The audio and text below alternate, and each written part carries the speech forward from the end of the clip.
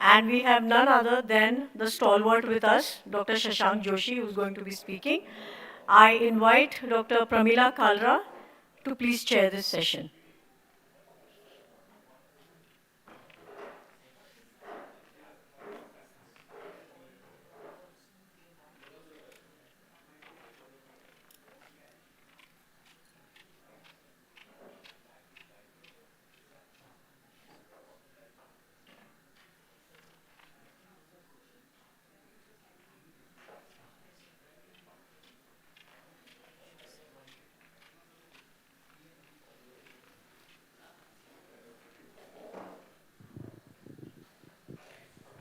So good morning, everyone. And it's an honor for me to introduce Shashank Joshi, sir, for today's first session. So we all know sir, so he doesn't need any introduction actually. But just as a protocol, I'll just introduce that he is a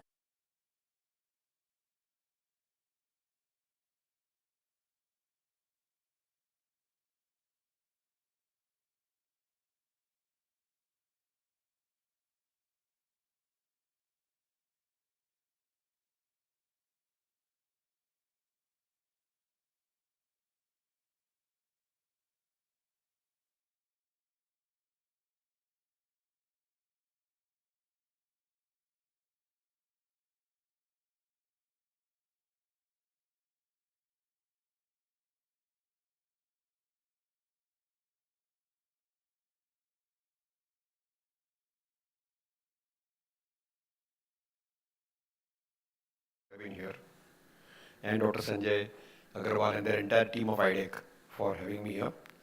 This talk does have a duality and conflict of interest with Biocon. So what Anita wanted me to talk on was that can we use glargine? Can it be affordable? Can it be accessible? We are on the eve of celebrating Atmanirbhar 75 years of independence. And can we have independence and have affordable, accessible generic insulins, which are of quality in which we can use a term interchangeable. So that's the overarching theme of my talk. We know worldwide there's an explosion of diabetes. And worldwide, and including Southeast Asia, 1 in 10 or 1 in 11 adults, almost 90 million people are living with diabetes. In fact, nowadays we like to call everybody PWD, PWO, means people living with diabetes, people living with obesity. We don't like to use the word diabetic or obesity. And number of adults with diabetes is expected to go up to almost 113 million by 2030 as per the 2021 Atlas of IDF. And it will further go up to 151 million. The biggest challenge we have in our geographies of Southeast Asia, and I was in Solapur yesterday, is that every second adult with diabetes doesn't know that he has diabetes. It's undiagnosed. And the second distressing feature now is more than 7 million deaths are occurring because of diabetes. This has exponentially gone up from 4 million deaths.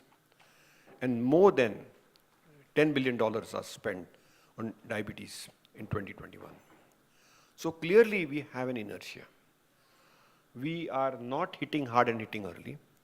We clearly are seeing that in the real world treatment of diabetes, we are not able to get the A1C below 7%. We use a single agent and the median time of intensification is 2.9 years.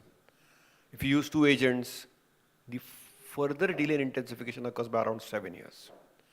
And from there, migrating them from two drugs to insulin is another 7 or 6 years. So this is very, very common that somebody gets labeled as a person with type 2 diabetes, gets a drug or 2 or 3, and then there is a lot of deferment, aversion, and some inertia to initiate and then intensify insulin. That's really the challenge. Remember, after 100 years of insulin discovery, very clearly we recognize that insulin is what our portal vein has. It's the most natural peptide on planet Earth to treat diabetes, more than 100 years old. It's strongly evidence-based, it's natural, it's safe. The only challenge with insulin is it has two rate-limiting steps, hypoglycemia and weight gain. And that's why there is some degree of physician as well as patient-related inertia to initiate insulin, but the idea is to give it early.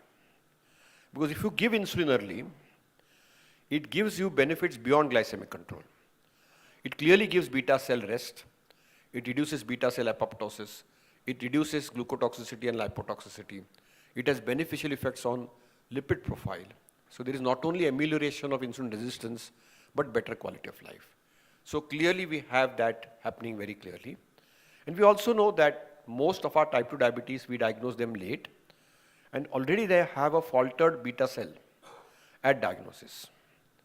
So clearly there is a lot of data to suggest that this beta cell in diabetes, which is failing, can be preserved by early insulin initiation.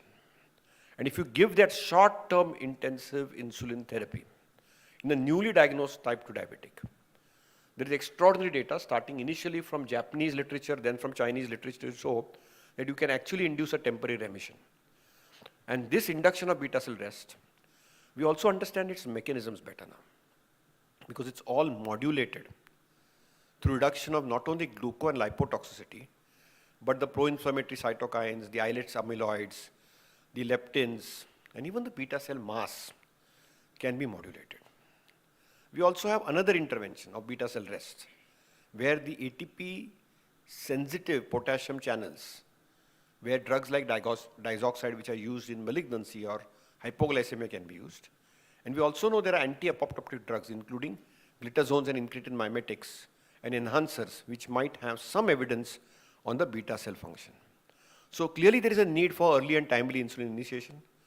We know that diagnosis of type 2 diabetes, particularly in Indian geography, has a lot of insulin deficiency with it. There is no oral therapy, therefore it alters the decline in beta cell function. There's poor glycemic control, which is an important driver for complications of diabetes. Early insulin therapy is physiologically intelligent, will provide long-term health benefits for type 2 diabetic patients. So clearly that's something which we recognize. So clearly we have now documented data that if you use insulin early, it clearly preserves beta cell mass and function, and the exhaustion of beta cells is overcome. And that early initiation of insulin aids long-term efficacy and complications of type 2 diabetes. So if you see good data, which is more than almost 19 years old, early addition of insulin prolongs beta cell function and promotes optimal metabolic control. And this has a spiral effect. We have excellent data from UKPDS to show that a simple drop of A1C by 1% decreases deaths by 21%, microvascular complications by 37% or 1/3, and myocardial infarction by around 14%. So clearly the data is clear-cut that if you intensify diabetes therapy, long-term, microvascular complications come down from UKPDS, cardiovascular disease and mortality also comes down. And in the type 1 diabetes space also, the data from DCCT and its follow-up from IDEC cohort is very clear-cut. So that data is very, very clear-cut. When we talk of ADA standards of care 2022, though this is 21 and the algorithm has not changed, clearly it recognizes that consider insulin as the first injectable if the glucose is above 300 or A1C is above 11%. So that's a clear no-brainer. Because that is the time catabolism is set in and there is weight loss. And the symptoms of hyperglycemia, which are osmotic in nature, are present. So if there are osmotic symptoms, weight loss, evidence of catabolism, or glucose, which is high at 300 or A1C above 11%, start insulin. The most physiological way to start is bedtime insulin at 10 p.m., 8 to 10 units. It's the easiest convenient option, can be a perfect add-on to metformin and any other oral agent. As I said, you can start with 0.1 to 0.2 units per kg per day, or around 8 to 10 units. And if patients are already on GLP-1 agents, and if the baseline A1C is off target, you can actually co-combine them as well, but you can reduce the doses of each agent. And remember, that's easily doable and feasible. So that's something which we recognize very well. RSSDI came out with its own guideline on insulin initiation and titration of basal insulin. We know that if the A1C is below 8%, it's zero point 0.1 to 0.2 units per kg. If it's above 8%, it's 0.2 to 0.3 units per kg. And then you can titrate it very simply. Every 2 to 3 days, if the fasting blood glucose is above 180, it's 4 units. 140 to 180 is 2 units. If it's 110 to 139, it's 1 unit. And if it's below 70, reduce the dose by 20%. If it is below 40, reduce the dose by 40%. So you can actually clearly titrate the insulin. So insulin is easy to use, and it is easy to initiate, and it's easy to titrate, particularly in the basal space. So that's very recognizable. The biggest challenge we have in countries and geographies like India is affordability. So affordability is a huge challenge. We know that if you look at worldwide data and look at the defined daily doses, the low and middle income countries have not been using insulin to its optimal volume. Whether it is India, whether it is China, you can see that the use of insulin is tremendously low because of the myths prevalent around it.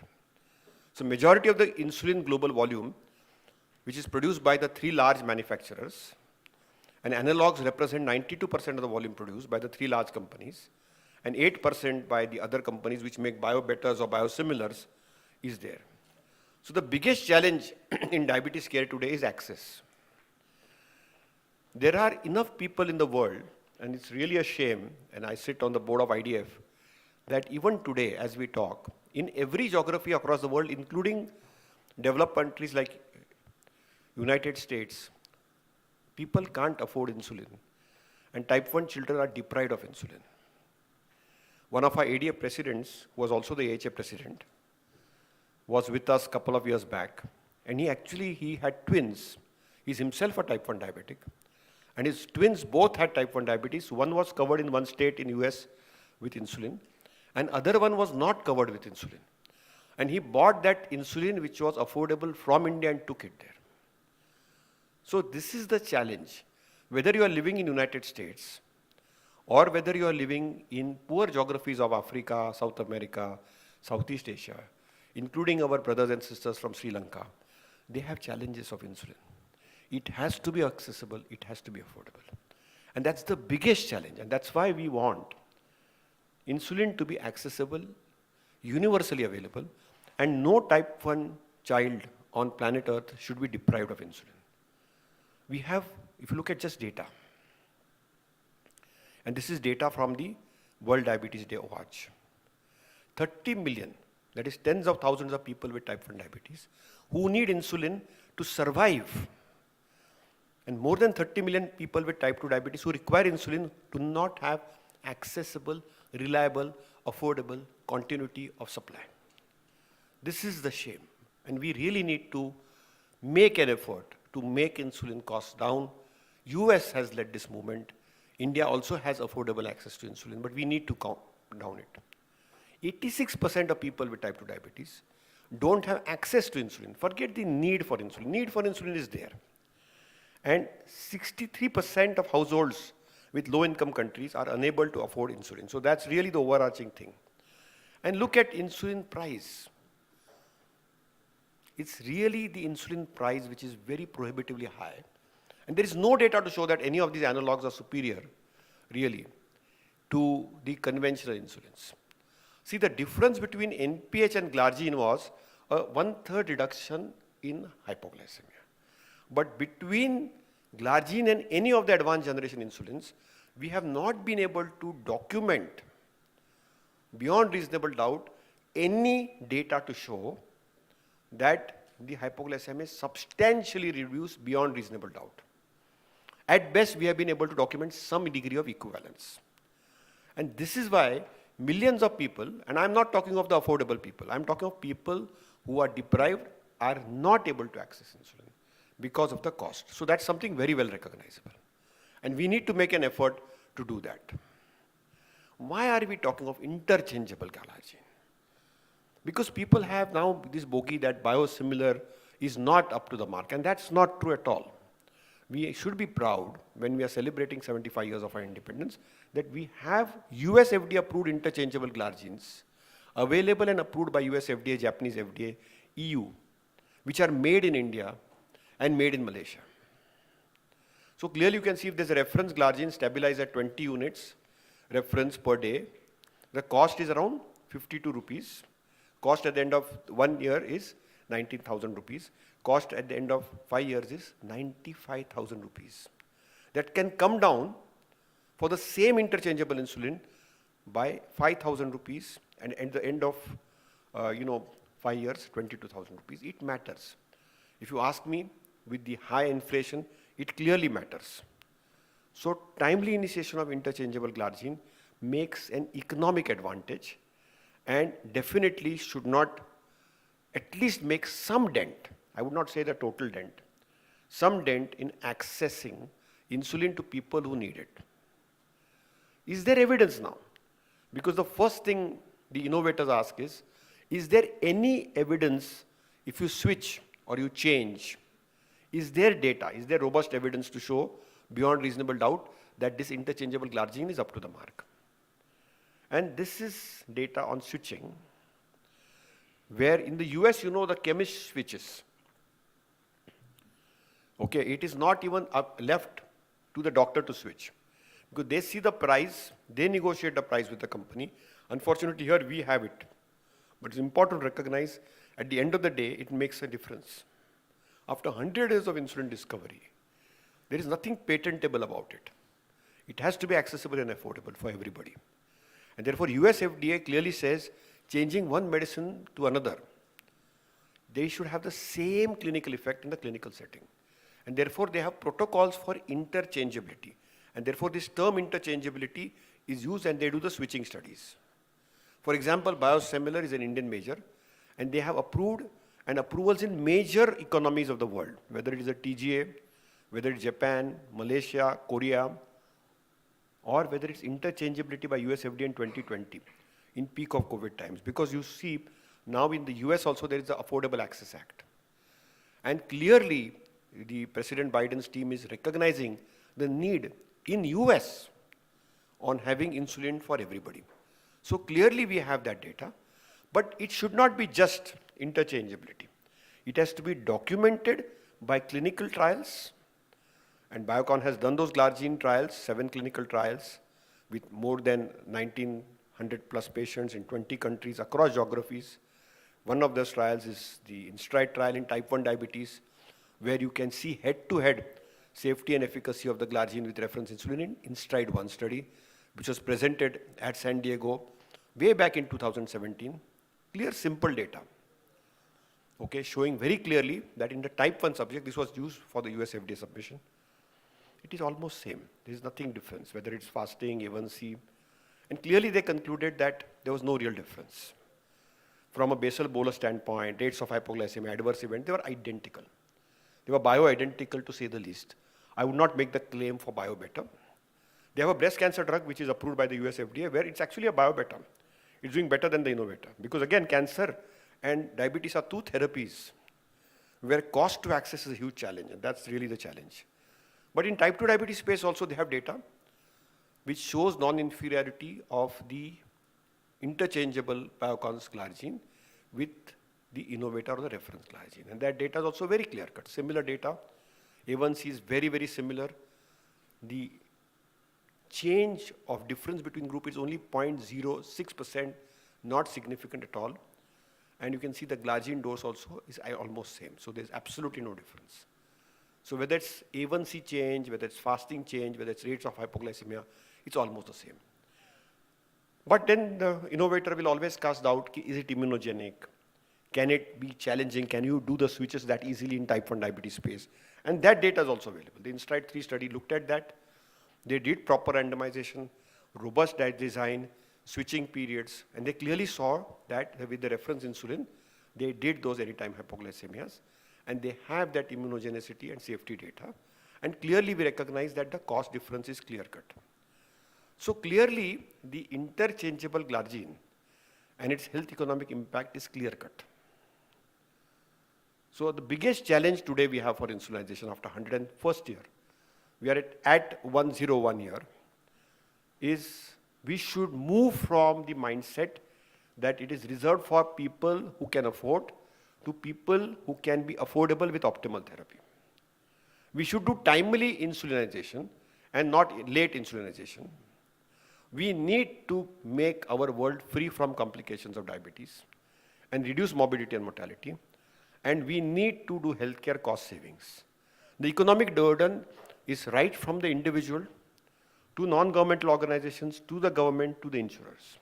But we need to reduce that burden for that individual living with diabetes who needs insulin. So as I said, we now have a FDA-approved first interchangeable biosimilar insulin in treatment of diabetes. This was the FDA announcement, and we need universal access. So the whole idea is to have universal access. And therefore, my whole talk centered around a simple theme, that in healthcare system today, we need safe, we need effective, but we need to add two more A's, affordable and accessible insulin, which is available and which is approved through the standard regulatory paths followed by the regulators. Thank you for a patient hearing. Thank you, sir. Excellent talk. Any questions from the audience or any comments? Yeah, please, sir.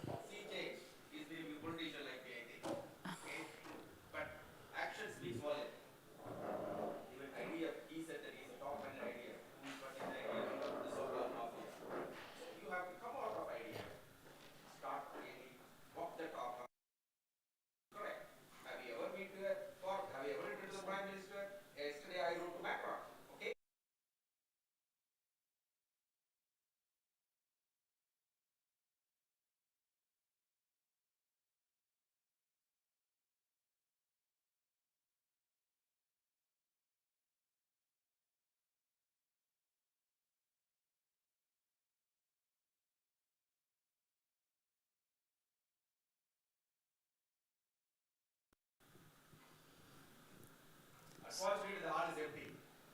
That's the micro. He has chased me out of the hall because now he wants to become a leader. Okay? Yes. So take your colleagues as good as you, then we will achieve good results. Okay? It is your stage. Yeah, yes, sir. I think we finished. You come to Madras. Yeah, sir, This is the best.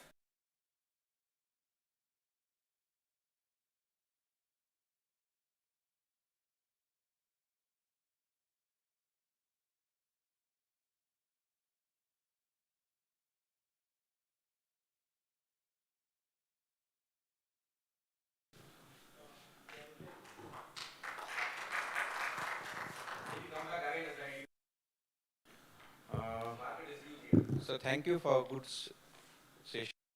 Now I will ask Dr. Zubin Jacob to session lead for EBM masterclass. Over to you, sir.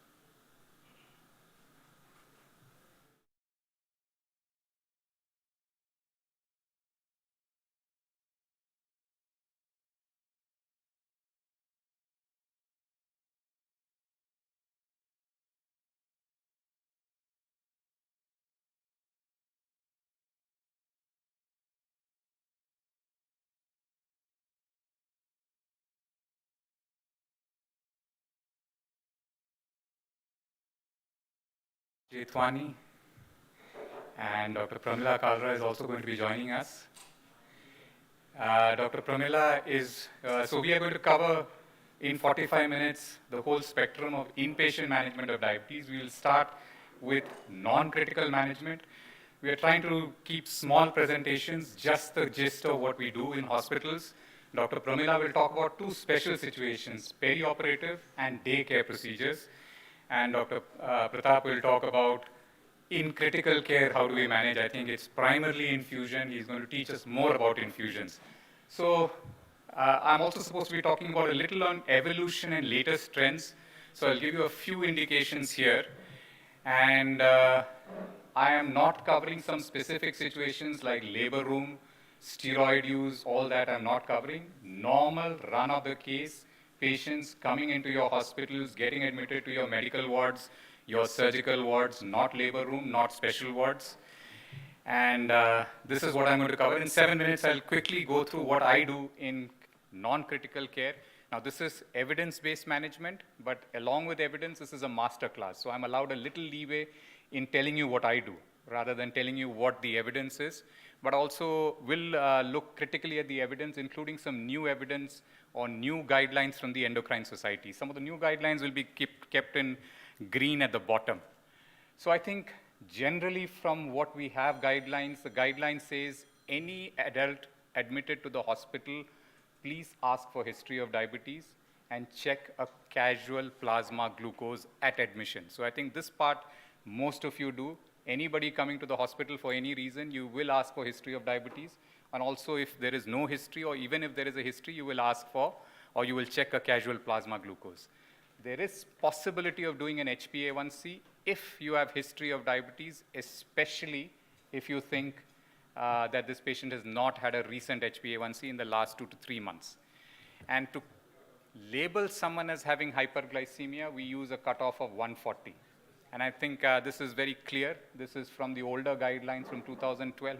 And this has been adapted across the board in all the guidelines.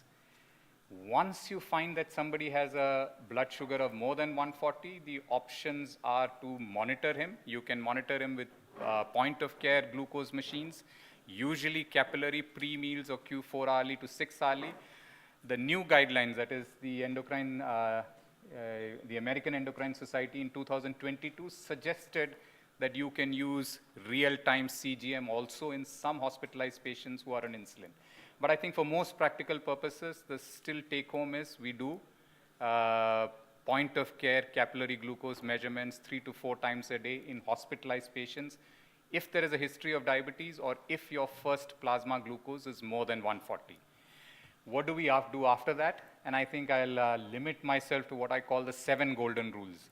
Now, these 7 golden rules are easy to remember, and this is what I teach most medical students. I teach the surgeons, I teach orthopedicians. If the orthopedicians can remember, I'm sure this audience will be able to remember these 7 golden rules. The first golden rule I tell them is, when you go to your patient, you should know what your target is.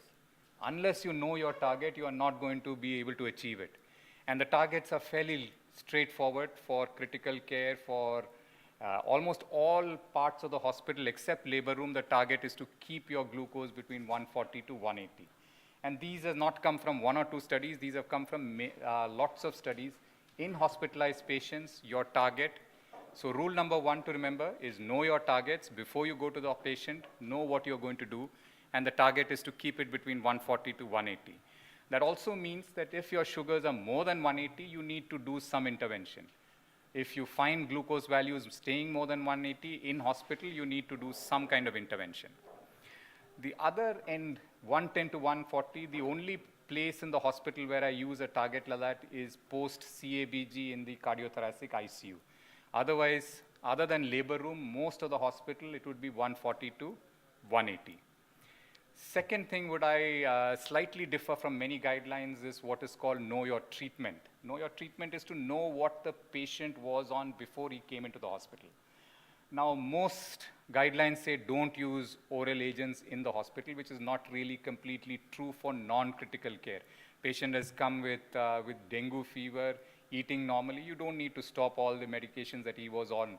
So my general recommendation, I think this is again only guideline which says use oral agents is the Canadian guidelines, which says that unless there is a contraindication, use your pre-hospitalization OADs. There is no need to stop the pre-hospitalization OADs and switch every patient to insulin and have that 2 to 3 days where the insulin is, glucose is difficult to control.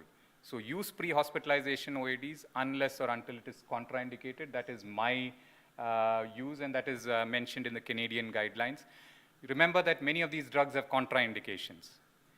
Rule number 3 is if you're going to intervene, you find that your glucose values are staying above 180, above your target, you're going to intervene.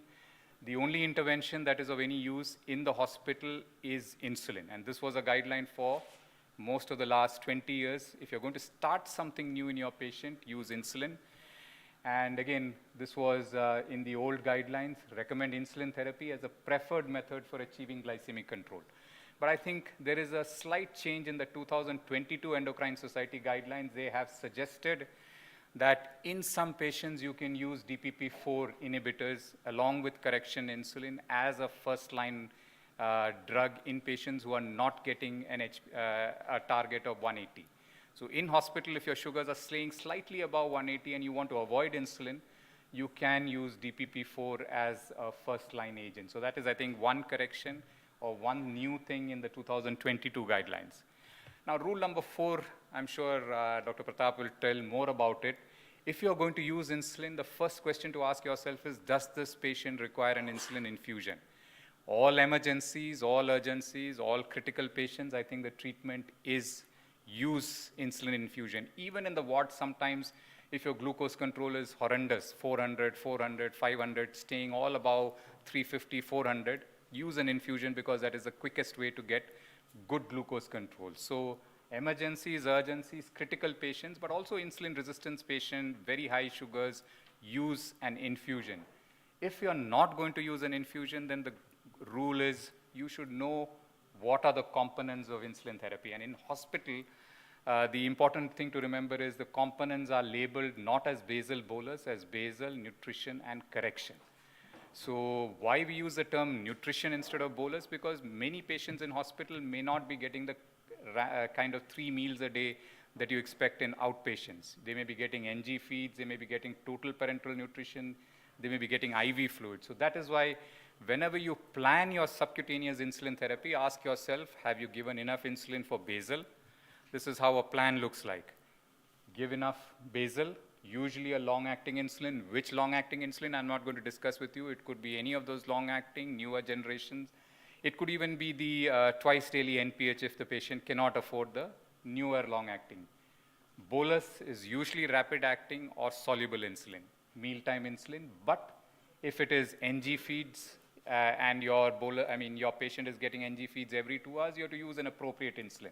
And then finally, correction. And that is how the total daily insulin requirements will come, and correction will be above it. Rule number 6. Now, the only here change or new consult they have suggested in 2022 is not to do carbohydrate counting while the patient is in hospital. Carbohydrate counting we do in type 1 patients, those who are in outpatients, but in hospital, the current only new change that has come in this guideline is in 2022, they have suggested do not use carbohydrate counting. Now, this is something very commonly we use. I have a choreography move with my medical students whenever we go to a ward. During rounds, if you're going to a surgery ward with medical students, and I see the surgeons doing what is called the sliding scale. So we stamp our leg and say, thus bus. Thus stands for do not use sliding scale. Bus is now it is time to give up on sliding scale, because sliding scale is using subcutaneous insulin just to do corrections. We have not looked for basal, we have not given the nutritional insulin, and we are constantly correcting, which is probably a very, very poor way of treating inpatient diabetes. So we stamp our feet if we see this happening in the hospital, and I get a consult and we tell them, please do not use sliding scale, use the 3 components, that is basal, nutrition, and correction, not just correction. Final rule that I have is to anticipate hypoglycemia and avoid it. And now what are these situations that we anticipate? Patient had his meal, vomited out. You can anticipate that he may go into hypoglycemia because if he has already received his mealtime insulin. Patients, the surgeons come around say, now keep the patient NPO, and they forget that they have already given him insulin. So I think these are situations where you need to anticipate hypoglycemia and take corrections. Patients on inotropes, patients on steroids, suddenly it is withdrawn. These are situations where the basal requirement suddenly comes down, so you need to anticipate. So I think if you follow these 7 golden rules, most of the time, you can manage most patients in the hospital if you, with some of these rules, and I'm sure Dr. Pramila and Dr. Pratap will tell us how they are going to use these rules in specific situations. Dr. Pratap is going to tell us how he is going to use it in critical care, and Dr. Pramila is going to tell us how they are going to use this rule. So I'll invite both of them to come over. Who wants to start first? Dr. Pramila, you want to start first?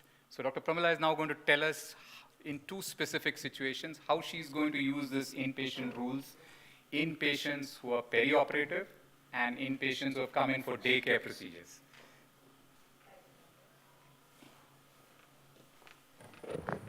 So good morning, everyone. And Dr. Jubin has already detailed nicely about how we take care of the inpatient hyperglycemia. Now, whenever we have an inpatient situation, it is always different. So we may not have the same situation every day. We will always have a different case.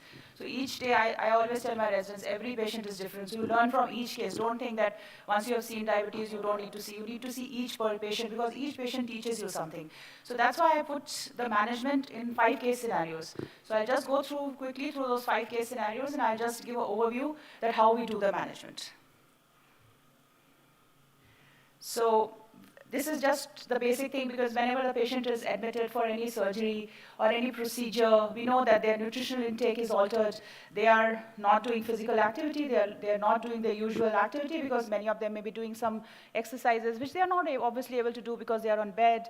They might be getting a different sort of nutrition, and your dietitian has to be in collaboration with you, because she may give something which you don't want that patient to get. So all these things have to be collaborated. That's all very important. And obviously, we know sometimes they are on parenteral nutrition, sometimes they are not getting the proper nutrition, they are taking very small feeds, which Dr. Jubin also alluded to, and there may be a change in the clinical status. Sometimes they get some complication of surgery. Like suppose a patient is post-op and now gets a pulmonary embolism, and you have given insulin, and patient all of a sudden gets shifted to ICU. So whole scenario changes. So that's where our patient develops some complication of the surgery, something, and is kept NPO. So all these things change. Sorry. I can do from here, right? I can do from here, it's not happening. Yeah.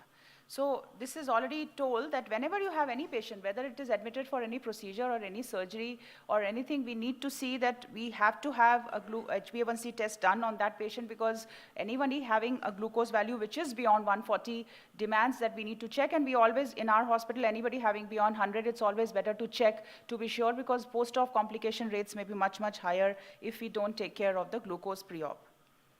Again, it's not moving. We have to do it from here only. Okay, I'll do it from here. So we know, and another important thing before I go to the case scenarios, that perioperative glucose values have been found to be more strongly related to the surgical complications than the pre-op. So that is why perioperative control is a very, very important thing. And we have to see that what type of diabetes the patient is having, whether the patient was prior on insulin or oral anti-diabetic drugs, what is the control, because many times you will have situations where patient is admitted for urgent surgery, and then you don't have much to do. You have to take care and see that the things are done.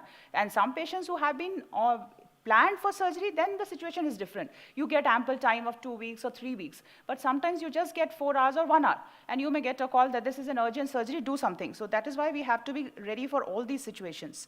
So, and also very important, because like now the new guidelines are very clear that we should not give any carbohydrate containing fluids orally before the surgery, which used to be a practice long time in the past. So coming to my first case, now this is a 48 years old lady who is a type 2, who is admitted for laparoscopic cholecystectomy now. Now you have got a call today. You are the treating doctor, you get a call today, 1 day prior, because obviously that will be the situation. And normally in our hospital, sometimes we get 1 hour prior also, but for these type of situations, they normally call a day prior. So you get a call a day prior that she is admitted, tomorrow morning is the surgery, HbA1c, you see it's 7. And every other parameter is okay, and she is on oral anti-diabetic, she is on glimepiride and metformin.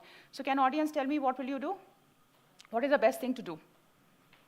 Next best step I've written, we have to withhold the OADs because she is going for a surgery. So anything else you want to do?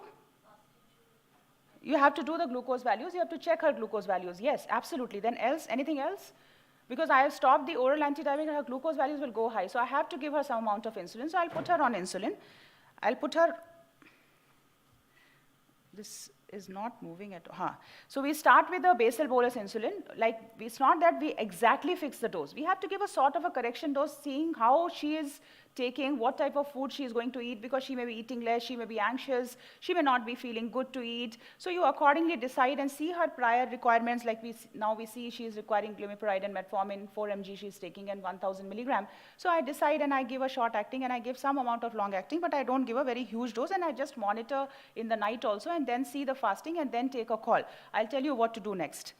And post-op, once she is orally allowed, that time I will prefer to give her subcute at that time. Once she is orally allowed, till that time we'll manage with the IV insulin infusion if needed, or with the neutralization of the IV fluids with insulin. That way we can manage. I'll go next and tell you, I'm coming to that also. So now perioperative period, in such cases, we better stop the OADs, we shift the patient to insulin, and we titrate. Not like we fix a dose. We can't fix a dose. We have to see how much is a post-dinner, give a correction dose at that time, give her a small amount of basal as well, so that next day morning when she goes for surgery, the things are done properly. So these are the various guidelines which Dr. Jubin already alluded to. So now this new thing, like obviously they are telling the DPP-4 inhibitors, we can still continue, but not in surgery patients. This is for overall when the patient is admitted, but when the patient is going for surgery, it's always the safest bet to shift on insulin. Later on, once the patient is post-op, to shift to oral anti-diabetic drugs as and when you think that the situation is right and the patient is going to be okay with that. And obviously, if a patient is a type 1, then we have a little bit of a different management, because we can't just totally stop the insulin totally, because they will have problems. So we have to give the basal insulin. We have to give a lesser dose. We might reduce it by 50% or something. And then we have to manage with the IV fluids alongside, because these are the patients, if you don't, just like in type 2, you may not give, and the patient may go for surgery and come back. But the thing is, in a type 1, it can be a prolonged gap, and the chances of diabetic ketosis will be very high. So in that cases, we don't give the short acting, but we give the long acting in a reduced dose, and we have to see the monitoring of the glucose values, and then we titrate accordingly the IV fluids. Type 2 diabetes, also, like suppose a patient is already on treatment and the glucose values are very high, it's always good to send the patient on simultaneous IV fluids with the insulin infusion, because that's the best way to manage. Otherwise, some people, if they don't have much of the support system for the infusion pump separately, then it is neutralized. The fluid is only, we add the insulin and we can accordingly titrate, but that becomes a little bit difficult in patients, especially who have uncontrolled glucose values, because then once you have added a fixed dose of insulin and the glucose values start going up or down, it becomes very difficult. So there, an IV insulin infusion would be a better protocol with the IV fluids. Have I exceeded the time? No. Okay. So the target for the perioperative period, as per the ADA, is like 80 to 180. Tighter glycemic controls have not been found to improve the outcomes in most of the situations, and we have to check the glucose values at least 4 to 6 hours. If the patient is on IV insulin infusion, then a frequent monitoring, 30 minutes to 2 hourly, depending on the clinical situation, has to be done. Now coming to the second case, this is a 52-year-old gentleman who is not a known case of type 2. His pre-op HbA1c was 6.2. I'm sure in critical care, our next speaker will be talking about it, but I'm just alluding to a little bit on that, because I have to cover the peri-op workup. So now this patient is post-CABG 3 days. Now you get a call from the cardiologist, the glucose values are shooting up, all are beyond 180, 200, 250 plus. What is the next best step? The battery is running low, it'll switch off. So yes, you have to, that's because it's less than 200, 180, it's okay, but anything else you would like to do now in the present situation? It's not beyond 250 most of the times, all the glucose values are 200, 210 plus. So what would you like to do? We'd like to start insulin, because this patient is post-op, right? So I have already written it, so you have to start insulin, and you have to accordingly give. Yes. Not in a post-CABG. This is a perioperative situation. Yeah. In a Otherwise, yes. patient. When the patient is going home, I'm coming to that. Then we can add the DPP-4. We can add the SGLT2 also if the patient is fine. But this patient is a different scenario. He is a pre-diabetic. Now he has, because got a sort of a stress hyperglycemia. The reason I don't want to think is, Yeah. he prescribed insulin. Yeah. Cardiologist, even in your own hospital, they are so scared. They give all anticoagulants and manage, but when it comes to still the old MD days, your own electrophysiologist, he will allow me to prescribe insulin. When I write a small dose of basal insulin, he doesn't doesn't know much about it. Maybe you will have to educate the cardiologist. That is why I just maybe sometimes DPP won't keep it up. Yeah. So we know that stress hyperglycemia is another entity which we need to be aware of because that further exacerbates the complications. These guidelines, Dr. Jubin has already alluded to. Why I put it here? Because there are some things which are important for the management of perioperative hyperglycemia, which also these guidelines talk about. And these are very good comprehensive guidelines. We all should go back and read it thoroughly because these are the ones which can help us in our clinical practice as well. So surgical procedures, as we already discussed, it's between 140 to 180 post-op is what we are trying to keep. Cardiac ICUs, our patients post-CABGs and all, if you are able to avoid the hypo and you can keep a bit lower, it will be good for the outcome. Now the third case is, this is my second last case, so it's a 54 years old type 2 diabetes patient who has got admitted for an IV zoledronic acid infusion. She has no other comorbidity because of which we need to change her antidiabetic drugs. She is already taking some antidiabetic drugs which according to her present condition are fine with her, and her HbA1c is 6.8 and she is 54 years. What is the best approach? She'll take her injection and go. So do you want to do something, or you want to just send her home, or you are okay with this? Anybody? She is a known diabetic, long duration. We have evaluated her for all the complications. That all is fine. But anything else you would like to do for her? What antidiabetic drugs? She on OADs. I've written that whatever antidiabetic, because to make it short, I have written like that. So she is on oral antidiabetic drugs, which there is no contraindication for use in her case. All the other functions are normal. So in this case, the best approach would be, obviously, we can continue. We need not touch. But we have to understand one thing. Whenever you get a diabetic patient who gets admitted for anything, make it a point to see that you have evaluated for all the complications, whether it is peri-op, whether it is critical care, non-critical care. Please make it a point to evaluate for complication and educate the patient. That's the most important. This is the time which also the guidelines are now recommending. This is the time when you should educate. She is there in the hospital, she is fine, but please educate her for future management and complications, and if possible, a little bit about the nutrition as well. That's a good time when you can talk to the patient. They are very receptive at that time. This is the fourth case. She is a 62 years old lady who has been admitted for breast CA. She is undergoing chemo. Now, it's a common protocol. They'll come one day, take the chemotherapy, go home. That's a daycare. And she is given steroids on the day of the chemotherapy as a protocol. Before that, when she came to the hospital, her morning glucose value was 280. That time, she had not received steroids. She is given steroids later during the day, and the next glucose value is 400 now. And she is on oral antidiabetic drugs. Renal and liver functions are normal. She has been tolerating. This is approximately the fourth cycle of her chemo. Now, what to do? No, she is a known diabetic. She has come to you. Now she has come to the hospital today. She is already on oral antidiabetic drugs. I've written she's on oral antidiabetic drugs. She's on oral antidiabetic drugs. She has come to the hospital today. You find her glucose value 280. Now what to do? Now you gave her steroids, it obviously went up, that's because steroid. But before that only it was 280. We don't have her prior HbA1c, she's undergoing chemotherapy, she's having a lot of RBC catabolism and other things, so you may not get a very good picture with HbA1c today, but we know her glucose values are overall uncontrolled. So we give her insulin, yes. So first thing is we check ketones, because her initial glucose value itself is 280. It's better to check ketones. It's always better to do this. And then obviously we have to do the next best step. So start her on insulin. She will definitely require basal bolus, because such situations we normally prefer to give them basal bolus, or later on shift to premix. Sometimes they are not very receptive to take basal bolus. They are already troubled with the chemo and all. They are depressed. We try to manage sometimes with premix, but sometimes they are vomiting and all. So premix may be a little bit difficult option. Initially start with basal bolus. Call them into the hospital on the follow-up visit. They are anyways going to come for the next chemo. See them then, adjust the dose. And you can always think about giving some of the other antidiabetic like metformin and all. Lower dose can be continued if the vomiting is not severe or she's okay, otherwise fine, because that takes care. Otherwise, you'll need to give too high a dose of insulin, and a lot of erraticity will happen.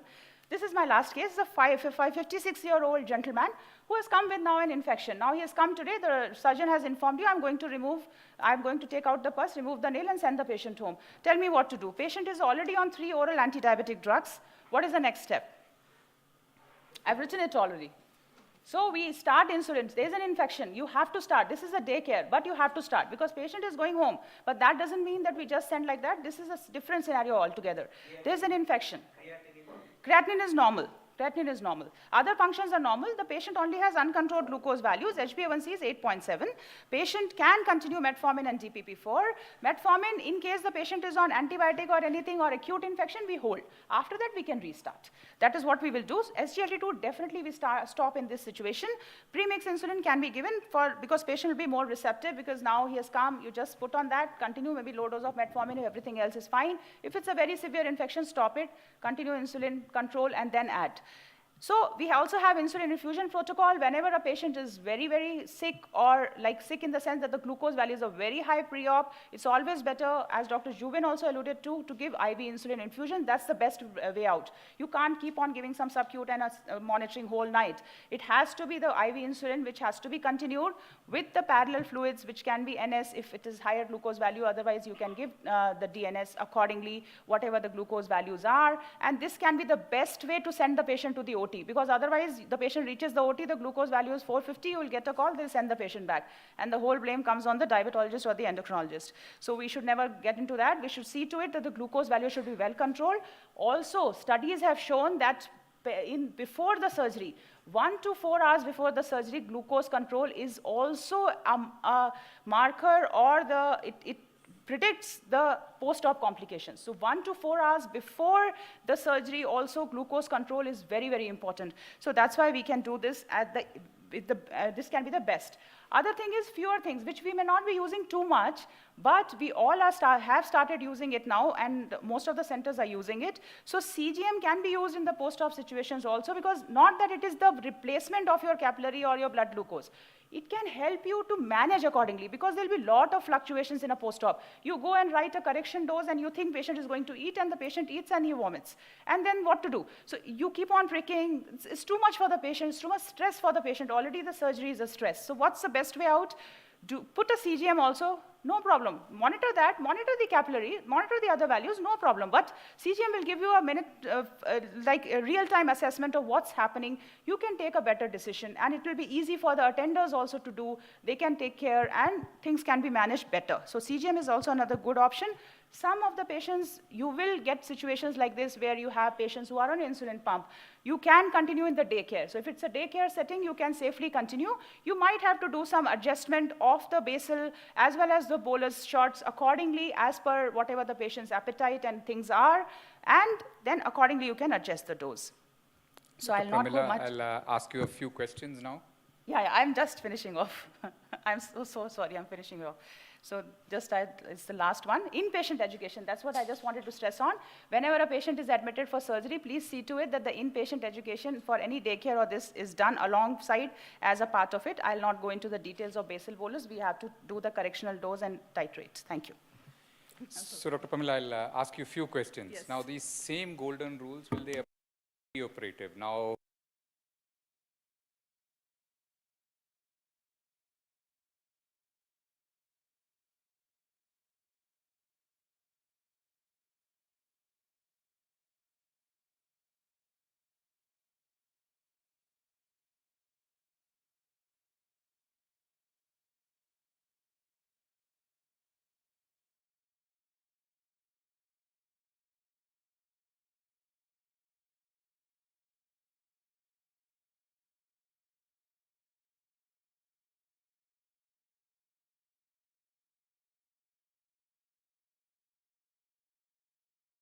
In that situation, it's better to withhold the anti-diabetic for drugs. 1 day and restart it again. Say that DPP-4 you can continue, now that guideline is there, but I think as of now what we are practicing is stop all the OADs, shift on a small dose of insulin with a correctional dose, let the patient undergo the procedure. Anyways, post-cystoscopy, their risk of infection will be a little bit higher, see the pre-op, see the HbA1c value, try to add a basal if need be. Otherwise, later on, once the patient is post, you can restart the OADs. All right. The other place where the surgeon puts stress is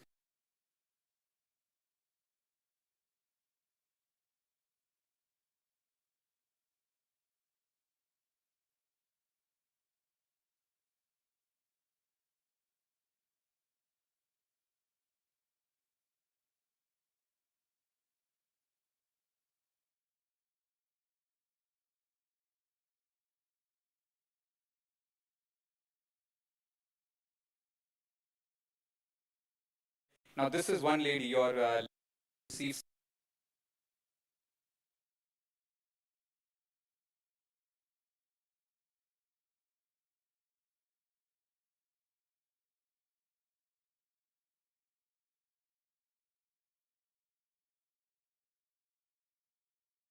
I'm going to give a much lower dose what she required in the hospital today. Because today she has received steroids. So tomorrow she'll have a hypo if I give the same insulin which I would have given today. So I'm not going to give that. I'm going to give a much lesser dose, send her home and definitely tell her to monitor. This is a lady where I would be even happy if she puts a CGM also.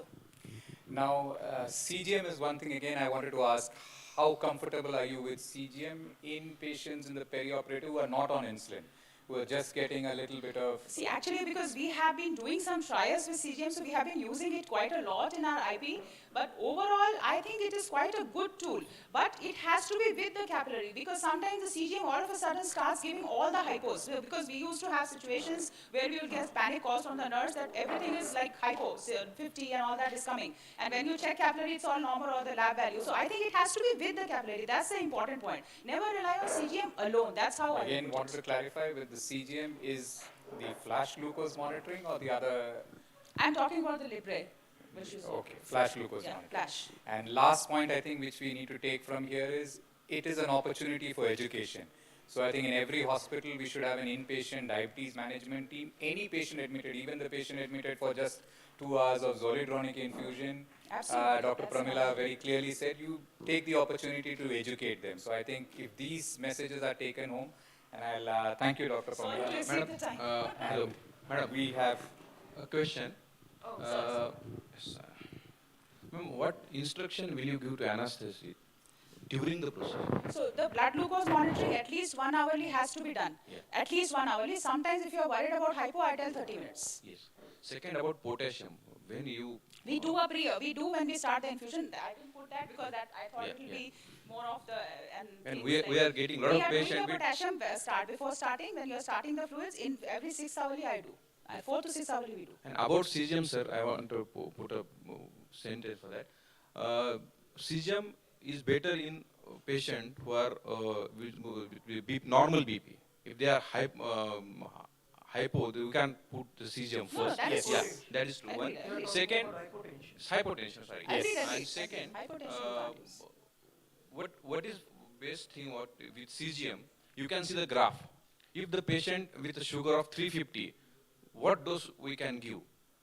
It is- Yes, so we I don't think, know. If the graph is going up and the graph is going down, you can So I think adjust that dose with the accordingly. infusion, Dr. Yes. Pratap will talk about Yeah, trends he as well. told me also I didn't. So he will talk about... Hospitals, the anesthetists have got diploma staff. They don't want your advice and they give all these 300 units, they get bribes for this. Sir, that is why we are doing this CME to educate everyone, sir. And the side effect is that they bring food you don't know who are your audience. Yes. Shall I start now? Yes, Dr. Pratap is going to talk about critical care. Okay, fine. So I will be talking about in-hospital management of hyperglycemia, and my focus is on critical care settings. May I start? So Dr. Pratap, we have only about 10 minutes. Yeah, I will complete in 7 minutes, sir. Yeah. Yes. So this is mainly based on our own RSSDI clinical practice recommendations released in 2016 regarding in-hospital management of hyperglycemia, where Dr. Sanjay Agrawal, Dr. Salini Jaggi, Dr. Vijay Panikar sir and team has prepared this draft. This is very useful for our routine clinical practice. So we all know that hyperglycemia and ICU mortality, we all know that in ICU's critical care settings, presence of hyperglycemia is directly linked with increased mortality and increased complications.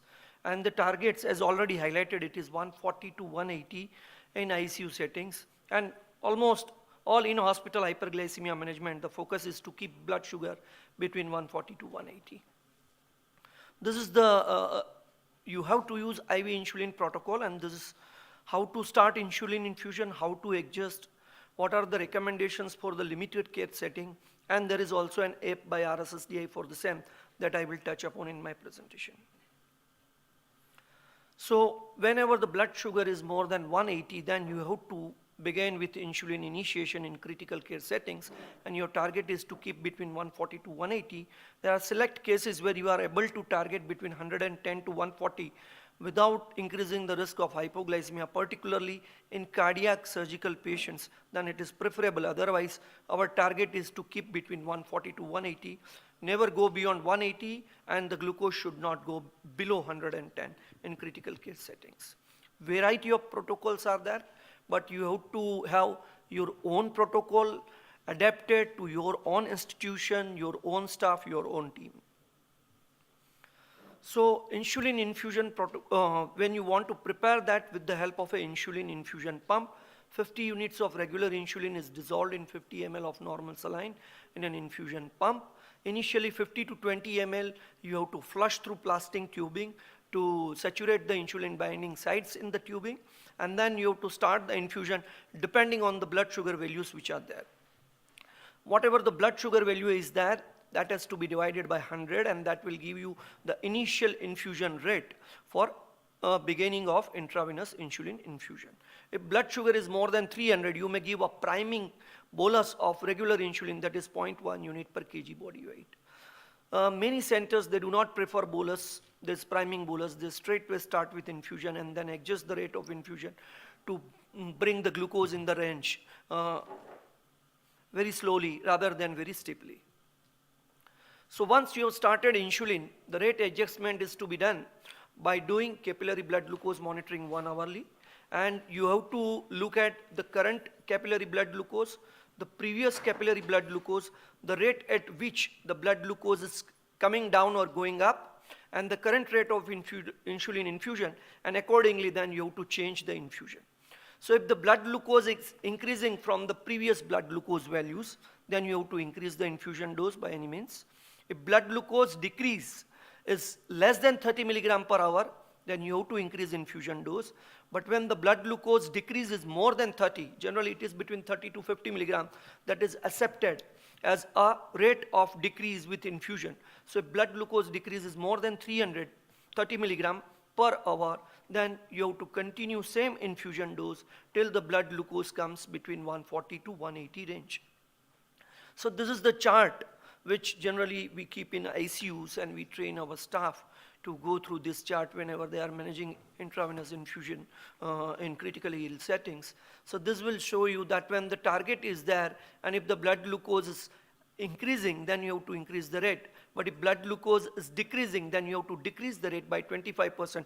As Dr. Jubin sir has already highlighted, you have to anticipate hypoglycemia, and you have to reduce the rate so that you avoid hypoglycemia happening in critical care setting, because that is very detrimental for such critically ill patients.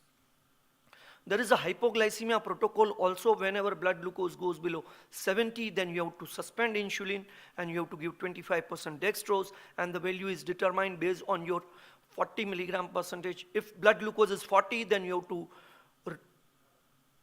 minus 100 minus 40, that will give you 60, and that you have to multiply by 0.8, that will give you a value of 48 ml of IV 25% dextrose. So based on this formula, you can calculate how much dextrose 25% you have to give to correct hypoglycemia. Once blood glucose goes above 70, then you have to monitor every 50 minutes till the blood glucose reaches 90, and then you have to monitor every 30 minutes, and you have to wait till the blood glucose goes above 140. Up till that time, you have not to start infusion.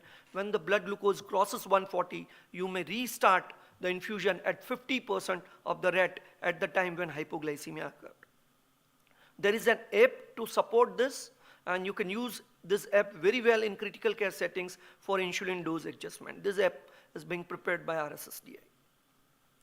Now, it is not that you have to continue with infusion in critical care settings all the time. When the patient is stable or being shifted to a lower care, or patient started taking regular meals, then you can transition them to subcutaneous insulin with or without AODs.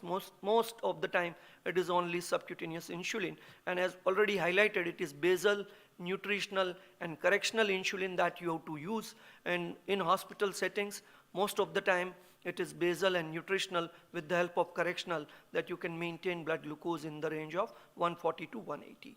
One important thing whenever you are shifting from intravenous insulin infusion to subcutaneous insulin, you have to overlap. If you are using a regular insulin or rapid acting insulin analog, you have to continue that drip for at least 1 hour, 2 hours. after giving that first pre-op subcutaneous insulin. And if you are using a long-acting insulin analog, then after first pre-op long-acting insulin analog, you may need to continue this drip for 2 to 3 hours because the IV insulin half-life is very low. So when you want to shift from intravenous insulin infusion to this basal bolus or basal nutritional correctional insulin, that is BNC insulin, you have to calculate the amount of insulin which was being transfused in last 6 hours. Suppose it is 10 units, then you have to multiply it by 4. That will give you a 24-hour insulin requirement of 40 units. And you have to make 80% of that 24-hour insulin requirement. So 80% of total daily dose, that is 32 units. So 32 unit is your total daily dose, of which 50% will be basal and 50% will be bolus. If you are using a long-acting insulin analog like glargine, you have to give that to 50% dose at OD dose, and if you are using NPH, then you have to give it as BD dose. So glargine either 16 or NPH or 8, and 50% bolus is to be divided in 3 equal doses between 3 meals, and if you are using short-acting regular insulin or analog, then it is 5-5-5. So this patient who was on insulin infusion, his total daily dose requirement was 32, and he was shifted to this kind of basal and nutritional insulin. Ultimately, it is a team approach in hospital management of hyperglycemia. Not only the diabetologist is there, but the entire team requires an integrated approach. Your nursing staff, your diabetes educator, and everybody should be in sync with each other so that we can improve the care of these people in critical care as well as non-critical care settings. Thank you very much. So thank you, Pratap. So few questions for you. You said about infusion, but you have said infusion primarily for non-emergency, not for, this is not the protocol you will follow if somebody has ketosis, ketoacidosis, Yes. or is hyperosmolar. You will follow a completely different protocol. You would give much more Yes. insulin per Yes. 0.1 unit per kg per day. So this formula that you have, Yeah, that is for urgencies only Urgency. and critical care, not for diabetic emergencies. Emergencies, yes.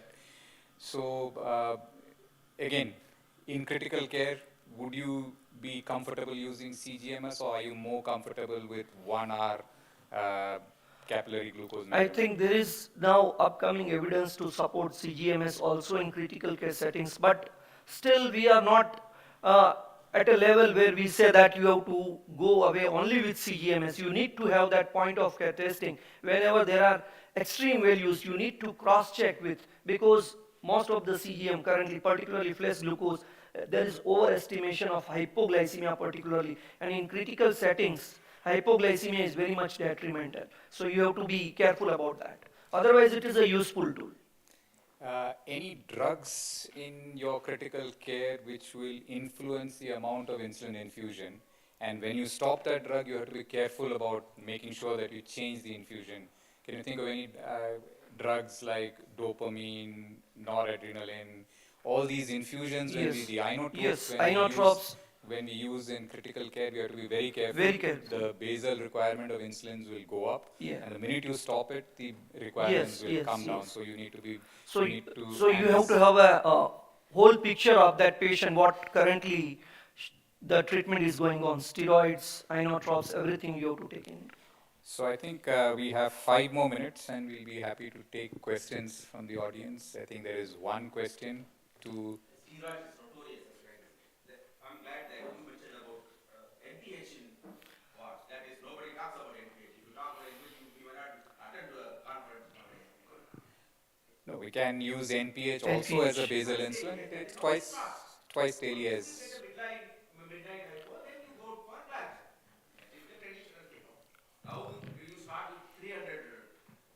That is what the conferences usually go.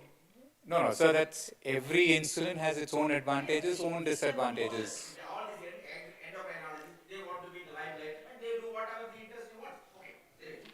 No, if there is a new insulin, if there is a U300 insulin, it is because it has some advantages over U100. It definitely has advantages over NPH. You start with NPH, go for glargine. With Now, glargine, if you can do many things. Yes. I don't completely believe in that. If the patient can afford, because some of the Yeah. costs of hospitalization, I'm not sure whether Dr. Jetwani's hospital, what the daily cost of hospitalization in the ICU is. So the cost of the drug, whether it is NPH or U300 glargine, is not going to make a difference to the total bill. Any extra day spent in the ICU is going to make. Glargine has expired. We Yes. don't talk about that. We can bring that cost down. It is down. It is down. So that is. Insulin pump. There is so much confusion in the insulin infusion. He wants to know how much and insulin sensitivity. As she said, first time when you give insulin, you have to very careful. The insulin pump that is also expensive thing. One can very well even borrow or rent in intensive care, in coronary care, in pre-op and post-op. That will do miracles. Very less hypoglycemia. You can use the one good thing is the industry will benefit. That indication is designer insulin. So everybody will benefit. Good. All That right. we have to promote.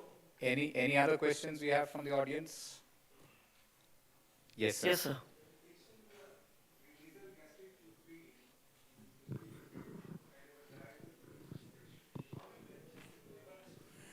Yes, so I think sir has a very interesting question that most of the time nutrition is 3 meals. So that is breakfast, and all our insulins are designed for 3 meals.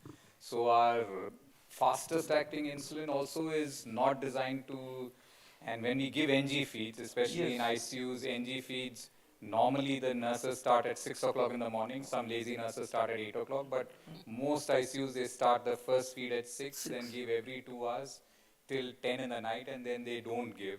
So how will you manage that is sir's question, because there are no insulins which are designed to work only for 2 hours. Yes. You, Depends upon the calories. See, the thing is, if you feed, whatever you ask the patient to do, a remote chart. Okay, then you know the patient's response. You give 2, 3, that is So- purely titration. The diabetes is trial and error. So what sir I do is I use the normal rapid acting analog or short acting insulin with 2 or 3 feed I cover with one insulin. So I'll give it with the first feed. If the first feed is at 6 o'clock, I'll give my first rapid acting analog at 6, then maybe one at 12 o'clock with the third or fourth feed, then maybe one in 6 in the evening with the 6th or 7th feed, and maybe one later in the evening. And so 3 to 4 short acting insulins with feeds. I try and keep it with the feeds. And just to add to it, because what we also do is I try to see what they are giving. Because sometimes what happens in the morning, they'll be giving some different, like pौष्टिक feed and all these things. So what happens in that, there'll be a different type of a calorie and a carb content. So sometimes we have to do the titration as per, so what we write the orders with, alternate RT feeds we give. And we give one basal also. So basal will do some coverage. Sometimes in such patients, we tend to give the basal in the morning. And we also see what time they are starting, because sometimes, as Dr. Jubin rightly pointed out, one system may start at 8, one system may start at 6:30. So that there may be variations. So patient may go into low hypoglycemia and all.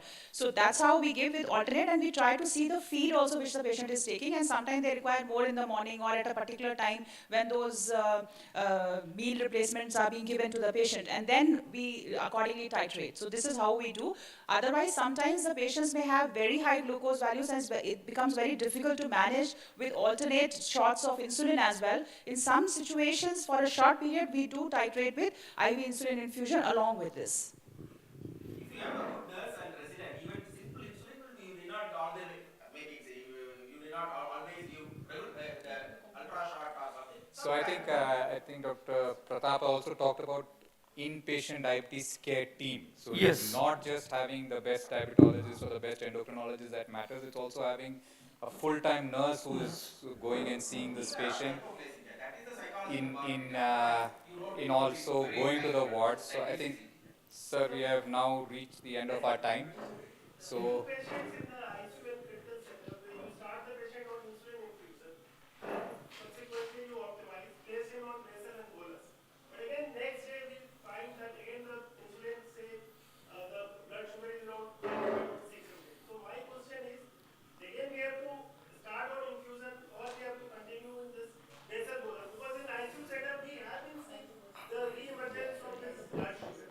I think that is a tricky situation, and I think many a times we rush on to change from insulin infusion to basal bolus therapy. So you have to be very careful when shifting from infusion to basal bolus therapy, particularly situations where glycemic variability is very much, then you have to continue infusion for a few more days And rather than shifting. just Yes. to add, your point, yes, just to add that when you start the subcute, one thing is at night before when you are planning to start the subcute, give a basal shot in the night. Because what will happen next day when you start the short acting, you will keep on running and chasing the glucose values. That's one way. Second thing is when you start the basal bolus and you find that the glucose values are shooting up too much and you are unable to do, what we do is we tide over with the infusion again and we continue the basal bolus. And we just tide over that 8-10 hours, bring it down, and then we stop the infusion and continue the basal bolus and increase the dose. That's what we do. So I think the take-home message is basal bolus and infusion are not completely two different things. They can be given simultaneously Yes. as well when required. So thank you. So thank you very much. I think we have exceeded our time and we'll give it Thank back. you. Thank you. And thank you, Pramila ma'am. We are heading to next session. I request Chitra ma'am to take over the session.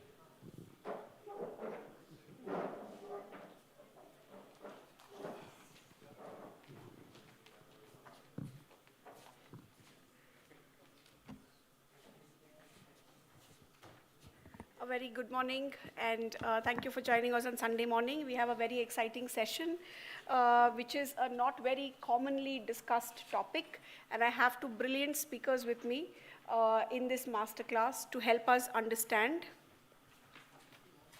Okay. Yahan ke slides. So maybe we will begin with introductions then. Okay. So we will be discussing non-alcoholic fatty liver disease, and to introduce us to that, we have two speakers. Our first speaker is Dr. Bharat Sabu. Mere introduction slides डालिए please. Yes, so he's a chief endocrinologist and director at Prayas Diabetes Center, Indore. He's authored a book called Diet Therapy, and he's written numerous chapters. He's a regular at all the national and international conferences, and we've sat through and curated the topic to make it easy and understanding for all of us. Our next speaker to join us is Dr. Rakesh Parikh. He's a fellow of American College of Endo, Royal College of Physicians and Surgeons, and College of Physicians and Surgeons of Bombay and RSSDI. He's the treasurer of RSSDI Rajasthan State Chapter. He's on the editorial and reviewer board on many journals, over 50 publications, including textbook chapters, and a PI for numerous phase 3 trials. And with this introduction, please join us on stage.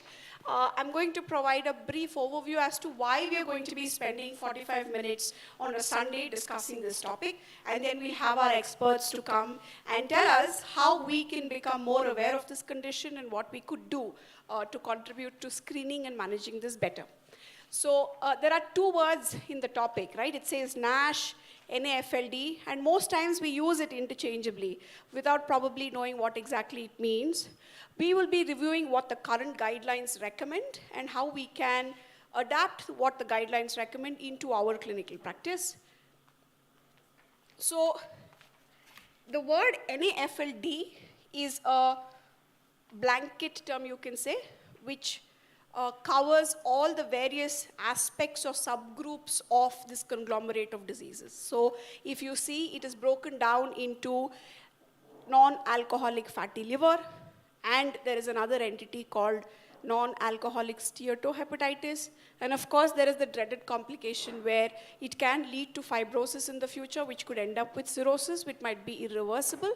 There is an increased risk of hepatocellular carcinoma, and this has now become the second most important cause of hepatocellular carcinoma worldwide, the top being hepatitis C. So we have a metabolic condition which can increase the risk for a cancer, right? So if you're talking about cancer surveillance and cancer prevention, this is also something that we should think about. Now, it's important to note that the steatosis or the liver fat deposition, the most common cause is probably alcohol. So here, it might be very difficult to find anybody with zero alcohol intake in the current world. So it might be important to understand what might be the cutoff, and our speakers here will tell us below which where you should think that alcohol is maybe not the problem and that we might need to look at metabolic causes. So NASH, or where there is hepatitis, is a condition where there's inflammation which is seen. It's usually a term or a diagnosis which is made after a biopsy is made. So today we will also learn about the indications when we will ask for a biopsy, send over to a specialist to help us, and when you and I can screen, and when you and I can intervene to manage this. But this is a conference on diabetes per se, right? Why are we talking about that? We're talking about a liver condition, right? Is it right? Or are we now trying to become gastroenterologists? I'll answer that question in a while. But before that, non-alcoholic fatty liver disease is very common. Close to 25% of the world is affected by it, closely paralleling maybe the rate of obesity worldwide, okay? And it is said that by 2060 or so, it will soon be the leading cause for liver transplantations. In certain sections of US, it is the most common cause of liver transplantation, and not hepatitis C or any of the viral causes, or even, let us say, drug-related causes. So that's exactly why we have to pay attention. But if you're thinking why diabetologists and physicians and endocrinologists who are taking care of diabetes should worry about this, this is a global map trying to show you the burden of NAFLD or NASH in individuals with diabetes, okay? So if you take a look at South Asia, the prevalence of non-alcoholic fatty liver disease is at about 57.9%, which means 1 in 2 out of the patients that you see in your clinic could potentially have NAFLD, right? NASH, where you have hepatitis or inflammation in the cell, might be present in about 1/3 of your patients. So 1 in 3 of your patients could be potentially having injury to the hepatocyte, which causes a release in liver enzymes in the serum. And a good 17% might have fibrosis. And if you're wondering what the connection is, the risk factors for type 2 diabetes and NAFLD have a lot of overlap, the most prominent of them being generalized obesity, specifically abdominal obesity, along with insulin resistance. So in a way, they can actually feed each other up and make it worse for each other. So that's exactly why, if you're thinking of, we are now beginning to talk more and more about comprehensive care, and if you go back and see, all major guidelines do recommend that screening for NAFLD and also thinking about management is important. So overall, you and I do see the word fatty liver when we see an ultrasound report, right? But when should we be worried? We also occasionally do see liver enzymes also high. So today we will learn which liver enzyme report should you be alerted about, when should you speak to a gastroenterologist, when should you ask for a fibroscan, should you ask for a fibroscan at all, is there any screening test you should do if liver enzymes are normal, is there anything that we are doing in the management of diabetes which can improve liver disease or worsen liver disease. Those are going to be the sections that we're going to talk about. And we will review what do all the guidelines say, how exalted is their recommendation, can we apply it in our clinical practice and improve outcomes. So that is going to be what we're going to be doing in the next 40 minutes or so. So can I request Dr. Bharat to take over the stage and help us understand this better? Would you want this mic or you're okay there? No, ma'am, thank you. Thank you for this enlightening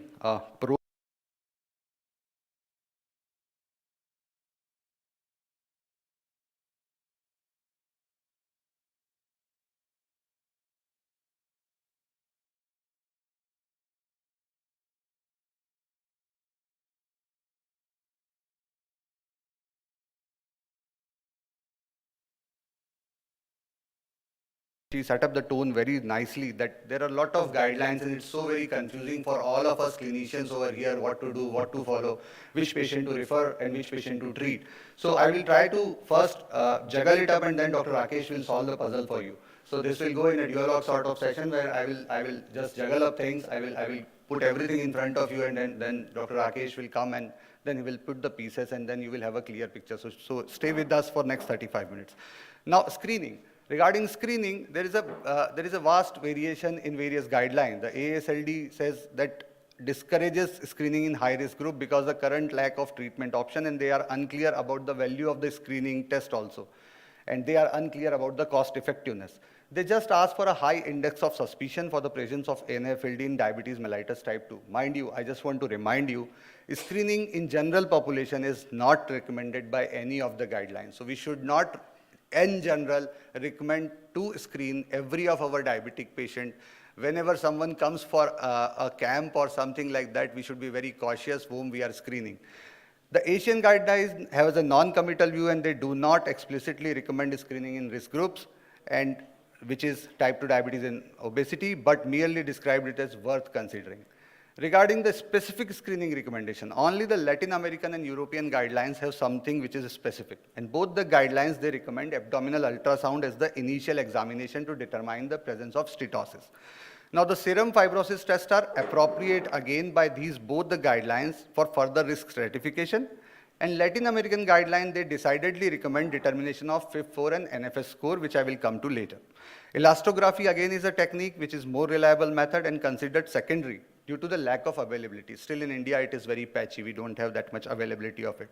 So the difference is Latin American guidelines says to screen patients who are those who are with repeatedly altered liver enzymes with them, have a feature of metabolic syndrome or obesity with a BMI of more than 30. Mind it, BMI more than 30 should be screened. European recommendations are very clear with patients with insulin resistance and patients with metabolic syndrome, especially those who manifest type 2 diabetes, they should be screened regardless of the level of liver enzymes. So these are the two discrepancies with regarding the screening in various the guidelines. Now, how to screen? So value of ultrasonography of the liver in NAFLD is actually established, and it is a widely available, cost-effective and radiation-free method, we all know. And steatosis below 10% of hepatocyte is usually not detected by this. So it is very difficult to pick up the early steatosis which is there. Now in moderate and severe hepatic steatosis, good sensitivity is achieved with specificity of up to 98%. So best results are seen above liver fat content of 12.5%. This is the catch with this ultrasonography. Now, non-invasive measurement by elastography, it uses an ultrasound-based shear wave elastography, which we are all almost are aware of these days. And it actually detects the liver stiffness, how stiff is our liver, to exclude the advanced liver fibrosis and cirrhosis in NASH. Now, in addition, it offers to quantify the fat content also by a percentage. So it has a good sensitivity and it is achieved with specificity up to 98%. Again, it is valuable about 12.5% of liver fat. But again, in a country like India, it is very heterogeneous, it is not so much available, so broad screening is usually not possible with this. Now again, coming to the next step, which is the CT scan or MRI, the CT should not be used as a primary screening method because of radiation exposure, and it is not have been proven to much value. MRI can be used to determine both the fat content and the fibrosis stage, and it can be done quite reliably for that also. So again, doing that using proton density fat fraction has high linearity and precision with simple post-processing, but it is usually not recommended for large group because of cost constraints. It measures the liver stiffness significantly more reliably than the ultrasound-based elastography techniques. Now, these are the various algorithms. These are really tricky. This slide is really tricky because it is having all the sort of scores which are there for the measurement of actually steatosis and how to screen patients. Some contain AST, ALT, some contain platelet, triglyceride, BMI, waist hip ratio, age, sex, and other things. But the thing is, it is very patchy and tricky. So the scores are very much available, but there are mainly 5 scores which we routinely see. They are NFS, FIB-4, EPRI score, FON score, and BART score. The first two, NFS and FIB-4, are the superior to other 3 scores. So these 2 scores are also suitable for screening patients who have a normal ALT, and it can be easily done in our OPD settings. So FIB-4 score, which was initially devised, it was devised for hepatitis C. Induced liver fibrosis, but now it has been validated for NASH also, so we can very clearly use it in our day-to-day practice. It also has an additional advantage over NFS that no albumin value is needed in FIB-4 score. So it makes the laboratory workup less complex. But both the scores have lower specificity in patients more than 65 years of age. And the higher proportion of false positive screen patients comes up when we screen it for more than 65 years of age. Now, the referral guidelines, they are again differing in European and Latin guidelines. In European recommendation, both high risk and intermediate risk patients should be referred to hepatologist. Latin American guidelines say only the case for patients more than 50 years of age with diabetes or obesity should be referred. And how the high risk and intermediate risk is determined, this is how we do it with the help of FIB-4 score. So this is how the FIB-4 score is calculated based on age, AST, ALT, and platelets. This is a very simple formula which is given. So you just put these values into this algorithm. It is very readily available on internet, and you just get the values. If it is less than 1.3, it has a low probability. It is 1.3 to 2.67, it has an intermediate probability, and if it is having a more than 2.67 value, it is having a high probability. So coming again back to that slide, the Latin American says only for cases of patient more than 50 years, but European recommendation says high and intermediate. That means the patient, those who are having a FIB-4 score more than 1.3 should be referred according to the European guidelines. Now what does this do? It helps actually in reducing the burden of testing. In general population, if we do the primary test score and suppose 20 to 30% patients have a FIB-4 score which is higher for further screening, and then we do the secondary test which is elastography, out of that we go to patients which are having a elastography which is not in range for 3 to 5% of patients. So that actually reduces the cost of screening in country like India, and for only those patients who are then having a elastography which is not in range, we can go for biopsy. So this is again cutting that graph into a more splittable format. Once we do the computer-based score, which is the FIB-4 score or NFL score, the low risk are clearly excluded. Then we go to the true positive, which are intermediate and high risk, and then they are referred. And then the secondary testing and elastography is done, and then they are again stratified based on the intermediate and high risk for liver biopsy or workup for liver cirrhosis. So they can get the specific treatment. So that is how we can save the cost of screening in our patients in India. Now, moving forward,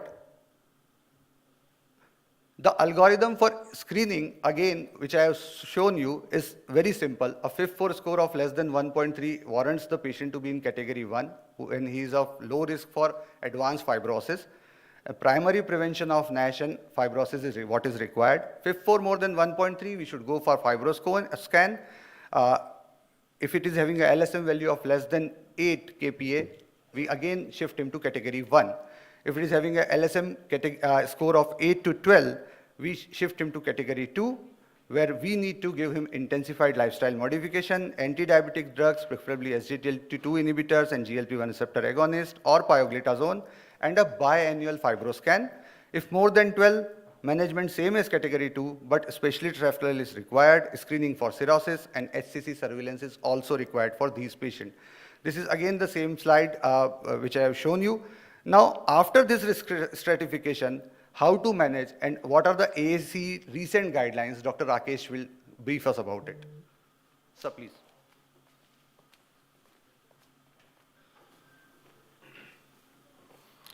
Thank you, Dr. Chitra and Dr. Bharat. And thank you, Dr. Sanjay, Dr. Nita, and IDEC team for inviting us here for this important discussion. So, Dr. Bharat has already spoken about a lot of different guidelines. Now, these AAC guidelines are the latest one, which were released recently. I'll have 4 or 5 slides on that, and then maybe we can discuss, because we don't have any guidelines for India. There are no India-specific guidelines as of now for NAFLD management. Maybe we need to prepare those.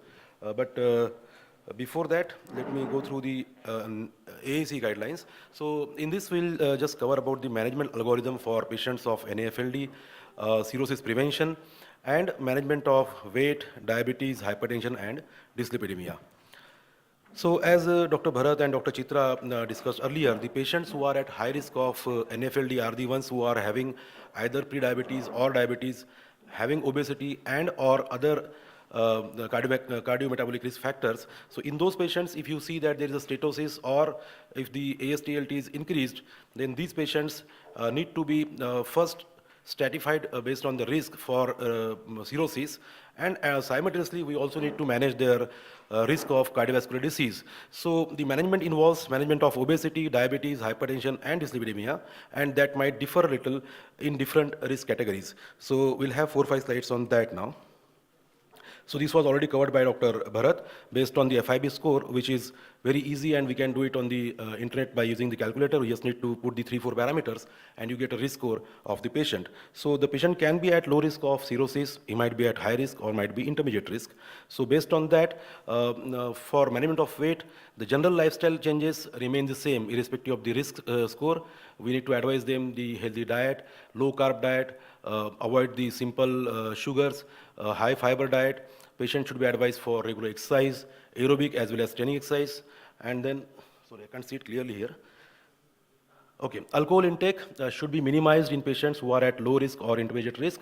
The patients who are at high risk, they should better avoid the alcohol. And for weight loss, in addition to the behavioral therapy, we don't have many drugs in India. We just have orlistat, so that can be used. The patients who are at high risk and who are very obese, those patients can be referred for bariatric surgery. Now, for management of diabetes in these patients, again, the general guidelines for diet and exercise remain same, and the drugs should be chosen based on the ADA algorithm, depending on the other comorbidities that the patient have. So you can go for metformin as the first drug, and then you can add either GLP-1 or SGLT2 inhibitor based on the other comorbidities that the patient have. But the patients who are at high risk, in those patients, maybe we need to be careful while using some drugs like sulfonylureas. Okay. Regarding hypertension management, again, the targets remain same for most of the patients, irrespective of their risk category. We need to target the systole of less than 130 and diastole less than 80. ACE and ARBs are the drug of choice. Just in patients who are at high risk, we might need to, that depends on the decompensation of the liver of the patient. Otherwise, the guidelines remain same, ACE, ARBs, and then CCBs, beta blockers.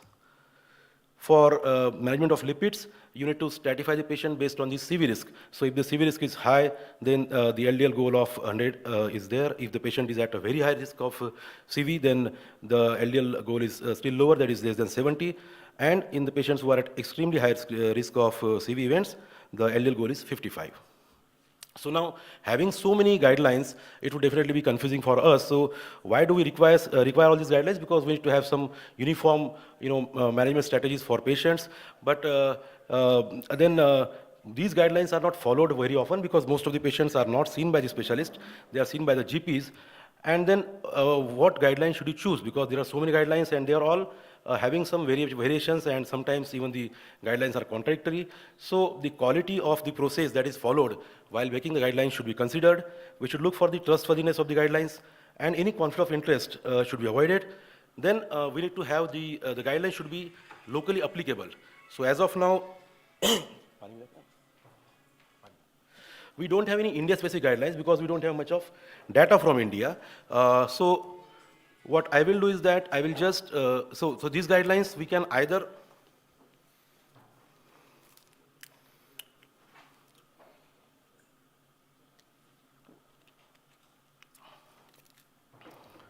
so we can either accept the guidelines, we can reject the guidelines, or we can adapt the guidelines to suit our own requirements. So these are the different guidelines that Bharat has covered in his presentation. Now, most of the things remain same. Now, about the diagnostic criteria, what is easier for us, which can be done even in our primary clinics, is that we can do imaging. Use ultrasound. Most of the patients come to us with the report of ultrasound, and then ALT/AST can be easily done. So imaging can be used for diagnosis. We should rule out the other causes of NFLD, other causes of fatty liver, and then alcohol consumption. There are different limits. So 20 grams and 30 grams are the common limits which are suggested by most of the guidelines, 30 for males and 20 for females.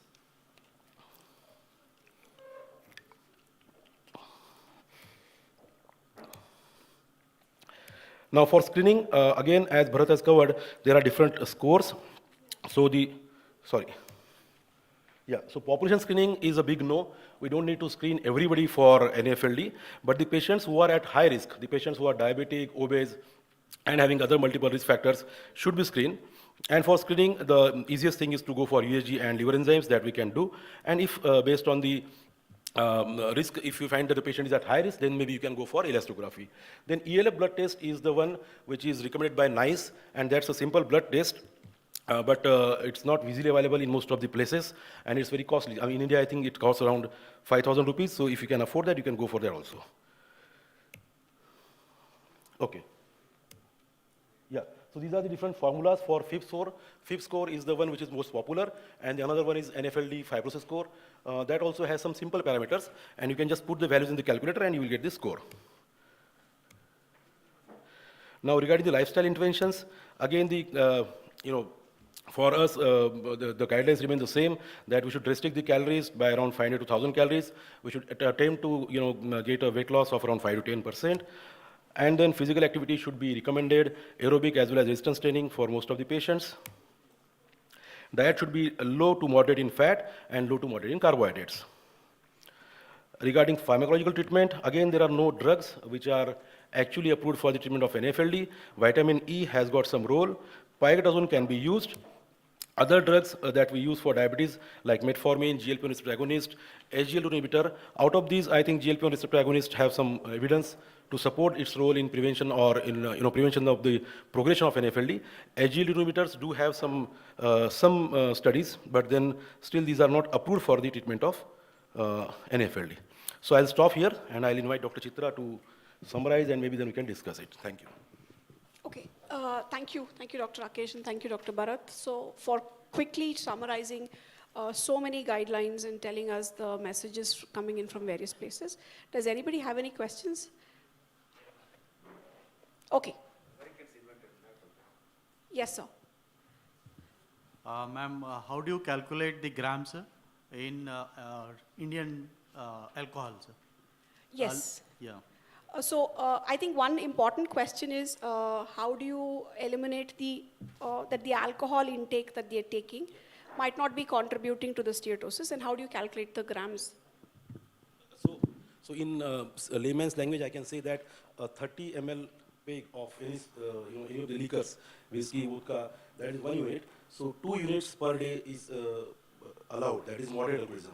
If you go more than that, then it will be a risk for your liver. Yeah. Yes, sir.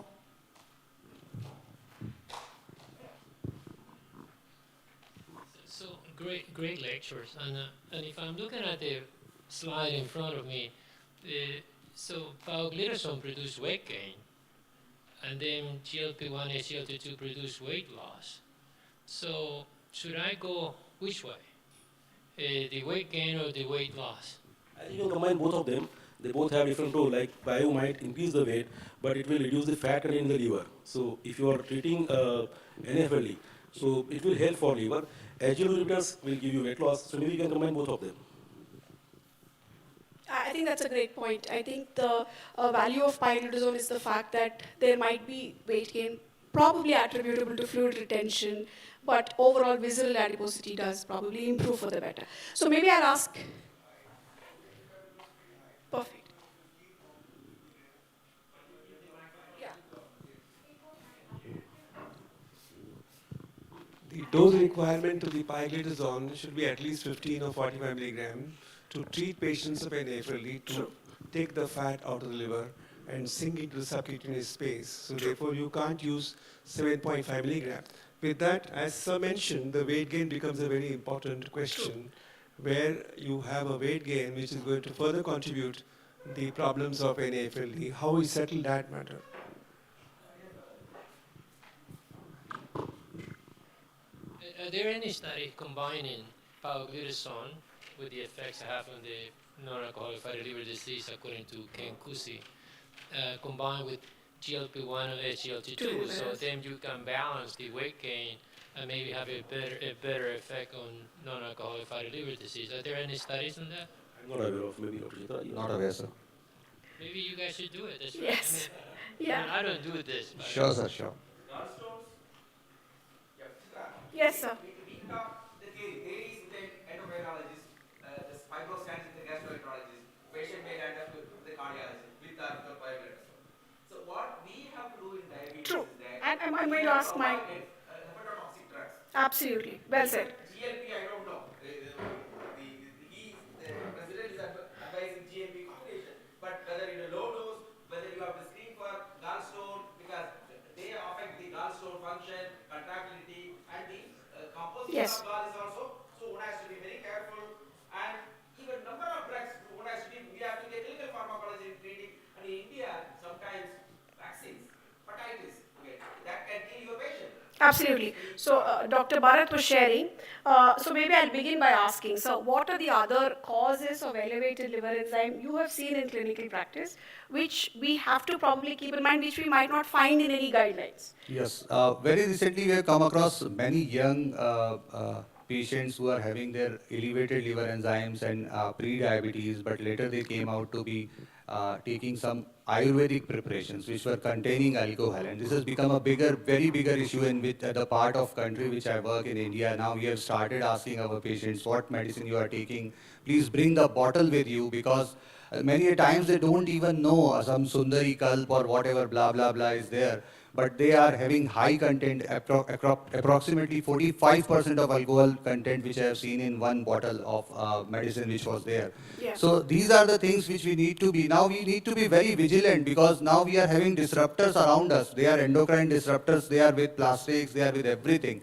So even with the vegetables which we are eating, if we are not washing it properly, people say they contain the organophosphorus and all those things. So we need to be very cautious with what we are doing actually in and around, and the education is key. Every time patient comes to us, we need to educate him to one of the things which he should avoid. Perfect. Thank you for that, sir. Yes, sir. Yes. And a huge amount of alcohol, which we get gifts to prescribe, especially the primary care and secondary care. Right? Okay, I have another basic question. Dr. Rakesh or Dr. Bharat can take it. So, we are not regularly doing ultrasound abdomens to pick up fatty liver. It's an incidental finding which is picked up in almost all patients who get an ultrasound. So, if a patient has normal liver enzymes on his annual health checkup, should I spend time to calculate a FIB4 for that patient or not? My question is, can a patient be at risk for NAFLD with normal liver enzymes? Patient can be at risk. The patients, even the patient having an FLD or NASH might have, normal or not very high ALT/ASTs. So that alone is not enough. We should go for this score. Absolutely. And most of patients nowadays they come with UAG report themselves. Correct. Patients, we don't advise them, but the patients come with that report, and most of them have the fatty liver. So Correct. I think. Pathogenesis is there. Stage close comes first. Then comes your enzyme come out. The early stage, you need not have. That's your basic pathology. And just to add to it, actually, most of the patients who come with ultrasonography report, almost 60 to 70% of them have a grade 1 fatty liver with them. So they are worried for that fatty liver. The best thing which we can do is a FIB4 calculation. This is a simple tool. If we can get a FIB4 done, then we can categorize the patient according to the need.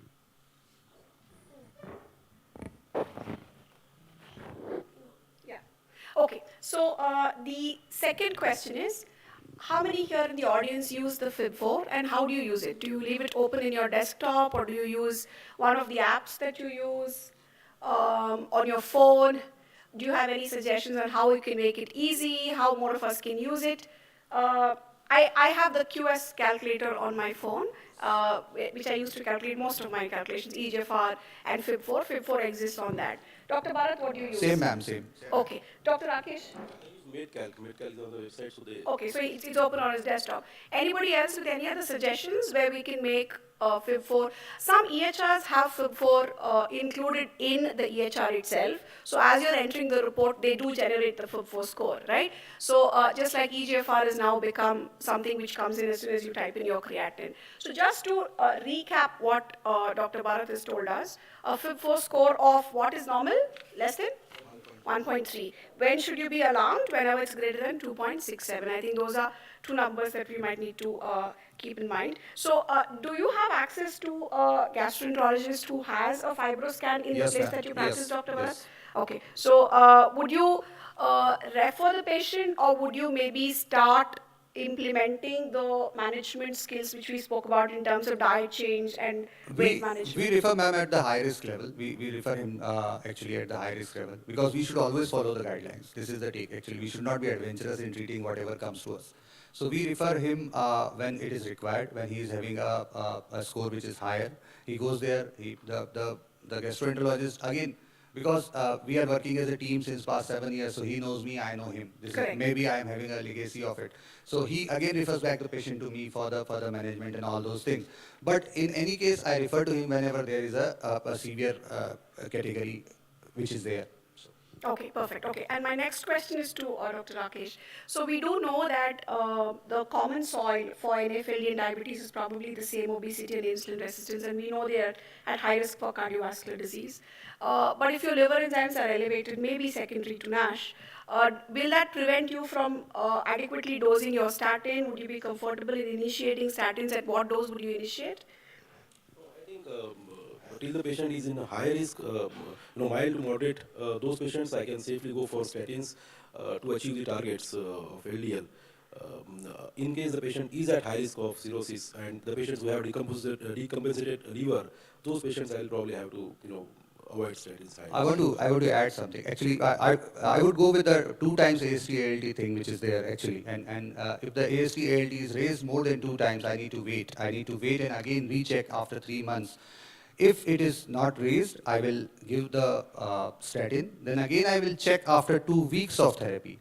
And then if it is raising, if it is again risen above the 2 times, I will discontinue, again wait, and then start with another statin. And then I will again check, because we are trying to prevent liver. We are not anyway trying to harm liver, because it is actually troubling liver in a dose-dependent manner. Statin also trouble the liver enzymes. Right. So I think the message here is you can start if it is 2 to 3 times elevated, but you keep monitoring for the trends of the liver enzymes. You probably will not start it if it is more than 5 times elevated. You probably evaluate. Nothing is stopping an individual with type 2 diabetes to have a hepatitis B or a hepatitis C infection, right? Because that is also something we must consider. Dr. Deglot, yes, Can sir. I just comment? The ALT values, cutoff values for men and women are different. 19 is the cutoff value for women and 25 for the men. This is to be understood properly. Secondly, the huge study from Korea, which looked at more than 400,000 patients, a retrospective analysis looking at the ALT and AST of these patients. And it says if the rise of the ALT is just 15 to 20% above the normal range, it increases the risk of both diabetes and all-cause mortality. So therefore, ALT, AST is a very good parameter, but to remember, the cutoff values are different for men and women. Right. Thank you for that point, sir. That is why most people, even hormonal in PCOD, we have to be very cautious. Because by treating PCOD, we shouldn't harm the liver.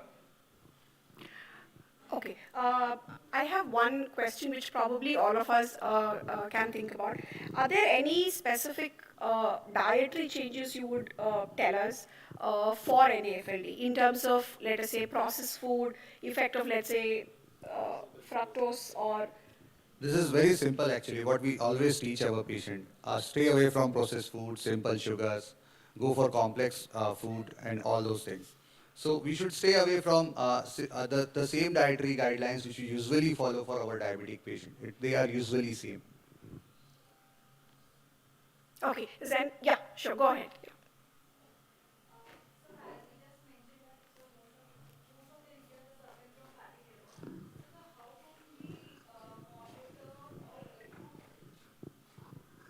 Yes, so how can we just aware them regarding the, like you just mentioned that the calories should be reduced from 800 to 1000 kilocalories. So for stage 1 liver, this fatty liver, so what can be done so as a nutritionist?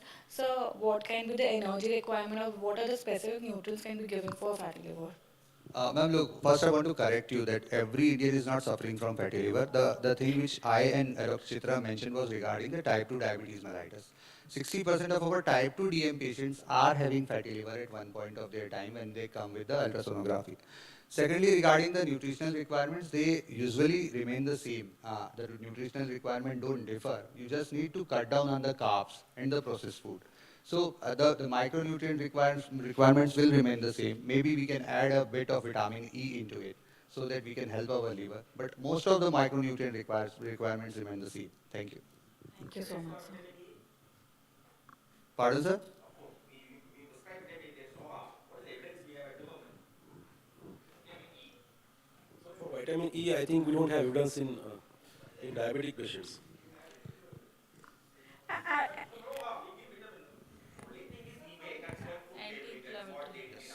don't know how useful it is. That we should go beyond our science. We should go to the community, food labeling, those kind of things.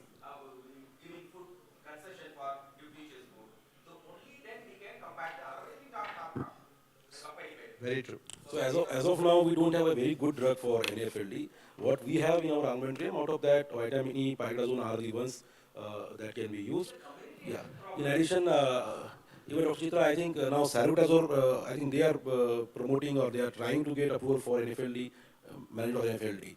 Salbutamol, Yes. the Indian brand. Yeah. So I don't know what is the status right now, but they have And some studies. I think another thing which usually happens when liver enzymes are elevated is there are certain nutraceuticals which are said to be improving liver enzymes, right? Many patients take them voluntarily.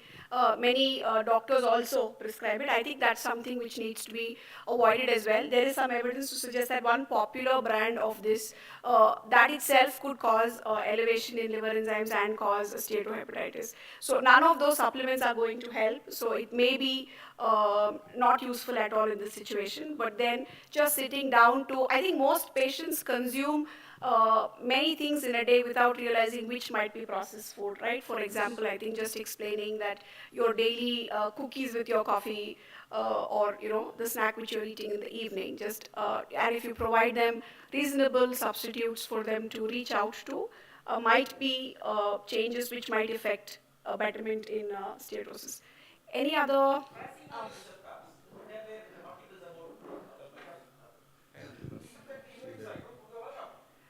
Racemic receptors, if you read even the annuals, they talk about ACE inhibitor, and finally it comes to this racemic receptor. I don't know whether it is in the pipeline, whether the R&D trials. Sir, there is one drug, lecithin, which is branding under for non-alcoholic fatty liver disease. Lecithin, essentially L1 as a adherence awards product. So It's any a amino comments acid, on na? that? It's a amino acid, which Yes, is. amino acid, essential amino acid, and also as a phospholic acid. So any comment on that for a fatty liver disease? There is Because no when they robust eat evidence No, to no, no, it recommend the does. use As far of as I know, no. any of these supplements. So when I say I didn't want to name the brands, but those are some of the supplements which can by themselves cause liver enzymes to be elevated. So usually not recommended. So as physicians, we are very eager to do anything, but in this situation, it might be best to not do much and not give supplements which could potentially topple it the other way. Any Chitra ma'am, just can I add something? please, Dr. Bharat. Actually, now again coming back to that problem of all these nutraceutical things and this self-proclaimed medicine which can cure you and boost your immunity and make you sustain living for 100 years, the problem lies with us actually. And I am very sorry to say that we are not able to counsel our patient. And those people are doing a better counseling than us. That is why they are able to lure our patient out of our hands, out of guidelines, and they are giving them whatever thing they want. Because all these Tom, Dick, and Harrys are only playing on the time which they give to your patient actually. So it's my request and humble request to every one of you. If we don't have a time for counseling, at least get a printed handouts ready so that we can write it there. Don't use processed food. कोई भी आयुर्वेदिक दवा लेने के पहले doctor से संपर्क करें. You can help them. Even if you help 5 of them, that would be a lifesaver. Thank you. Well said, Okay, Dr. along with the statin, can we introduce fenofibrate in the patient with ALD or with dyslipidemia, with high LDL? If you have very high triglycerides of more than 500, the patient is at risk of pancreatitis. In those cases, maybe you can add it. But otherwise, it may not be required. Up to 150, anyways, is the target. 150 to 500, maybe you need to decide whether you add to fibrate or increase the dose of statins. If it is above 500, definitely I think you require fibrates. Absolutely, well said, Dr. Rakesh. There's no indication to start fenofibrate to improve NAFLD. If you're starting fenofibrate, it will be for meeting your triglyceride targets if you're not meeting. Thank you so much for your questions. Dr. Neeta. Okay, so yes, sir. That will be the last question. Yeah, there is no role. Sir. There is no evidence. Absolutely no role, so that's the name I didn't want to say, so that absolutely no role, yeah. Okay, and is there any role of, sir, FXR agonist, sir? Obeticholic acid, sir? Yeah, that is, again, I think there is some evidence. It is not yet in guidelines, but that's being studied. The last slide was about that. So they have some evidence, but it is not yet, the evidence is not strong enough to recommend it as a treatment as of now. Yeah. I think it's very difficult as doctors and physicians to not do anything. So I think, and also lifestyle changes are difficult. implement. So I think it's important for us all to reiterate that message to ourselves. So I'm going to, with your permission, summarize everything that we've discussed in the last few minutes. So NAFLD is a blanket term for the spectrum of disease which has non-alcoholic fatty liver, non-alcoholic steatohepatitis, and also cirrhosis, which stems out of this. This is a metabolic condition, it's not a liver condition. The risk factors for NAFLD are the same as type 2 diabetes, which is insulin resistance and abdominal obesity, and they are at increased risk for cardiovascular disease. Management principles in terms of medical nutrition therapy are the same for diabetes and NAFLD. But it might be important for us as physicians who are taking care of so many individuals with diabetes to keep this in mind, because it's not uncommon anymore to find people who are actually progressing to cirrhosis. I'm sure you and I both have a few patients who have coexisting cirrhosis secondary to NAFLD. And I think that is something which we should aim to highlight and screen and identify first. The first screening test which you and I could all probably do is a simple calculation, which is the FIB-4 score. And would you screen all patients with type 2 diabetes in your clinic? I don't think we lose anything if you use a computer risk score, so it would make sense to use that. And if your patient is on low risk, maybe leave a note in your note, so you don't have to keep following up annually and you can relax. But you've identified the individuals who might be at intermediate risk or high risk, in whom your screening might be well utilized, right? Every consultation with your patient with type 2 diabetes should address lifestyle changes, because lifestyle changes are difficult to implement, and maybe one important point towards nudging them towards weight maintenance or weight loss is something which we should be thinking of. When we're thinking about medications to affect the prognosis of fatty liver and type 2 diabetes together, weight loss enabling medications are things which we should be thinking about first. I think all of us universally will choose metformin, which is a drug which is something which is conducive for this situation. But if you're going to choose second and third line agents, if there is coexisting in AFLD, you might probably want to consider medications which will enable weight loss, like SGLT2 inhibitors or maybe GLP-1 agonists, although it might be off target for many, many people and out of reach. And also pioglitazone is an option which can be considered for specifically bringing down fatty liver. Of course, it comes with a slightly increased risk of weight gain and also slightly increased risk of heart failure. So screening is something which is in our hands completely, but knowing when to refer is also equally important. Also, screening for other causes of steatosis is important. I think we should not presume that gender precludes alcohol use. I think it's also important to quantify. Your estimation of alcohol intake might not be accurate. I think those things are all which are important to consider. Thank you so much for listening in, and thank you, the team IDEC, for having us on stage. We had so much fun. Thanks, Dr. Bharat and Dr. Rakesh. I request Neeta ma'am to present a gift to Dr. Bharat Sabu.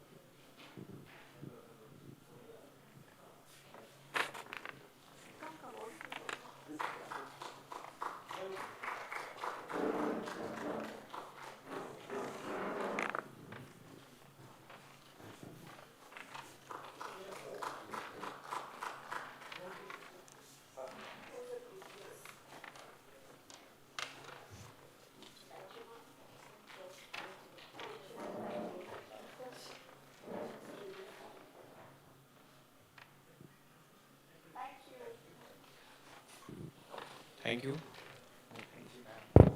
So, after a very nice EBM session, the evidence-based masterclass was something that I had conceived of even in the last IDEC.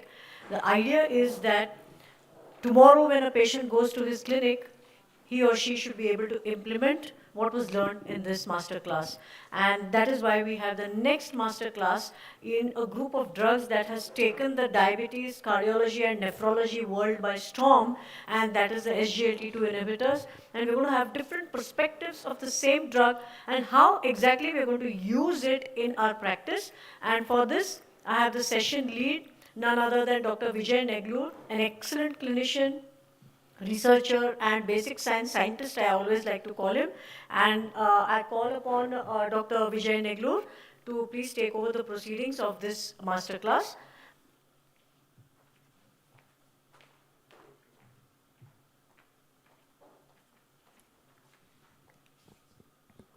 Thank you, Nita, for your kind words. And I wish everyone a happy Friendship Day. And let's have each other as a good friends forever and ever. We know that the treatment of diabetes has undergone a tremendous change, although the paradigm shift in diabetes management. Until 2005, we said that the glycemic control is of paramount importance, and we focused attention only on reducing the A1C. And we realized that this is not sufficient. We then thought of going further and intensifying the A1C reduction. And that we got the problems of hypoglycemia and weight gain, as we saw in the Aac trial. And then we realized now we have to have a patient who does not have these complications of hypoglycemia and weight gain. And then we realized with that Steve Nissen's paper that some of the drugs can produce the cardiovascular disease. So we need to have the cardiovascular and a renal protection. So we have cardio-renal metabolism protection as a part of therapy for patients of diabetes. As we went along, we realized we need to protect these organs and reverse the patients having a renal disease or a cardiovascular disease, and therefore we thought of having a renal protection. And the drug SGLT2 passed through all these tests and became one of the most important blockbuster drug for the management of type 2 diabetes. And before I begin my talk, I express my gratitude to my very good friend Guillermo, who's here, and of course the entire IDEC team, Sanjay, Neeta, Anjali, Archana, and Nitin Kapoor for giving me this opportunity to discuss about the SGLT2. This is Milton Packer, who says that SGLT2 is a modern day ACE inhibitor. He said 12 to 45% of the patients have a heart failure and diabetes together. That means he says that both heart failure and diabetes have excess amount of neprilysin, sympathetic system stimulation, and also the excess amount of the stimulation of sympathetic nervous system. So both of them have a common pathway, and both of them are the two sides of the same coin. 16% of the patients of populations have diabetes, and 32% of the patients of coronary artery disease have type 2 diabetes, suggesting that heart failure, type 2 diabetes, chronic kidney disease, and atherosclerotic cardiovascular disease are inseparable from each other. So we need to treat patients keeping these things in mind. So this is Braunwald's paper, who says SGLT2 inhibitors is the statins of 21st century. And he says that certain molecules, like for example, aspirin, penicillin, and statins, were remarkable drugs who were crowned with Nobel Prize. And needless to say that aspirin and statins are these small molecules which are basically enzyme inhibitors, which have made a lot of difference in the extension of lifestyle, life of a given patient. And I feel the SGLT2 are no different from these drugs. So coming to the history of this molecule, way back in 1835, it was Peterson who first isolated fluorescein from the bark of the apple tree. And 50 years later, it was found out that it brings about glucose in the urine, and therefore it was used to evaluate the kidney function. In 1980, it was found that this drug has the inhibition of the SGLT2 transporter, and therefore it can be used for patients of diabetes. And fluorescein being poorly absorbed had an action both SGLT1 and LT2 was again discarded as not a good treatment for patients. And eventually it was the analogs of fluorescein, which are nothing but the SGLT2 inhibitors. And the gliflozin that we have today are the 4 in number, the canagliflozin, dapagliflozin, and of course the itogliflozin are the drugs which are available here. And in India, we have rimogliflozin as additional drug. Let's understand the kidney. And here on the screen, you see the kidney picture. And what you see here, that the medulla of the kidney consumes a lot of glucose. And it is the cortex which synthesizes the glucose.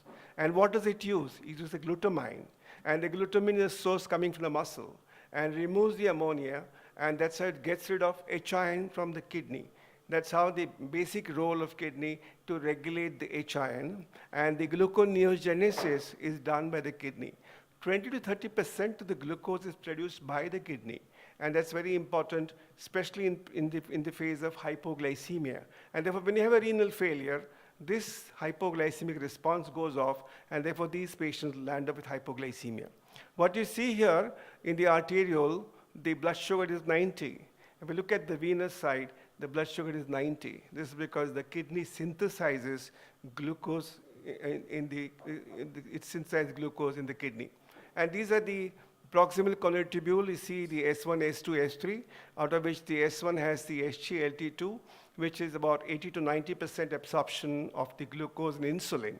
And this happens because there's the active transport of sodium outside the cell, which is the ATP-dependent process, and the potassium gets into the cell. And because there's a void of sodium inside the cell, as a facilitated diffusion, the sodium and the glucose gets into the cell. So therefore, this is not the active transport, but this is facilitated transport because of the action of the sodium-potassium ATPase. And we have very important concept of what is called a tubular glomerular feedback mechanism. And this mechanism actually controls the renal hemodynamics. And we know that the macula densa is very sensitive to sodium. And when the less sodium comes in patients who have diabetes because of upregulation of SGLT2, and therefore, there is the wrong information given to the afferent arteriole saying that the less amount of sodium is coming in, so the afferent arteriole is opened up, transmitting all the pressure into the glomerulus, bringing about the barotrauma in the glomerulus. And therefore, when you give SGLT2, obviously, you inhibit the transporter, and therefore the sodium levels come there, and that's how it inhibits the adenosine and the afferent increases adenosine, which constrict the afferent arterioles, and therefore it controls the hemodynamic of the kidney. So this is in short what I said about the physiology or the pathophysiology of diabetes and how the drug works. The SGLT2 inhibition, which takes place in the kidney, which brings about excretion of glucose, something about 40 to 60 grams per day, which improves the blood pressure, improves the cardiac function, improves the function of the pancreas because of the offloading of the beta cells, improves the transport of glucose into the muscle, improves insulin resistance there, and also increases hepatic glucose production because of the production of glucagon from the pancreas. And this is how what we have understood about SGLT2. Now, this is my first introduction. Secondly, I'm supposed to have a nephrologist with me. Unfortunately, he cannot show up because he has a serious patient to attend to. So I will step into his shoes of nephrology and present some of the data which he has to say. And then I have a very good friend, cardiologist, Dr. Jagdish, and he will take us through the cardiac part of the SGLT2 inhibitors. So before we begin, I thought the best way to learn medicine is what William Osler, the student of life, says, that first to acquaint yourself with the current knowledge of subject and the steps by which it has been reached. Secondly, and more important, read to understand and analyze your cases. So we'll analyze the cases, so we'll understand how easily we can manage these patients. So this is the Valentine Lobo's job, who's a nephrologist, but because he cannot come, so I will run through these few slides, and then I'll hand over the mic to Dr. Jagdish. Is it okay, sir? Yeah. So thank you very much. So this is the first patient, who's 54 years old. She has a diabetes of 7 years duration. She's on glimepiride, metformin, telmisartan, rosuvastatin as a therapy. She is weighing 82 kilograms. Her blood pressure is normal. Sugars are 135 fasting. Prandial is 202 with the A1C of 8%. And the GFR is 92 with the albumin creatinine ratio of 22 milligrams per gram. So with this finding, what is the target of A1C this patient will require, and what are the drugs which will bring down the closer to target? So to answer this question, the A1C goal to this patient will be less than 7%, obviously, because she's that way young, she's non-pregnant, and patient preference should be always taken into consideration to avoid hypoglycemia and the other adverse effect of treatment. And therefore, will the SGLT2 be useful in this situation, or will the additional benefit of SGLT2 will provide in this patient? So therefore, this is a study done in Germany looking at 100 patients on odd in the first group having glimepiride with metformin, and the second group with the glimepiride, metformin, and dapagliflozin. You'll see obviously here the glycemic control is far superior when you add dapagliflozin to glimepiride metformin combination, suggesting the efficacy of drug is quite good when you have the addition of this molecule with the sulfonylurea and metformin combination. So therefore, this patient is taking metformin and glimepiride, so addition of dapagliflozin or any SGLT2 inhibitor should improve the patient's outcome in this patient. The benefit again we have is the weight loss, which is quite well seen here with a drug called canagliflozin, and at the end of 52 weeks you can see the weight loss to the tune of somewhere about 4.7% or 5 kilograms of weight loss that you can get with this molecule, and which can stay for the period of 52 weeks. Of course, it's dose-dependent weight loss. With the higher dose, you get a better weight loss. And what's interesting is shown on the right side of the graph is you can see this weight loss is predominantly a fat weight loss. And this weight loss is facilitated by the action of FGF1, which is produced by the liver because of transcription activity, and therefore this FGF1 reduces the fat content of these patients and therefore gets the benefit of the weight loss in here. So before you start the SGLT2 for any patient, any additional history is necessary. Is any testing warranted? Or what should you educate the patient about? So history of previous UTI is important. The history of pancreatitis, if you are giving a drug like DPP-4 inhibitor, which is commonly combined with SGLT2, has to be given. History of alcohol consumption is again important from the pancreatitis point of view. History of fractures, because there's some study which looked at the incidence of fracture with canagliflozin, and history of peripheral artery disease is also to be importantly considered. So the possible side effects are the ketoacidosis, which is normally when you reduce the dose of insulin or the patient restricts his carbohydrate too much, then you can get ketoacidosis. The UTIs and genital mycotic infections are pretty common, but the genital hygiene is very important. That will see through the problem of the patient. And urine test will, of course, we will test for positive for glucose, because you know that this, the basic action of this drug is to bring about glucosuria. There's a study which looked at the mycotic infection. These are the 5 top-class studies which looked at the incidence of mycotic infection when you use the combination of SGLT2 with the DPP-4 inhibitor, and it says it reduces quite significantly. And it is believed to be because of good glycemic control, number one. And number two, it is said that the DPP-4 receptor is also located in the fungi and the bacteria. And when you give them DPP-4 inhibitors, they get the beneficial effect of reducing the infection in the genitourinary tract. So this patient came up follow-up 2 weeks later, and she complains of genital itching with a mild discharge. Now the question is, should you stop a drug? Is the role of treating through the infection? And what if the recurrent infection comes in?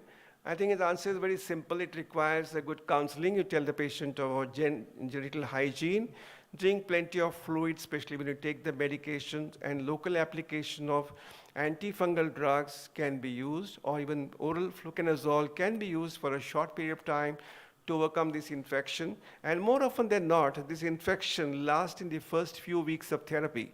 As you go beyond 2 to 3 weeks of therapy with this drug, the infection definitely reduces because of the good glycemic control. Your immunity springs back in action, and therefore most of these patients do not have that mycotic infection subsequently. So this patient followed up for next 3 months, came, the itching settled down. Her weight also has dropped down by 2.5 kilograms. And the sugars also are shaping a normal direction. And she's worried that she has got a glycosuria. So she's saying, is this a cause of concern to me? You removed the glucose from my blood, now I've got a glucose in my urine. Is it a cause of concern? This is quite often patients come back and show you the report that the urine shows a lot of glucose, but I think you need to have reassurance. This is very important because this is the process by which the drug works, and this is how this patient has this benefit. Now the GFR also has dropped to 86 in this patient, and she has further lost to 3.5, which is quite modest loss, which is not quite heavy. As I mentioned earlier, this weight loss is because of the FGF1, which is because of the programming of the PPAR alpha and PGC1 alpha and the cholesterol receptor element binding protein, and these are the drugs which bring about this action of reduction of weight. And this patient now continue to use SGLT2 without any problems. So looking at the renal effects, as I showed you earlier, there's a dilatation of the afferent arteriole. The kidney is a very peculiar organ where it has the afferent arteriole and efferent arteriole. Normally after arteriole you get a venous system, but here this is the arteriole ending with the arteriole. This is to create ultrafiltration in the kidney, and that's why the designing by nature is that the kidney has both afferent and efferent arterioles. And all of you have 1.2 million nephrons in each kidneys. So both kidneys put together, you got 2.4 million nephrons. You are a millionaire so far as the kidney is concerned. So this is what happens to the afferent arteriole and the patients of diabetes. When you give SGLT2, the macula densa starts sensing the sodium coming there and gives signal to the afferent arteriole that brings about the constriction. You can see that the intraglomerular pressure is going down. And if you combine this drug with the ACE inhibitors, which can also open up the afferent arteriole, because there are receptors for the angiotensin II on the efferent arteriole. So if you give them ACE inhibitor, the efferent arteriole opens up, and therefore the patient gets the benefit of reducing the intraglomerular pressure. That's why this drug is protective. And you can see at the column, at the graph down, that the initial drop in the GFR is a nephron protective. So that's a very important concept the patient needs to understand.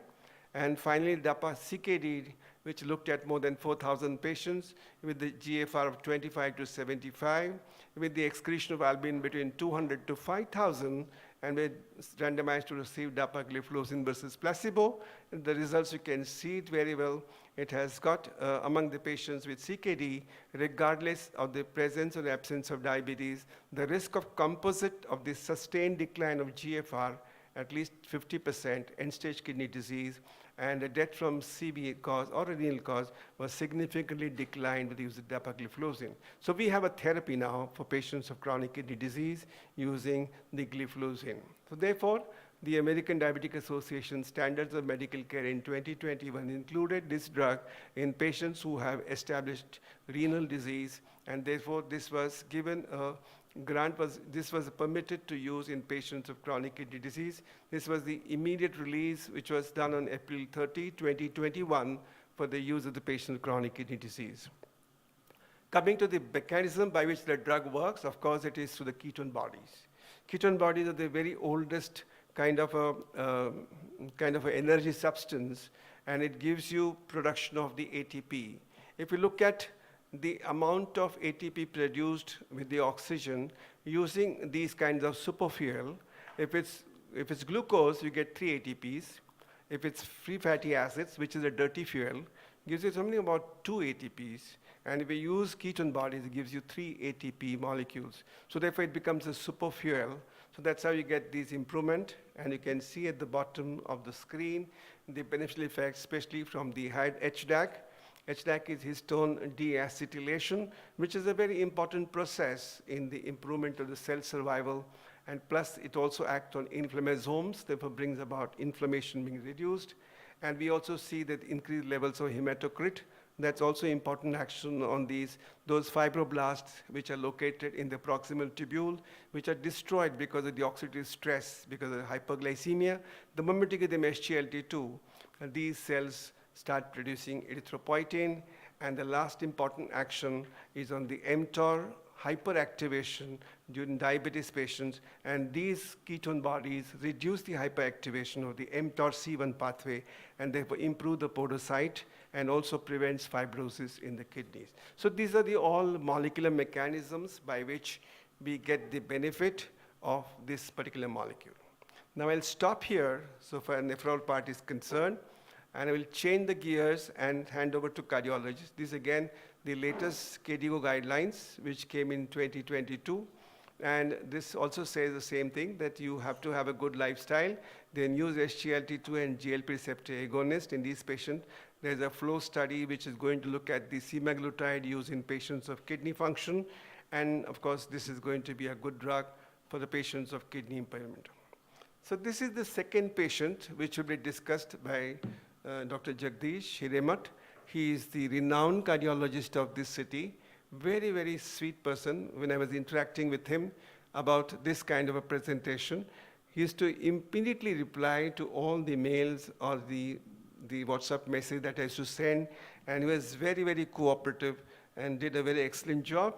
I'll request him to take over the proceedings from here, and then we'll get back to again and discuss some questions if they are from the floor. Over to you, sir.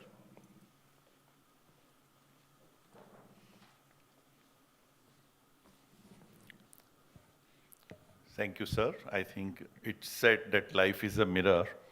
So I was just reflecting on what you did to me. So that's why the interactions were so pleasant. We have this second patient, 65-year-old. He's a diabetic and hypertensive for 15 years. Not an unusual scene for us, all of us, I think, who are treating patients for a long time. He has a third heart sound, mind pedal edema, so obviously he has a good going heart failure. Evaluated on 2D echo, found to have an ejection fraction of 35%. So it is, we are dealing with a HFrEF, heart failure with reduced ejection fraction.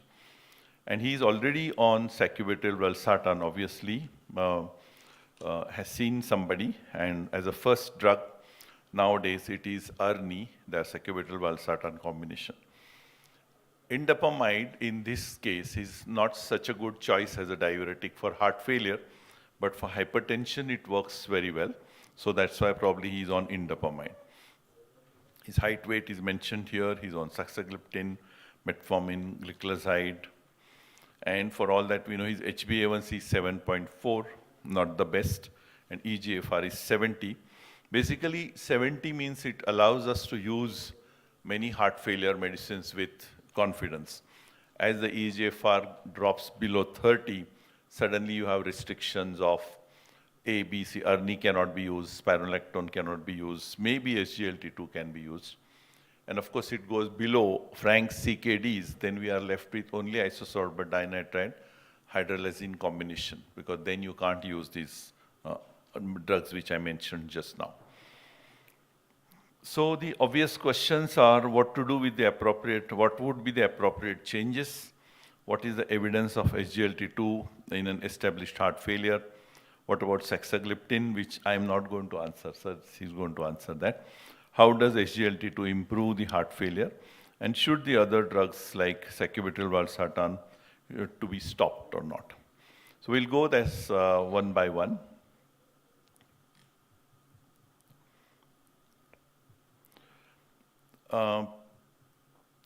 SGLT2 inhibitors actually are kind of almost announced themselves on the horizon of heart failure a few years ago.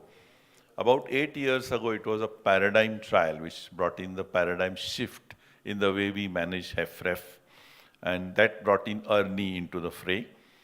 Beta blockers have been around since the late 90s.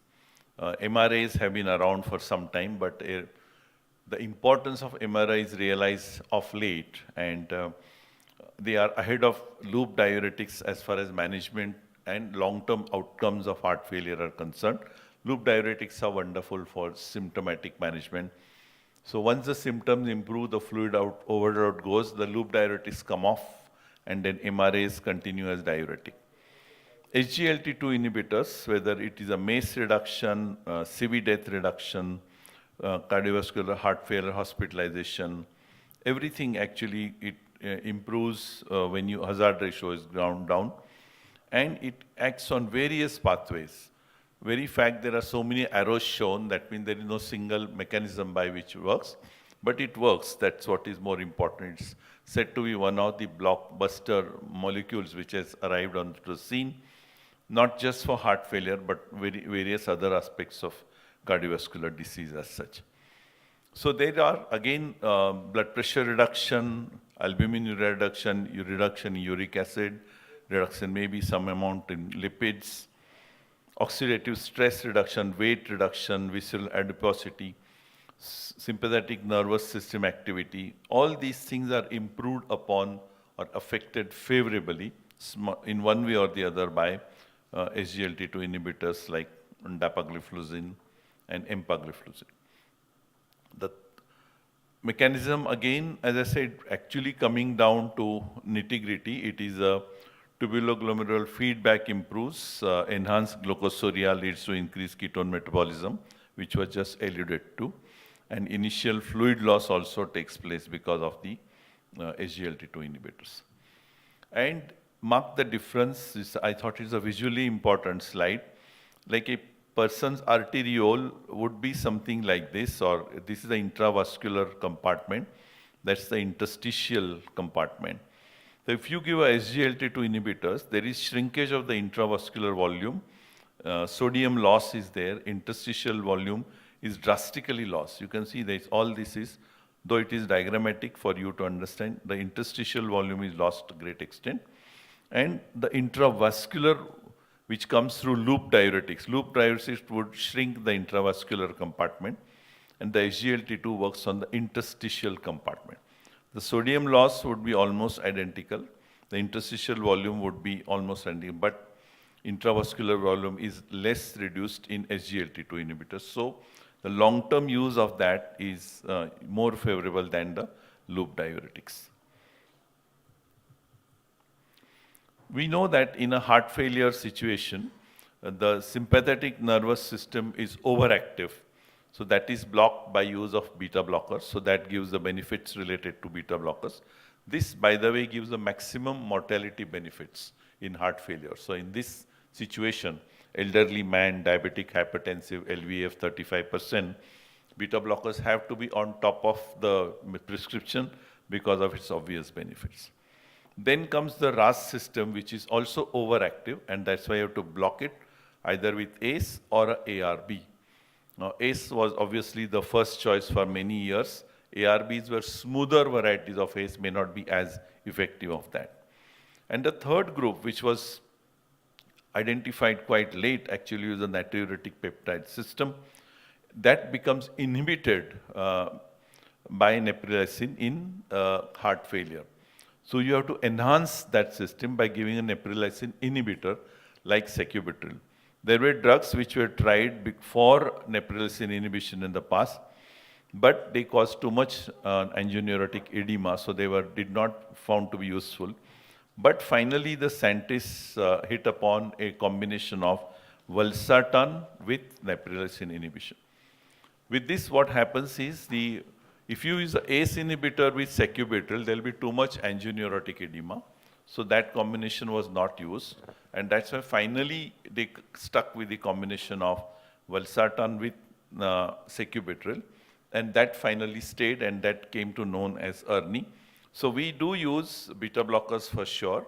We use a combination of neprilysin inhibitor and ARB, which will be a sacubitril, valsartan, or ERNI. There is one more system and a new drug on the horizon, but this being a different podium, I'll just not mention that as very sigvat. It's another mechanism by which heart failure is taking place, and that will soon be available for use in heart failure. So they thought MRAs as a diuretic also and acting on the myocardial fibrosis would be definitely used. ERNI definitely used. Beta blockers definitely used, and now the SGLT2 inhibitor with the DAPA-HF trial. So these are called the heart failure drug treatment, the Fantastic Four. If you can institute these Fantastic Four in the treatment, in the correct doses, in the first 4 weeks or 6 weeks, you are doing great justice to these patients. Remarkable improvement in cardiovascular death, heart failure hospitalization, improved composite endpoints. In fact, we've had patients who have gotten off the heart transplant list because their EF was 35 and now their EF is 55. And this kind of remarkable results are possible nowadays, and heart failure management has become a very rewarding management. It used to be a depressing disease for the treating doctor as well, but now with this we can get many more years of this patient, and of course better mechanical treatments are getting available as time goes by. Along with the Fantastic Four, you would be the intravenous iron in the form of ferric carboxymaltose, then you have hydralazine isosorbate dinitrate, mechanical therapies, anticoagulants, supportive management, and of course finally going on to the very sigvat and heart transplant and other things if required. So the DAPA-HF trial actually, which was the cornerstone in this management, it was almost a momentous history in the war against heart failure, because you can see the primary endpoint, first hospitalization, heart failure, and CV death, everything improves. The red and the blue bar indicates to you that it is working very well and preventing all these complications. So whether it is person is diabetic or not, the benefits remain the same. So it is, despite being an oral hypoglycemic agent and known as in the past, it is working in non-diabetics as well. Fortunately, because of its mechanism of action, it doesn't cause hypoglycemia in non-diabetics. It would cause hypoglycemia only when it is combined with insulins or sulfonylureas. So when you combine that, when I do that, I write to my endo friends that I have added this or EMPA into the treatment so they can adjust according to. But in non-diabetics, we can use it confidently without even thinking about hypoglycemia. The other side effects that you mentioned too about the urinary side effects and balanoposthitis and vulvitis, they do occur, and we have to warn the patient before, and a little indication of hygiene and other aspects of treatment, probably we can prevent those complications rather than treating them after they happen. So in the foundational therapy, we have ARNI here, then you have MRAs, you have beta blockers, and now the SGLT2 added to this. So if you look at the 1-year outpatient mortality with combinations of the foundational medical therapy, if you have only untreated patient, the red bar, he does the worst, and the green bar is where all 4 agents are available or instituted in the correct doses, and the patient is tolerating them well, then that has the best outcome. In other things like maybe vericiguat or maybe IV iron, maybe isosulfan, if it can be added, it can have additional benefit. So there is no doubt that we have to introduce SGLT2 inhibitors in this HFrEF patients which we are discussing. Despite these guidelines, only 1/3 of patients are on target doses. Maybe lack of awareness, maybe lack of conviction, maybe lack of, shall we say,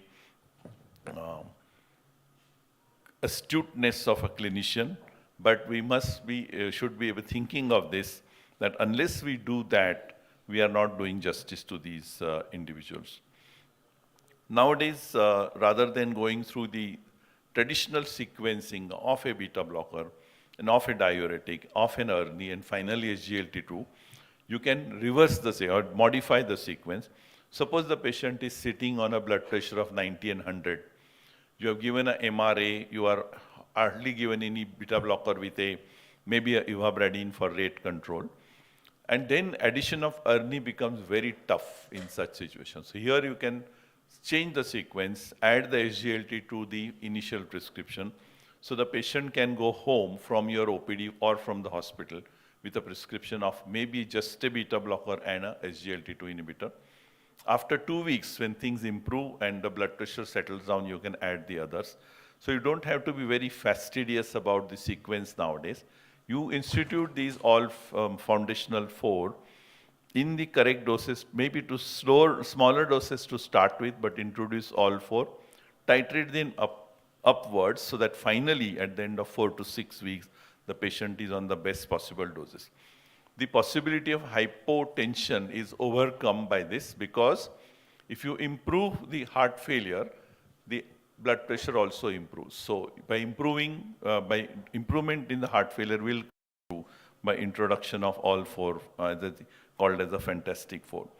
And now the heart failure from prevention to treatment, if you think of, suppose on this side you have a diabetic individual, and finally he is going to lead into an end-stage heart failure because of IHD, myocardial fibrosis, hypertension, amyloidosis, or whichever way. There is a window of opportunity for treatment. You have to think of prevention of ASCVD, you have to think of even prevention of heart failures, even HFpEF, and even CKD. All this can be treated with the SGLT2 at all aspects, whether a diabetic with a high-risk individual would be going on to the canagliflozin, or it could be going on to empagliflozin. There is a dapagliflozin trial as well.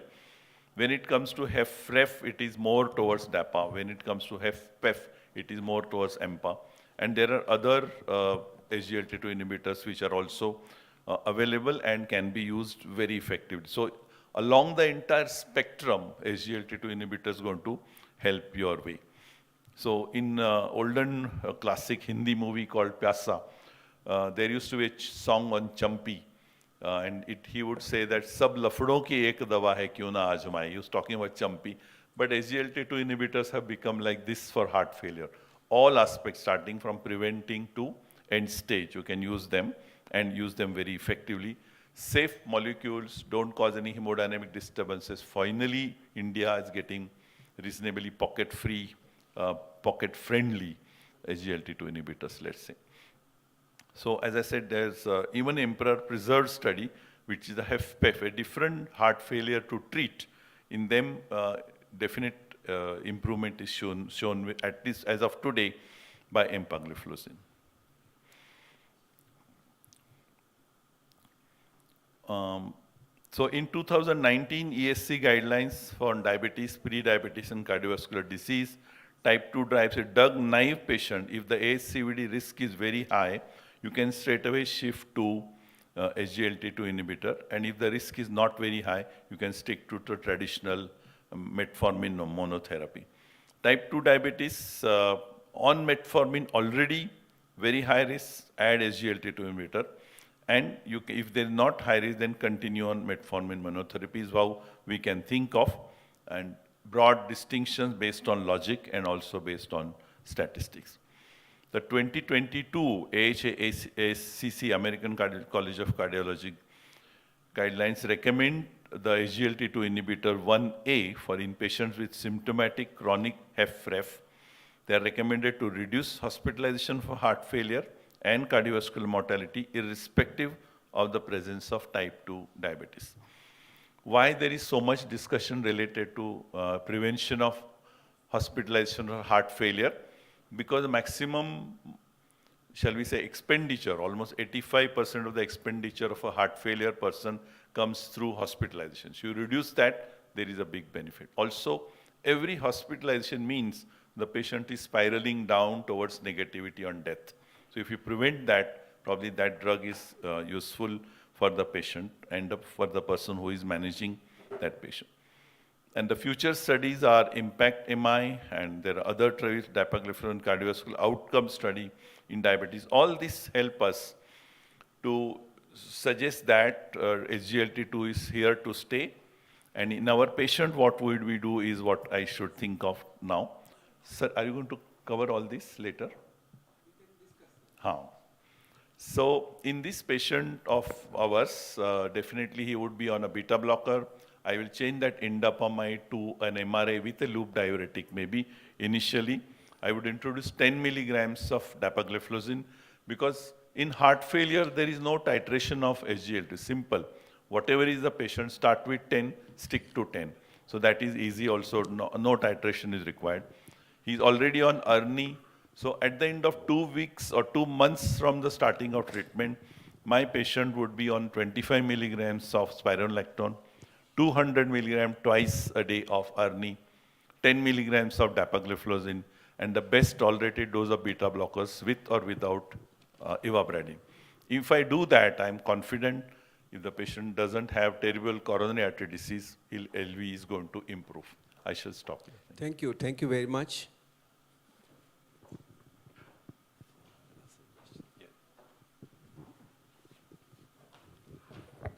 So that was a great discussion on the safety of the molecule in the cardiovascular system and the benefits in the cardiovascular system. So can I ask you some questions?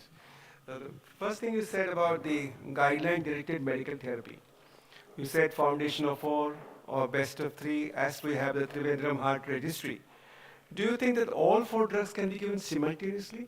Or do you have certain phenotypes to decide that this patient has tachycardia, or this patient has got a lot of pedal edema, or this patient has marked obesity? Will you have some phenotypes to decide which drugs you'll use? I think one has to concentrate on the heart itself. The moment there is a HFrEF, all 4 drugs have to be on board in the best possible doses. As you mentioned, suppose somebody has a baseline bradycardia. My beta blockers may not be in the best doses, but other drugs would be. So that kind of clinical adjustment would take place. But all HFrEFs would be on these 4 drugs in the best possible doses. Okay. You mentioned about the iron therapy. Now, can you give oral iron these patients? Is it as effective as because the textbook mentions intravenous iron therapy to these patients of heart failure. Can you give them oral? The answer is a clear no. Oral iron does not work in these HFrEF patients because here the importance is not of improving their hemoglobin. It is improving their ferritin metabolism, and that is how it works on the myocardial fibrils and improvement in the cardiac outcomes. So it's not, even in non-anemic patients who are low on ferritin, we have to give intravenous iron. And this IV preparation for carboxymaltose is user-friendly intravenous iron. Even in smaller nursing homes run by family physicians, it can be given very safely. It has to be given about 500 milligrams in 100 ml of normal saline over a period of 30 minutes. And it has wonderful effects, whether it is anemic patient, definitely more effect, but even in non-anemic patient, you have to run a ferrit iron profile. If you find that the ferritin levels are low, one would highly recommend that. And only intravenous work, oral iron does not work here, especially because there is gut edema and absorption. All these guidelines say that you start treating these patients at the time of discharge. Or when the patient goes home, you call him back again and then start therapy. Is there a role of using these drugs in the hospital? Absolutely. I think, let's say the index hospitalization is called acute decompensated heart failure, ADHF. So your ADHF part is over, intravenous diuretics are over, patient is in the wards, no longer in the ICU. He's moving around and his movement is up to the toilet is allowed. At this stage, before he goes home, you have to introduce as many of the foundation force as possible. Of course, it will base on hemodynamics. Again, it will base on blood pressure, heart rate, atrial fibrillation. But your endeavor should be to introduce them as many as possible. For various reasons, I feel that they have to be on diuretic because he's already admitted for a heart failure. The second drug in my list is dapagliflozin here because it doesn't cause any hypotension. It's very safe. And that's why the patient can go home with a very small dose of beta blocker with ivabradine combination along with dapagliflozin and an MRA and loop diuretic if required. And after 2 weeks when the patient comes back, if the situation permits, I would introduce the ERNI at that stage. That's great. I think what's important message is that these drugs are very useful. They should be given early. In fact, we have the Trivandrum Heart Registry, which looks at the foundation for therapy. Even the best of the hospitals do not give the right treatment, and therefore the recurrent hospitalization and the mortality is pretty high.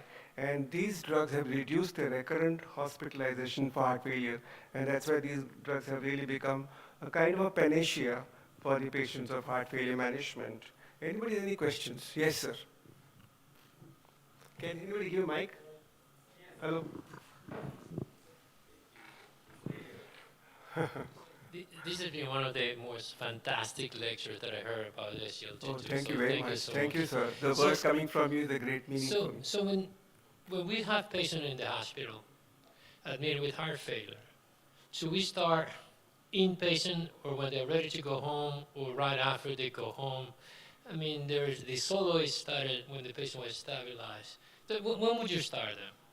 In hospital, actually, we just discussed that a patient who is going home after acute decompensated heart failure must be on some of these drugs. Whatever is allowed by FSI, blood pressure, heart rate, atrial fibrillation, but they have to be introduced in hospital. And there are studies to say that if you introduce all 4 in hospital, the outcomes are much better because mortality is highest in the first 1 month after discharge. And even rehospitalization are prevented if you introduce these drugs early. So I would err on the side of using smaller doses, but introduce all 4, and then up titrate after 2 weeks, depending on the hemodynamic situation. So Just a question to you. I mean, you said that you want to use the SGLT2 within the hospital environment once the patient comes with acute decompensation. But the SGLT2 inhibitors may not start having an optimum effect so quickly, because if you look at the data, it takes at least about 17 days for an optimum effect of the SGLT2 inhibitors to start acting. So what is there an alternate way that the SGLT2 inhibitors tend to work so quickly, rather, and although it may not have reached a peak effect in the, in terms of its action?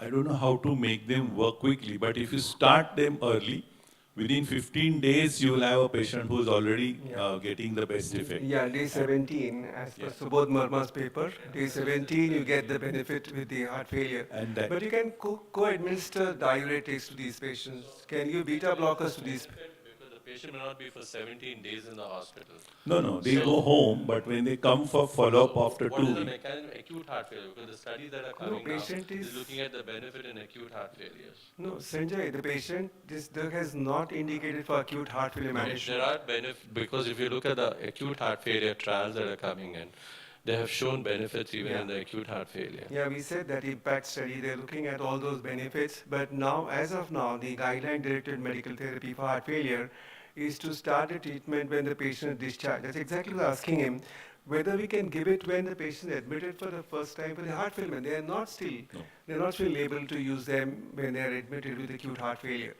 You treat them with either diuretic, the patient stabilized, diuretics, oxygen, and then at the time of discharge, or you call them quickly after discharge within a week's time and give them treatment to control the heart failure. This drug works, at least takes 70 days for it to get the benefit of heart failure. So BJ, I love that data that you showed that the combination of DPP4 and SGLT2 reduces UTIs Yes. and myocardial infection. And then you mentioned you give fluconazole for 6 months. So in the US, the practice is to give fluconazole 1 or 2 doses, but why 6 months? That's kind of long time. I think hygiene is a very important aspect for treating these patients. Quite often it is neglected. That's not been advised. And the patients also in the past, the drug was a little expensive. They're taking intermittent therapy for those kinds of infection and those kinds of malnutrition diabetes. Now, of course, the drug is available generic here, so patients are taking well. But this is a rough guideline just to manage these patients. Some of these patients have been given weekly fluconazole to control the infection. These are the ways in which you treat based on the situation which is prevailing here. but it doesn't still become an indication to withdraw the drug because the benefits, I think, outweigh the risk involved of the. Yes, the last word from you before we close. Even Parliament because is aware time of is- your drug. Okay? Sorry? The Parliament. Indian Parliament discuss about your drug. Okay? The FDA has given a serious alert. 55 cases they have reported serious, life-threatening food miscarriage. Okay? And you are talking about in acute heart failure, everybody will have fatigue, and you want to give antibiotic one for a long time. So people reported food miscarriage even after 5 months. So who is responsible? It's me if I prescribe, it's you because you recommend, or the patent holder, or our Indian pharmaceutical. Because it's a serious condition, it's a life-threatening, you need surgery, disfiguring. You can get anaphylaxis with a B complex injection also. That is also equally serious. No drug is safe. To my mind, no drug is safe. Every drug has some side effects. Okay. No, actually the largest trial is DAPA-HF, in which this complication is absolutely less than 0.1%. It is there. Yes. There are amputation, there are fractures. There is no doubt that, yes. Yeah. One theory is that they say that you don't give it when the blood sugars are very high. So you can start studying. I'm not against your drug. What I believe when you talk everything. Truth threads. Yes, the truth. Because every day we talk about this drug, nobody talks about food is coming. What for you write the drug for it? Profit or people's life? Sir, I have a question. Which SGLT2 inhibitor you will choose for, you said, for preserve heart failure, preserve ejection fraction it is EMPA, and for reduce it is DAPA. So why? Because the trials right now are favoring those. as more data comes, I'm sure it's a class effect, it can be used. Right now, the best data is for HFpEF is with EMPA, that's why. And the deliver data has not come still. The data of deliver, which is looking at the preserved heart failure, still not come. So till that we have to treat empagliflozin because that's the evidence now. I think with that we close the discussion. Wonderful Dr. Jagdish for having a lot of inputs on the cardiac point of view. We could not, and we really missed Dr. Valentine Lobo because he could not make it for the renal part of the gliflozins. Anyway, we could cover it up well. Thank you once again, the organizers, for giving this occasion to discuss. Sir, there is a small gift from IDEC to both of you.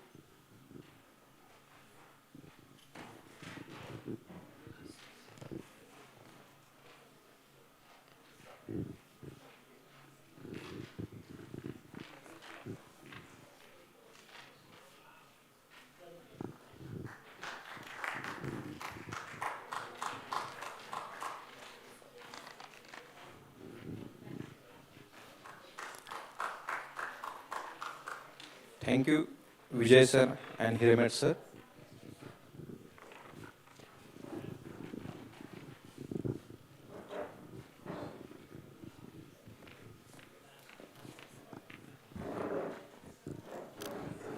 That was a very stimulating masterclass. So we now move on to the next masterclass that we have, something that is very interesting to all of us and to practice, and that is on gestational and pre-gestational diabetes. And to lead this EBM, we have Dr. Shalini Jaggi from Delhi, a very dear friend. May I have her CV slide, please?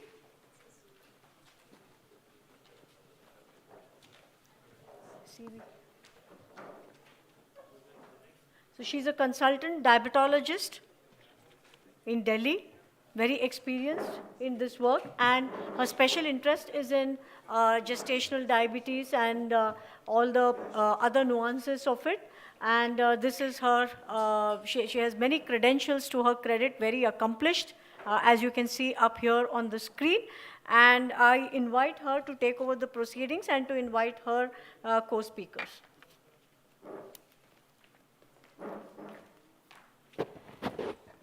Thank you, Dr. Neeta, for that warm introduction, and thank you, Team IDEC, for having us here and giving us a masterclass on a topic that usually we try to ignore. Each of these topics actually needs a symposium on itself. You can spend an entire day talking on gestational diabetes and pre-gestational diabetes. So we'll try to do justice to this. I invite my panelists, Dr. Chitra and Dr. Pramila, to join me. Can I have their CV slides, please?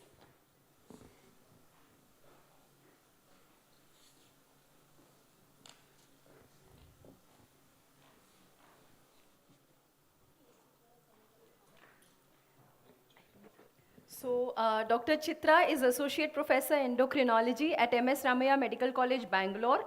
And a lot of things to her credit, A.V. Gandhi Award for Excellence in Endocrinology, more than 40 publications in national and international journals, an accomplished endocrinologist and a very young one and dynamic one, I can tell you that. And we have Dr. Pramila Kalra, who's Professor and Head of Endocrinology at Ramaiah Medical College and Hospital, Bangalore, India. A lot of professional interests in thyroid disorders, gender dysphoria, large number of publications, and again, one of the very, very dynamic endocrinologists that we have in our group. So welcome both of you. To start with, what we've planned is we're going to, I'll do a basic context setting on why we are talking of pregnancy, why we are talking of diabetes, hyperglycemia in pregnancy, because every woman who you see in the reproductive age group, either she's planning pregnancy or is already pregnant, is definitely somebody who needs to be very, very, very monitored very carefully because of all the complications of hyperglycemia that can manifest in pregnancy. We all know that the prevalence of hyperglycemia in pregnancy is going up, and Southeast Asia leads. 1 in 4 live births in the IDF Southeast Asia region are affected by hyperglycemia in pregnancy. And when we talk of the burden of hyperglycemia in pregnancy, of course, 80% is gestational diabetes, but there's another 10%, a proportion of cases due to diabetes detected prior to pregnancy, so ladies who already have diabetes and have planned to become pregnant, or a number of cases where the lady may not have been aware that she is diabetic, but is diagnosed with diabetes in the first trimester itself. So you have a large burden of women with hyperglycemia in pregnancy, broadly divided into gestational diabetes and pre-existing diabetes. Pre-existing diabetes is... Slides are not moving there?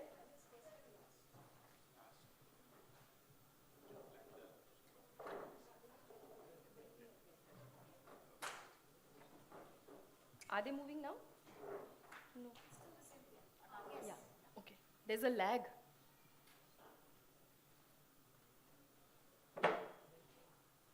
Next, girl. So they're moving now? Yeah. So this is something that I've already talked about, the increasing burden of diabetes in pregnancy. Now, if you try to differentiate, there's always a gray line. There's no clear-cut differentiation. If you look, if you look at the conventional guidelines, most of the global guidelines actually said that GDM is any degree of glucose intolerance that is diagnosed at any time in pregnancy, immaterial of how you treat it. That was the conventional approach. Then we decided that no, there's a difference in the way you manage gestational diabetes versus pre-gestational diabetes, and that is where the ADA started to draw a line. So currently, the ADA clearly says that a woman who's diagnosed with diabetes in the first trimester, even if she's aware that she has diabetes or she's not aware, is to be labeled as pre-gestational diabetes. Now, this could be type 1, type 2, or it could be MODY. And gestational diabetes is diabetes that is diagnosed purely in the second or the third trimester, which is clearly not pre-existing diabetes, and you've done a glucose test and ruled out diabetes in the first trimester. So that's the differentiation globally that the ADA guidelines say. But there's a difference. When it comes to the Indian ethnicity, the Southeast Asian ethnicity, we know we have an 11-fold increased risk of developing hyperglycemia in pregnancy compared to the whites, compared to the Caucasians. So our phenotype, our genotype is such that the prevalence of GDM is very high, and that is why the Indian guidelines, the DIPSI guidelines that are acknowledged by the WHO, by the IDF, clearly say that basically hyperglycemia in pregnancy is a manifestation of beta cell dysfunction that happens in pregnancy, may have an onset or first recognition in pregnancy, and therefore, if a lady is not a known diabetic before she gets pregnant and you've picked up any degree of dysglycemia in pregnancy, that is labeled as gestational diabetes. So now why is it important is because if it is very early pregnancy and you have a woman with uncontrolled blood sugars at that point, miscarriages are very, very common. The pregnancy does not sustain. There is an increased risk of congenital malformations, cardiac neural tube defects, anencephaly, sacral agenesis, all these.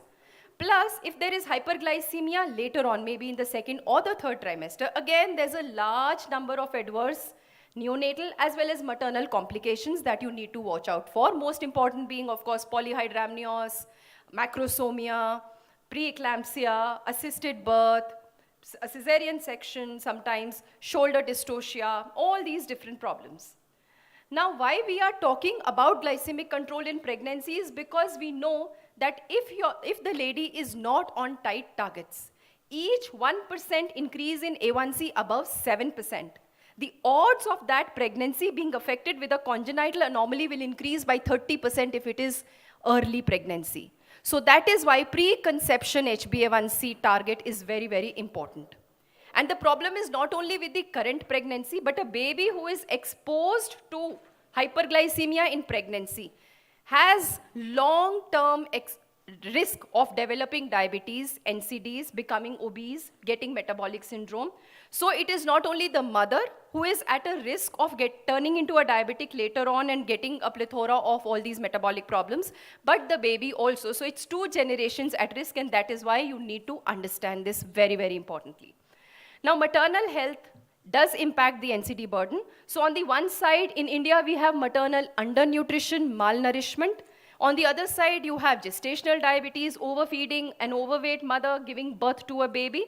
Both of these predict a development of hypertension, type 2 diabetes, and IGT for the baby as well. And therefore, the solution to actually nip the NCD epidemic in the bud is to have a baby who is born with an optimal birth weight, which means 3 to 3.5 kgs. So a child who is not exposed to dysglycemia in pregnancy, born with an optimal birth weight, probably the risk of NCDs is less. Therefore, the goal of early screening and management is not only to improve the perinatal outcomes, but also to prevent the long-term maternal and fetal effects. And that is why this is a very beautiful line from Louise Jovanovic's words, where she says that, the glycemic control should be so good that the fetus is not able to perceive that the mother had any degree of hyperglycemia in pregnancy. So that is the first step when we talk of diabetes prevention, diabetes awareness, camps, everything we're doing. But this is where, if you really want to prevent obesity and diabetes in the offspring, you have to look at the fetus, at the baby. And that is why we are all signatories to the St. Vincent Declaration, which says that you need to achieve a pregnancy outcome in a diabetic woman that approximates that of a non-diabetic woman.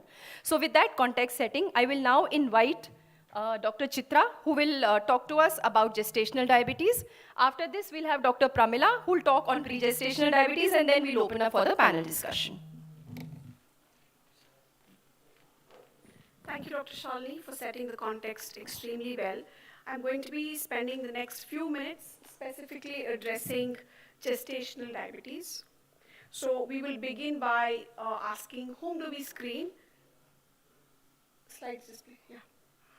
When do we screen? What test will you use to screen? What are the cutoffs that you need to take? And how do you manage moving forward, okay? So any ideas or guesses? Whom do we screen? Do we screen all people, all pregnant women, or pregnant women who are beyond a certain age, anybody with a risk factor, past history, PCOS? How many people for all? Okay, okay, fine. I think there is a, although universal screening of GDM is what is to be done, some professional bodies might say that look at the risk factors and then decide for yourself. And these are the risk factors for gestational diabetes, right? We know we are an ethnicity predisposed to diabetes. There are very few people in this country who don't have a family member with type 2 diabetes. Very few people whose BMI falls under the safe range. Very few people who are not leading a sedentary lifestyle. So if you see any which way, all of us tick off at least one or two risk factors, which essentially means that we must be screening almost all the women who are pregnant, okay? I hope that is clear, okay? So that's the answer. Now, when do you screen first? Dr. Shalini told us first trimester, second trimester, third trimester, the definitions are different, but should we check only at 24 to 28 weeks, or should we also check at first trimester? So if you take a look at how insulin resistance usually pans out during pregnancy, there's actually an improvement in insulin resistance in the first few weeks between 8 to 12 weeks, but thereon it progressively increases from the 20th week to near term, maybe not term. So it would make sense if you're only testing once to check at 24 to 28 weeks, but it might be important to screen all our women in the first trimester or maybe even at the booking visit, primarily because pre-existing diabetes is extremely common in our country and we cannot wait till 24 weeks till we do our first test. So the answer to when is at first point of contact, right? So this is primarily to detect overt diabetes if it's not been diagnosed, but also to diagnose GDM, right? So definitely at 24 to 28 weeks, if it was normal in the first trimester, there is also some recommendation to say that you might need to check again in the third trimester if the woman is at high risk. Now, what test do you use to screen? Okay, so OGTT is the gold standard for diagnosis. 75 grams OGTT. If you can do a fasting value, give 75 gram glucose and do a 1 hour and 2 hour, then these are the values that you should be looking at. Notice that the level of cutoff is much lower than it is for non-pregnant individuals. That is primarily because during pregnancy, the fetus is drawing glucose from the mother, so the values are much, much lower. Any one abnormal value suggests the diagnosis of gestational diabetes. This is the IADP-SG or the ADA recommendation. In this endeavor, if you find fasting sugars greater than 126 or 2 hour value more than 200, you have overt diabetes. Now, If you cannot bring in your patient on an empty stomach on a fasting state, do you not screen then? Not necessarily. You can do a 75-gram glucose test on a non-fasting state and do a 2-hour postprandial glucose value. If that is greater than 140, you can make a diagnosis of GDM according to the DIPSI recommendation. And what's the logic behind this 140 at 2 hours is this. The IADP-SG values were decided at an odds ratio of 1.75 from the HAPO study. If you calculate the numbers for an odds ratio of 1.5, the 2-hour value corresponds to 140. It would make sense for us to lower our odds ratio for detection, primarily because Dr. Shalini has highlighted that we are an ethnicity who's at very high risk of gestational diabetes. So if there's only one value that you look at, this is probably it. So when would you choose which test? Of course, with IADP-SG, there's a slight risk of over-diagnosing, and with DIPSI, maybe you're missing a few individuals who have gestational diabetes. But if you're able to meet the patient regularly, able to plan it, then maybe you can do an OGTT and ask them to come on an empty stomach. But if it's a patient who's coming from 300 kilometers, we don't really know if he'll meet her again, then definitely it would make sense to do a non-fasting 75-gram glucose 2-hour value. I hope that makes sense. But irrespective of what your circumstances, it is absolutely necessary to definitely screen and not miss the opportunity. So that is to quickly summarize all that we've spoken about GDM diagnosis. Management, what should be the first step of management? The good thing about GDM management is that almost 80 to 90% of women in clinical practice can be managed just with lifestyle changes. So the first step in management is to first monitor sugars, identify where the sugars are rising, and then advise medical nutritional therapy. I think Dr. Pramila is also going to be talking about this in some detail, but the principle of management of diet advice during pregnancy is the fact that your postprandial sugars are likely to be higher than fasting sugars in GDM alone. Pre-gestational diabetes is a whole different story. So it would make sense to provide smaller meals, split 3 ways and 3 snacks, and encourage them to move a little right after the meal, maybe about 45 minutes to an hour after the meal for about 10 to 15 minutes. All of us consume less protein than recommended. All of us consume less complex carbohydrates or vegetables than recommended. So always work towards improving them. And all of us consume a lot of processed food, which can also be done away with. What should be the targets of treating hyperglycemia in gestational diabetes? Preferably, your fasting value should be somewhere less than 90, and your post-meal 1-hour value between 120 to 140. This correlates with birth weight, and we want to optimize the birth weight. So this is something, 1-hour value less than 140, 2-hour value less than 120 is a reasonable way of looking at it. Now, if you're not able to control your sugars with medical management or dietary changes alone, what do you do next? The preferred treatment during pregnancy for hyperglycemia is insulin. It's recommended and endorsed by all societies which are available. It's the safest form of medication available because it does not cross the placenta, so there is no effect of insulin on the baby. So it is a safe medication to use. This has been endorsed by the Indian guidelines as well. There are numerous advances which have happened with insulin over the last few years. We don't have the time to go into the details, but we have insulins now which can match the profile of blood sugar rises during pregnancy to target the postprandial spike which happens and the fasting value which might go low. We also have longer acting preparations of insulin which can make sure that your chances of nocturnal hypos are low.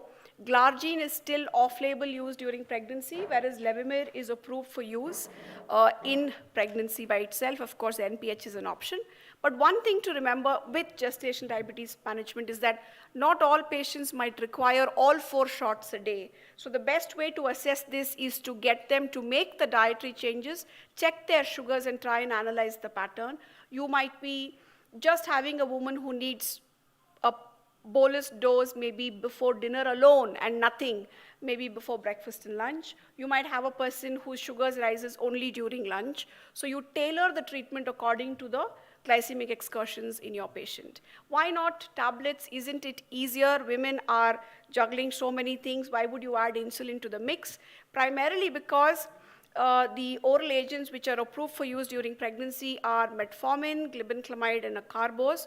Acarbose, very, very few studies, not recommended by most guidelines, but metformin and glibenclamide have been, but they are category B drugs. So a category B drug means this, that both metformin and glibenclamide can cross the placenta. Metformin carries some risk of preterm labor, some risk of preeclampsia as well. Glibenclamide comes with the risk factor of neonatal hypoglycemia and also macrosomia. But any day, these should be agents which should be your last resort, and in situations where metformin is something, insulin is something which you cannot use at all, right? So we've spoken about whom to screen. It's all. When to screen at first visit and then at every recurring visit in every trimester.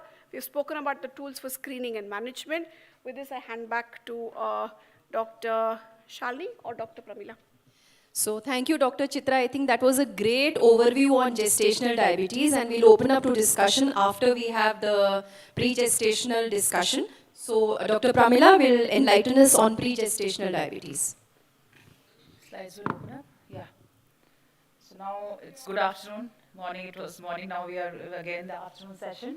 So my job is made easy by the previous two talks because they have spoken on the gestational diabetes and diabetes in pregnancy, but we know that there are a lot of women who will come first time in pregnancy, but they will be already having diabetes. So there may be two situations. Either they may be having diabetes beforehand and they don't know and they get pregnant and then they check themselves and then we diagnose them as diabetes, or they may already be knowing. So a better situation would be that if they already know, so we can do a better job for them. Once they become pregnant and they are having diabetes, we have to continue with the pregnancy and accordingly treat. Now, whenever we are talking about the goals, like what are we trying to do? So most important is the preconceptional counseling, because many times they will ask that I am planning for a pregnancy, and the moment you tell them you might need insulin, you will need insulin during your pregnancy, especially if it's a type 2 who is on oral anti-diabetic drug. A type 1 will definitely be continued on insulin only. So they get quite panicky sometimes and they don't take it very, they don't find it okay, and sometimes they try to defer. So we have to counsel them about that, and we have to tell them that what happens to their insulin regimen, because most of the times, suppose even if a type 2 diabetes patient who is on insulin, maybe a premix shot twice a day, will definitely need to be shifted to a basal bolus, which is more convenient to adjust and easy, and also good for the mother as well as for the fetus, because we can do a better job with that. And we have to optimize their lifestyle choices before that, because all of a sudden the woman becomes pregnant and we cannot tell her to optimize everything on that day. So it has to start before, because nowadays people do come for preconception counseling and they are aware that this has to be done, and most of the gynecologists are referring the patients for preconception counseling. So it's very important that we tell them what all needs to be done during the pregnancy time. And the most important is the achievement of the goal of HbA1c. We have to try to achieve it below 6.5. If we are not causing much problems, we should minimize the hypoglycemia, but try to achieve the HbA1c target of below 6.5. And inculcate the habit of self-monitoring, because all of a sudden, as I said, if the day she becomes pregnant and we tell her everything when she's having nausea and vomiting, she will not be able to do it. So it's better to tell her that this needs to be done, inculcate the habit, let her do it few times in a week so that she gets into the habit of doing it. It makes your life easy and the patient takes it better. So that's another way of doing a counseling when they're coming to you.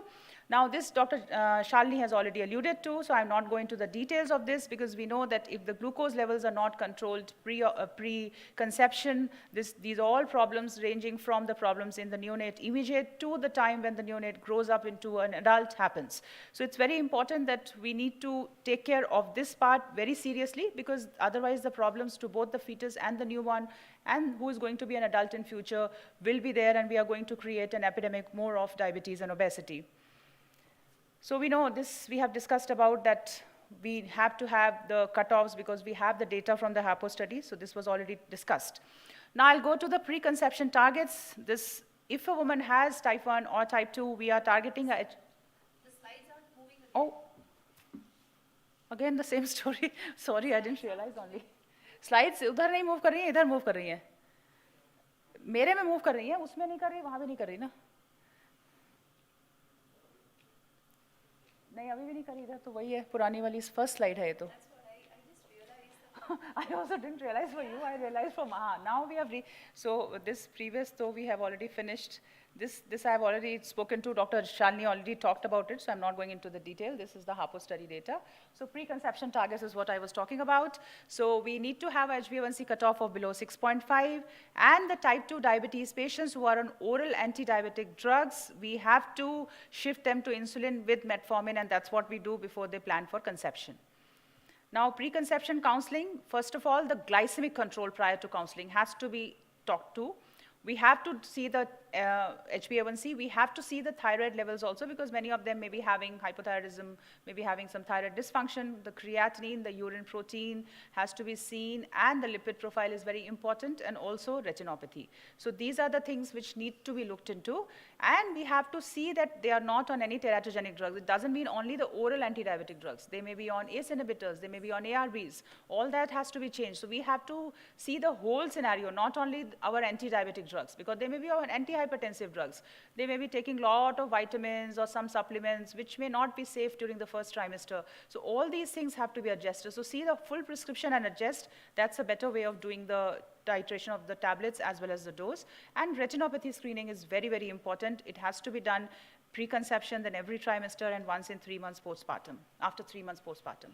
Now, few slides on the special considerations in the type of diabetes. Like if we have a type 1, we know that they will have an increased risk of hypoglycemia in the first trimester.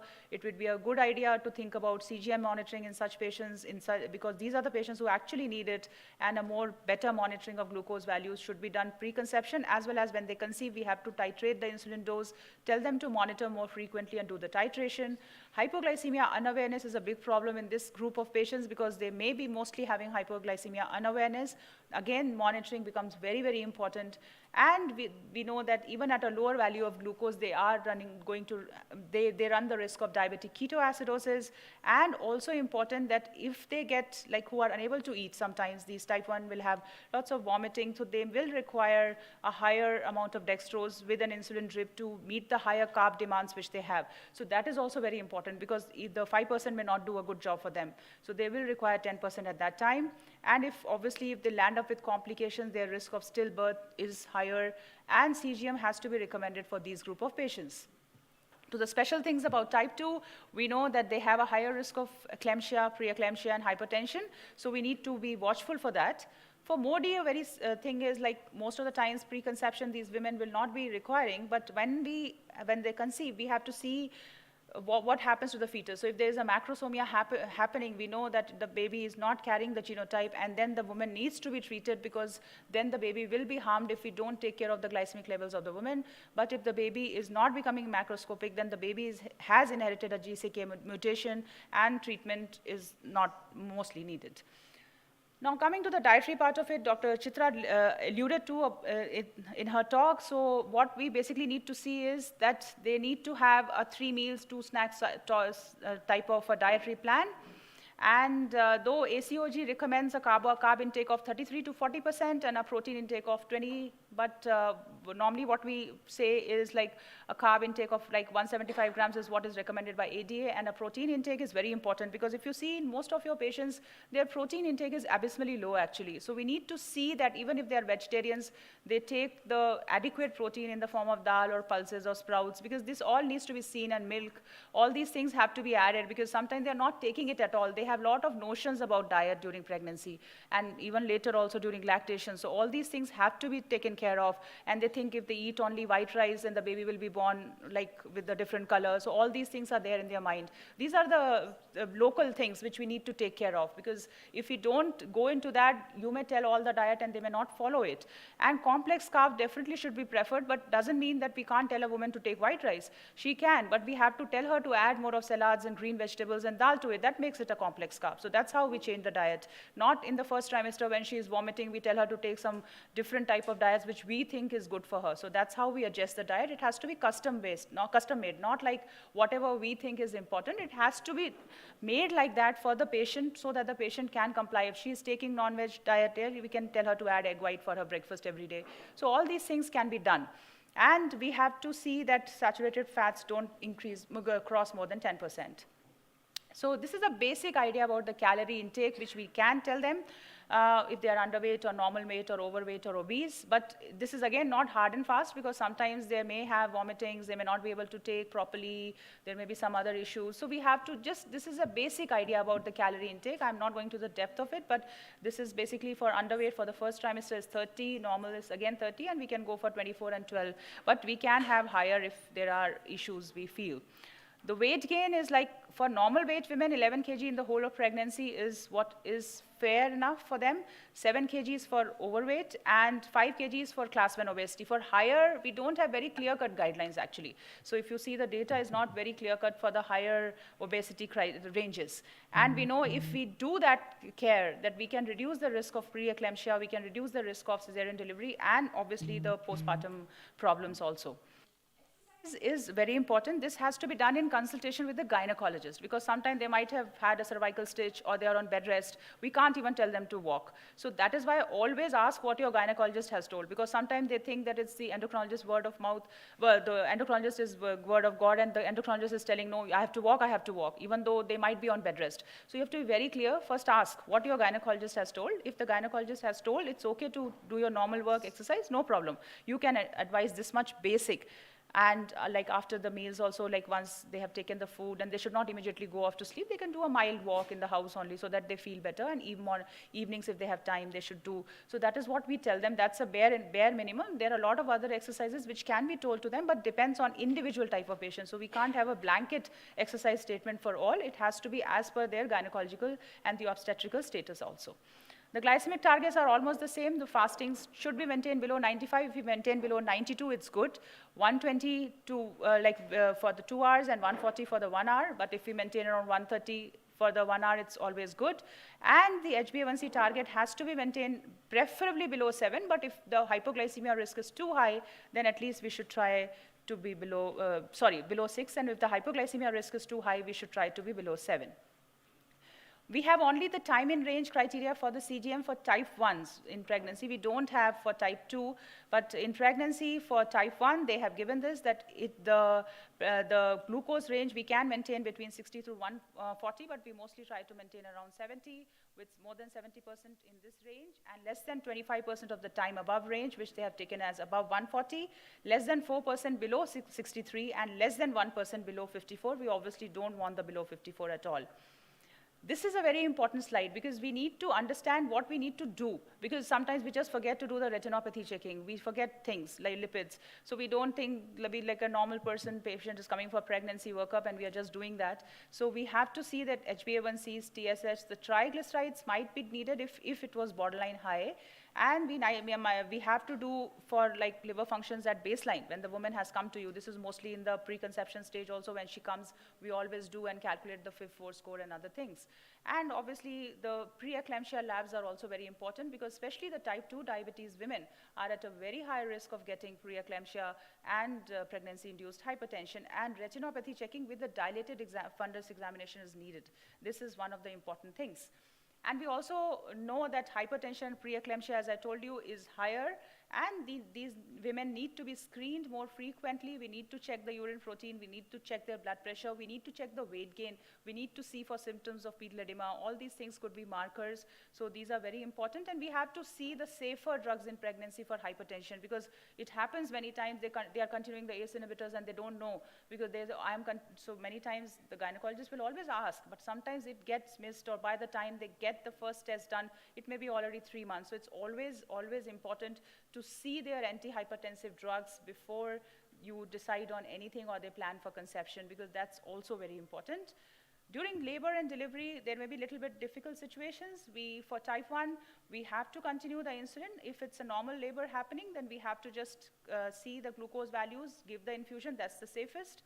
Otherwise, if she's eating, then for the initial time, for the first 2 stages of labor, we can continue with the subcute and then see what is happening, because sometimes they are not sure if they are going for cesarean, and they may like to keep them NPO. So all those situations we have to see on a case-to-case basis.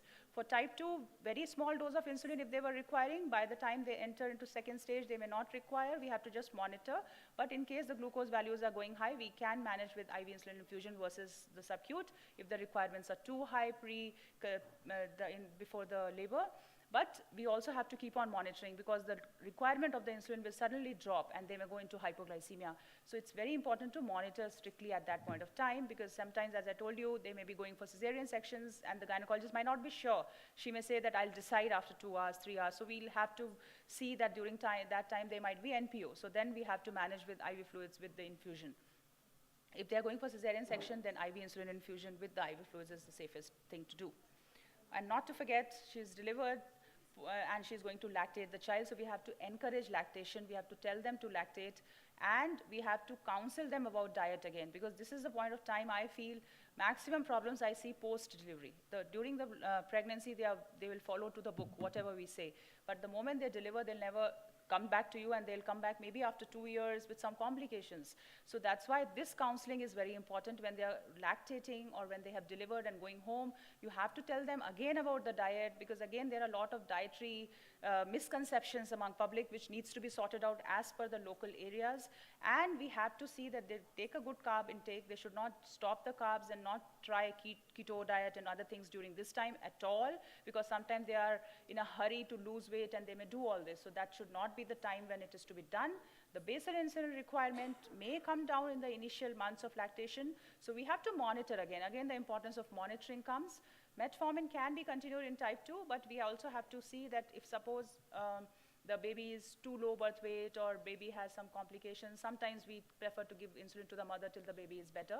Otherwise, metformin is quite safe for breastfeeding women. But for type 1, we have to continue the insulin. The requirement of insulin may be lower.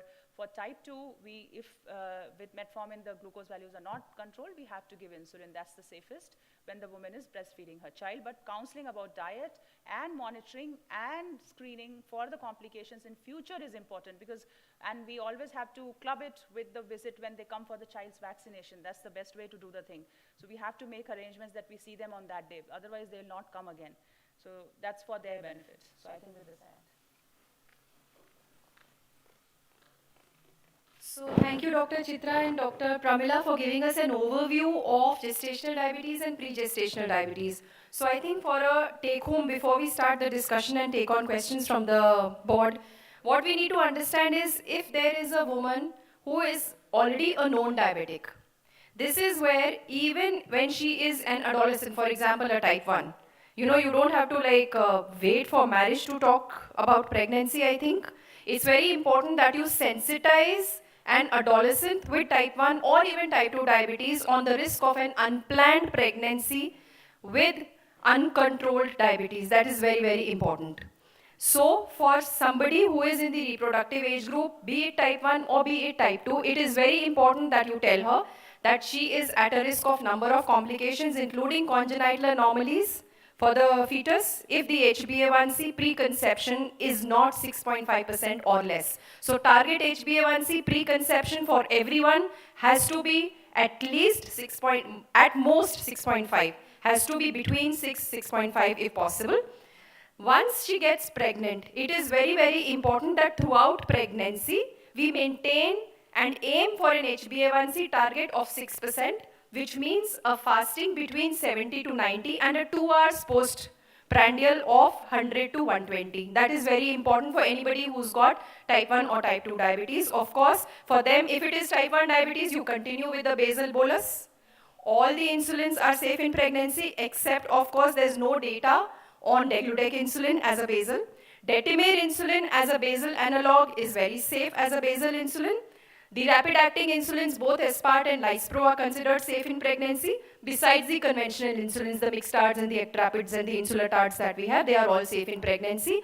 Glargine, of course, was not recommended, but now there's a lot of data, a lot of meta-analysis that have come out, and currently the stand is if she is somebody who is already on Glargine and gets pregnant, and she's got a stable glucose control, no need to change Glargine to Detamir. She can continue with Glargine and it is safe.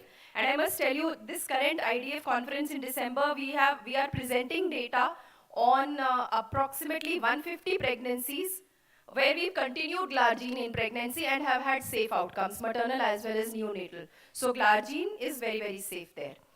Of course, when it comes to degludec insulin, still there is no data in pregnancy, so you need to probably not put her on degludec as of now till we get more data. Glulisine insulin is the rapid-acting insulin where again data on in pregnancy is lacking, so that is one insulin that should not be there. So that is about the pregestational. For type 2s, of course, for metformin, there's always a controversy on when to continue, when to stop. So if, I think this is something I'll probably ask Dr. Pramila to tell us. Metformin, if she's already on metformin and she gets pregnant, do you continue metformin? Do you stop metformin? When do you stop? When do you start? See, most of the times we do continue in the first trimester. Like the latest guidelines, we know that after 12 weeks, they recommend that we stop, and again at 22 weeks, if the need is and the insulin requirement is too higher, we add, but we end. Practically what happens that most of the times in type 2, we do continue metformin even after the 12 weeks because their insulin requirement may be shooting up too much. The ones who have any problem with the fetal growth, like if there is any IUGR or any growth problem happening, then we cannot continue. Then there is no question of continuing. But if the baby's growth is absolutely normal, then I continue up to 1 grams. I normally don't give more than that. That's what I do. So I think the message is loud and clear. Insulin, insulin, insulin all the way in pregnancy. Metformin, if it is a type 2 diabetic, history of PCOS, maybe you can continue till 12 weeks, but you need to stop at 12 weeks. If you see the insulin requirement is going very high, that is where beyond 22 weeks, you may again reinitiate metformin. So that's it. When it comes to gestational diabetes, again, I think we've had a beautiful overview. Very clearly, diabetes that is diagnosed for the first time in pregnancy. Essentially more so if you look at the ADA guidelines, second or third trimester, but if you look at the DIPSI guidelines, anytime in pregnancy, if the lady does not give you a history of diabetes, that is to be tackled as gestational diabetes. So Dr. Chitra, you talked about giving a trial of MNT and lifestyle, and if the glucose levels are not on target, that is when you start pharmacotherapy. So for how long should you give that trial, and what are the indicators where probably you don't want to give a trial and you want to immediately start insulin for a gestational diabetes? Okay, so I think that's a very important question. If you've picked up overt diabetes, fasting more than 126, postprandial more than 200, it would probably make sense to start treatment on the same day. But for gestational diabetes at degrees lesser than that, a reasonable window might be 1 to 2 weeks, but you catch the trends within maybe 5 to 7 days. So make sure the patient understood that they have to come back to see you within 5 to 7 days because that's the shortest interval when they ask us to come back to meet us. And if the trends are suggesting that it's not decreasing, it might be okay to start your insulin on the 5th or 7th day. But if the trend is improving and you want to give them 1 more week time, maybe you can wait and watch till then. Absolutely. So of course the difference is gestational diabetes, what is happening is in the 2nd and 3rd trimester because of the placental hormones, the diabetogenic stress, the insulin resistance is going up manifold, and Dr. Chitra showed us this beautiful graph. So obviously this is where if you see that the glucose levels with MNT and lifestyle are still not on target, there is a clear indication. You know, if she is on target, you can continue with MNT and lifestyle, give her 2 weeks and see whether she needs pharmacotherapy or not. If clearly her SMBG is showing that she is going way beyond the target, suppose you're getting a fasting which is more than 110. Suppose she's already getting polyhydramnios, or she's already getting macrosomia. So these are indications where you need not wait for 2 weeks to actually start insulin. This is where you start insulin immediately. Which insulin to start, how to start, I think everything she's discussed. One important point is if it is true gestational diabetes, that means you've picked it up 2nd trimester or 3rd trimester. That is where you'll essentially see postprandial spikes. The fastings may still be normal. So this is where only a bolus insulin will work well. So just to control that highest meal spike where she's getting, so that is where a bolus insulin will work better. She may not need a basal. But if you see the fastings also going beyond 90-95 and a risk of polyhydramnios or macrosomia, that is where a basal insulin needs to be added to address that fasting. So I think with that, we've tried to address all the different queries that you may have, and we'll open up for 1 or 2 questions before we close the session.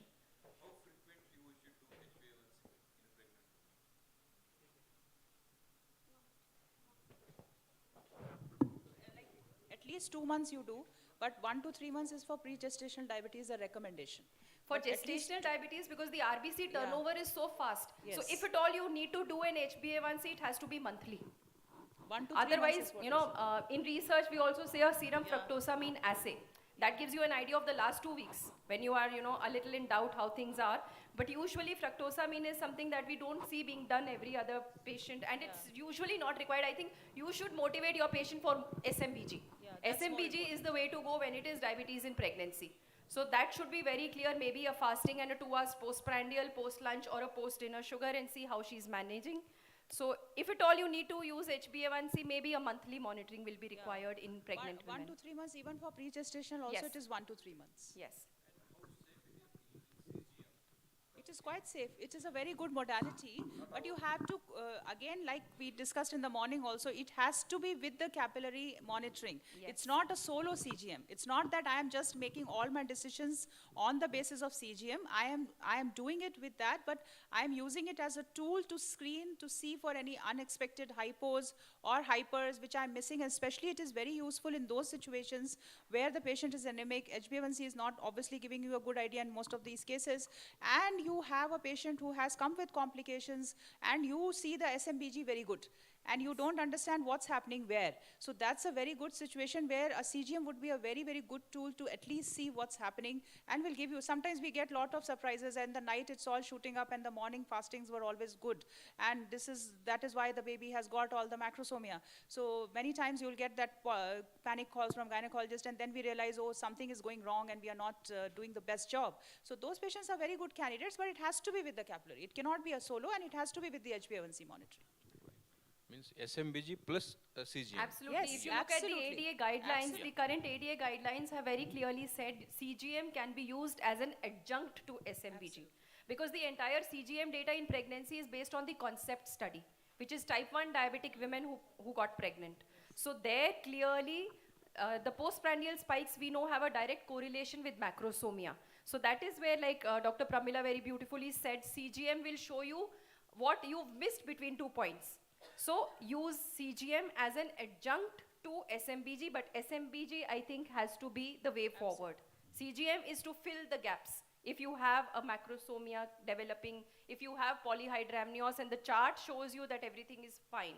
So that is where the CGM is going to fill those gaps there. Majority of CGM are more sensitive to hypoglycemia rather hyper. Yes. Thank you.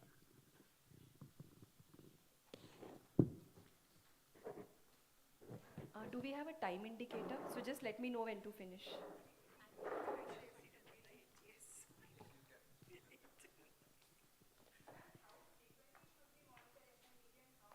Dose of insulin, especially in first trimester, when the lady is complaining of nausea and vomiting and the amount of the meal, time of the meal is not fixed.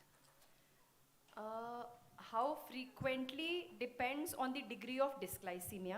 If it is somebody with gestational diabetes who's doing well with MNT and lifestyle, of course their SMBG need not be that intensive. But if it is pre-gestational diabetes and somebody on insulin, of course, like I said, at least practically the guideline says 7-point SMBG, but at least a fasting and 2 hours postprandial, post-lunch and post-dinner should be done. When it comes to the dose requirement, because pre-gestational diabetes, she will be on a basal bolus regime. So like Dr. Chitra had shown you that graph, wherein in the first trimester, you see an increase in insulin sensitivity happening. So there the insulin doses may be a little lower. She may need less insulin, especially with the nausea coming in and the vomiting coming in. So that is where, based on the SMBG, less dose of insulin may be required, because this is where the insulin sensitivity improves a little because of the estrogen, progesterone, all the hormonal actions that are happening in early pregnancy. As she crosses over to the second trimester and the third trimester, the placental hormones will take over. So this is where the insulin resistance starts going up manifold. So you almost see a weekly increase in insulin doses almost to the tune of 5 to 10%. So based on SMBG, you will have to ask her to monitor and then accordingly increase the doses.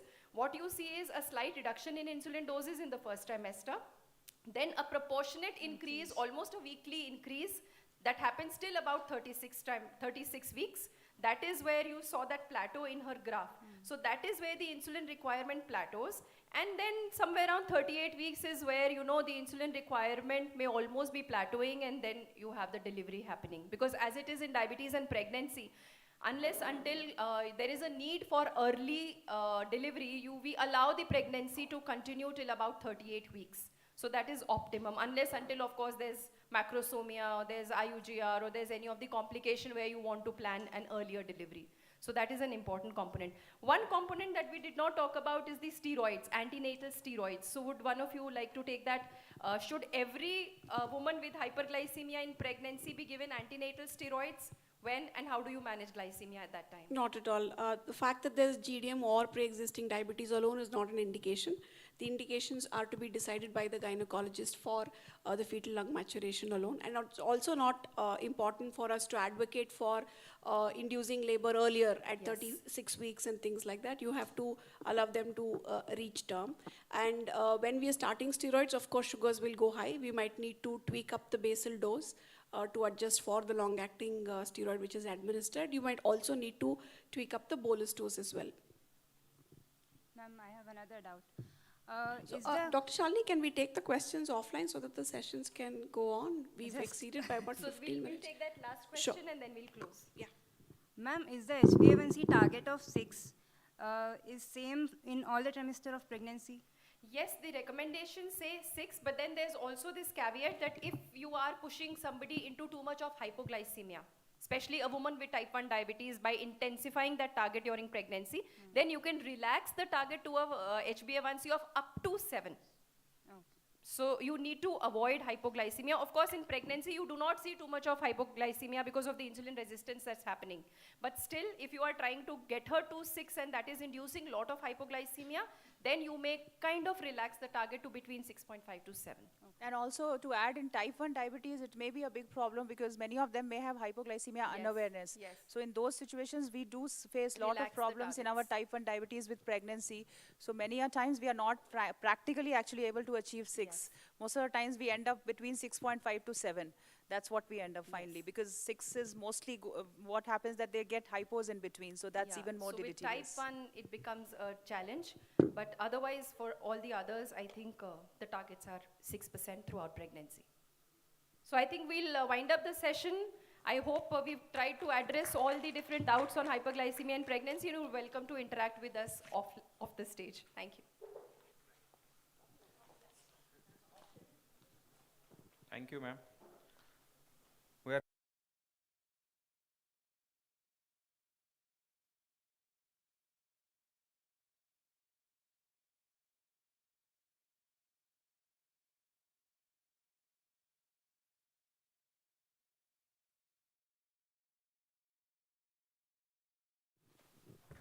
So we are on the last session of the day, and you can see people heading for their lunch. This is in continuation actually with the previous session, but I think Nita has given us a big task of making protocols. And it's so difficult to make a protocol because it's like writing the guidelines.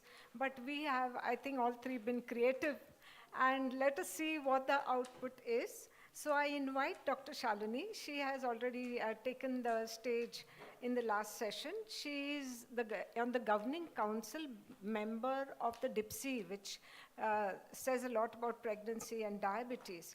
And of course, she is the member of the National Task Force on Women and Diabetes. So she is one of the apt persons to be here. And then we have Dr. Nitin Kapoor. He is the professor of endocrinology at the CMC Medical College, Vellore. He's also done a lot of work in obesity from the University of Melbourne, Australia. He's also on the Indian Society of Bone Mineral Research member, and on the Endocrine Society of Tamil Nadu, he's an executive council member. So now going back to our session, see,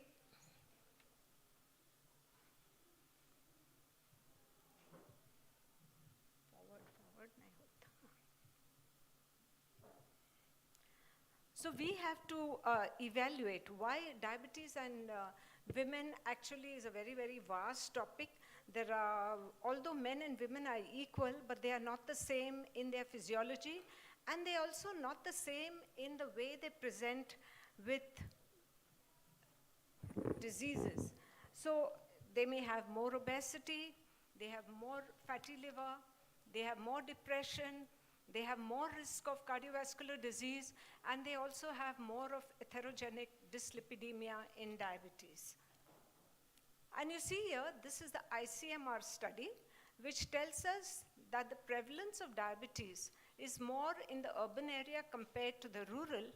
But if you look at men and women, you see men have more prevalence up to the age of 50 to 60. And after that, you can see the women catching up. Post-menopausal women, the incidence of diabetes is very high, but pre-diabetes can be the same. So does diabetes affect men and women differently? No, diabetes affects men and women equally, but women are more severely impacted by its consequences. And here you can see the bars here. The diabetes-related mortality is much higher in the women compared to the men. Globally, there are more deaths in women, 2.3 million, compared to men, 1.3 million.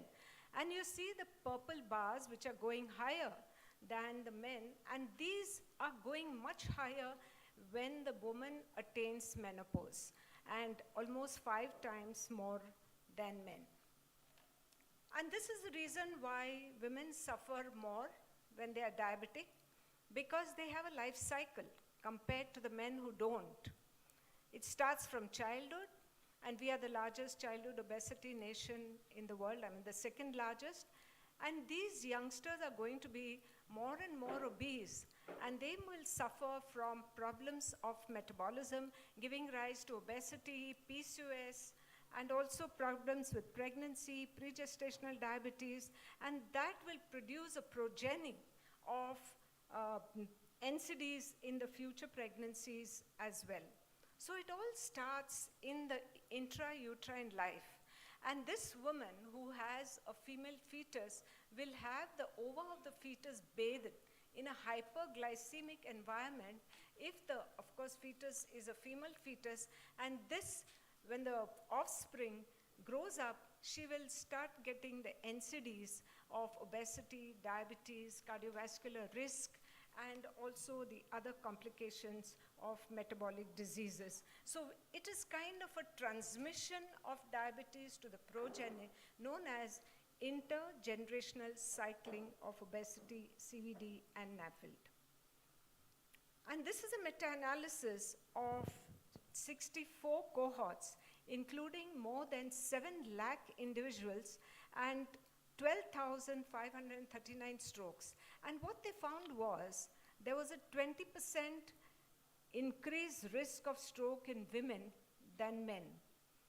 And the same analysis has also shown there's a 44% greater risk of coronary heart disease in women compared to men. And the reason being is that the risk factors in women are much more. In fact, they are double that of men where atherosclerotic cardiovascular disease is concerned. On the left-hand side, you can see the conventional risk factors: diabetes, smoking, obesity, overweight, physical inactivity, hypertension, dyslipidemia. These are seen in men and women, but women have additional risk factors: preterm delivery, hypertensive disorders of pregnancy, gestational diabetes, autoimmune disease, breast cancer treatment, and depression. And so they are at double risk of cardiovascular disease, stroke, and other metabolic complications. Even the fracture risk increases in women after menopause. But if you see this bar diagram, graphs, you can see women have the maroon color at all times, and at whatever age, after the age of 20, women have a higher fracture risk compared to the men. And once they reach menopause, this risk doubles or becomes 5 times greater. And we know the reasons why they have this increased risk in diabetic women, because besides a faulty bone growth and osteoporosis and defects in the formation of trabecular bone and also in the cortical bone, in addition, they have other complications like retinopathy, neuropathy. They may have cardiovascular problems like heart failure and arrhythmias. They may have old strokes, and they may also have osteoarthritis, which makes these women vulnerable to falls and fractures and even hypertension is much higher in the women compared to the men. For every one man, there are at least 2 women having hypertension. And those who have recovered from ischemic heart disease, the risk of heart failure in women is twice that of men. So at every stage, women have the impact of diabetes is much higher in women compared to men. And therefore, there is a need for gender-specific diabetes management. And this was a study of the Prospective Studies Collaboration and the Asia Pacific Studies Collaboration together. They collaborated, did a meta-analysis of individualized data of more than 9 lakh adults from 68 prospective studies. And what did they find? We have now evidence to show that there is excess mortality among women with diabetes, and this was investigated within other modifiable risk factors as BMI, total cholesterol, and systolic blood pressure compared to men. And therefore, we need protocols which we are showing you today. And these protocols will help us to form a guideline, or at least to have these gender-specific guidelines included in our anti-diabetic guidelines, both at the global level and also in our Indian guideline. And so there is a change. A change is happening. You can see there is a call to action for studying these sex differences.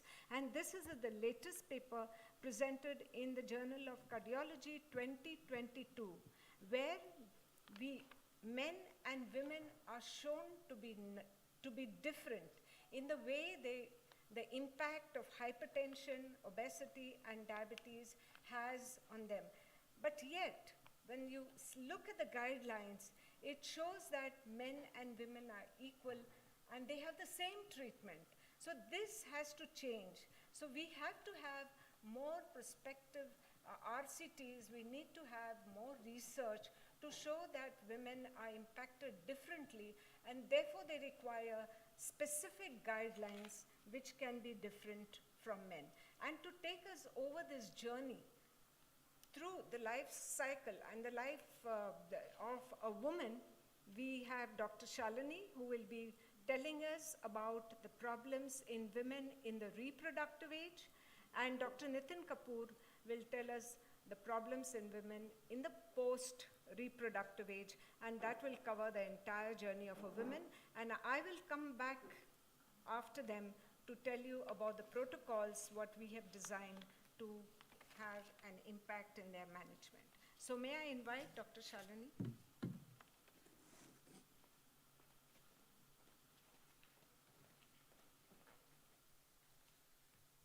Thank you so much, ma'am. I think ma'am has very beautifully told us why we are here discussing on why do you need to think differently when it comes to treating a woman versus a man when it comes to diabetes or metabolic problems. So what, like how she said, I'll talk about the adolescent and the reproductive, a young woman with type 2 diabetes. We're not talking about type 1 diabetes here because that's a completely different ball game. So let me start with this lady, this girl who comes to you in your OPD, a 16-year-old schoolgirl. She's come to you because she's been gaining weight, and whatever she wants to do, she's just not able to lose weight. She's been trying, and she's developed excess hair, hirsutism. So just these two things, what does it tell you? Does it ring a bell about something that you should just explore? PCOS, obviously, yes. So the first thing that you need to start thinking about is PCOS. So how do you want to evaluate here? Because this is what we're talking, evaluation and then management. So when it comes to, I will not go into the details of PCOS. This is not a lecture on PCOS, but just broadly I'll give you an overview. So this is what should come to your mind when you see somebody like this. Because we know PCOS has a variable presentation. So it could be just an incidental finding. She's gone for an ultrasound somewhere and you've picked up polycystic ovaries, and I'll come to the Rotterdam criteria for PCOS diagnosis in a little while. Or this could be some clinical manifestations that you see of hyperandrogenism. She may come with menstrual irregularity, probably an oligomenorrhea. Sometimes women trying to conceive come to you with amenorrhea. So this is again where PCOS needs to ring a bell. So somebody who's seeking treatment for infertility, or like I said, somebody coming with excess hair, somebody coming with an androgenic male pattern of alopecia, somebody who's got excess acne. So this is where, plus weight gain. So this is where, you know, I'm not talking about the lean PCOS here, so we're just talking in context of PCOS, what you should know. So when it starts with the evaluation, detailed history is very, very important in this. You need to get a detailed medical history. Ask about the menstrual history, because that will also guide you towards a diagnosis which can help in managing this girl. Look for other symptoms. She's just come with hirsutism and weight gain, but when she's sitting in front of you, look for some markers of insulin resistance. Does she have skin tags? Does she have acanthosis nigricans? Ask for mood swings. Is she having mood swings?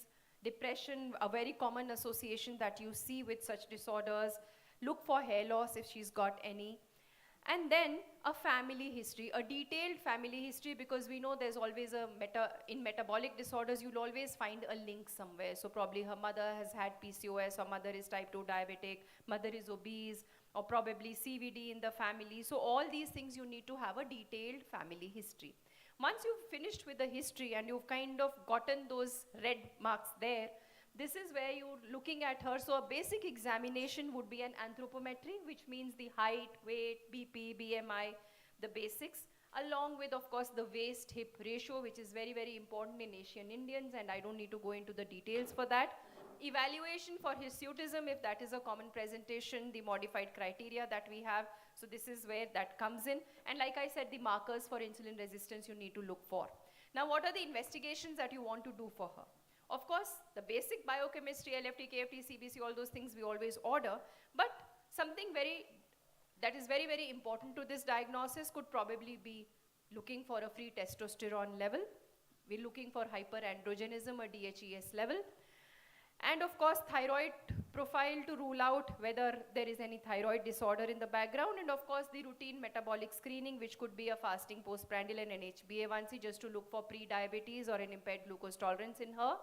Liver enzymes to kind of look for the association with fatty liver, which is a very common presentation in such girls, and largely goes unnoticed if we're not looking for it.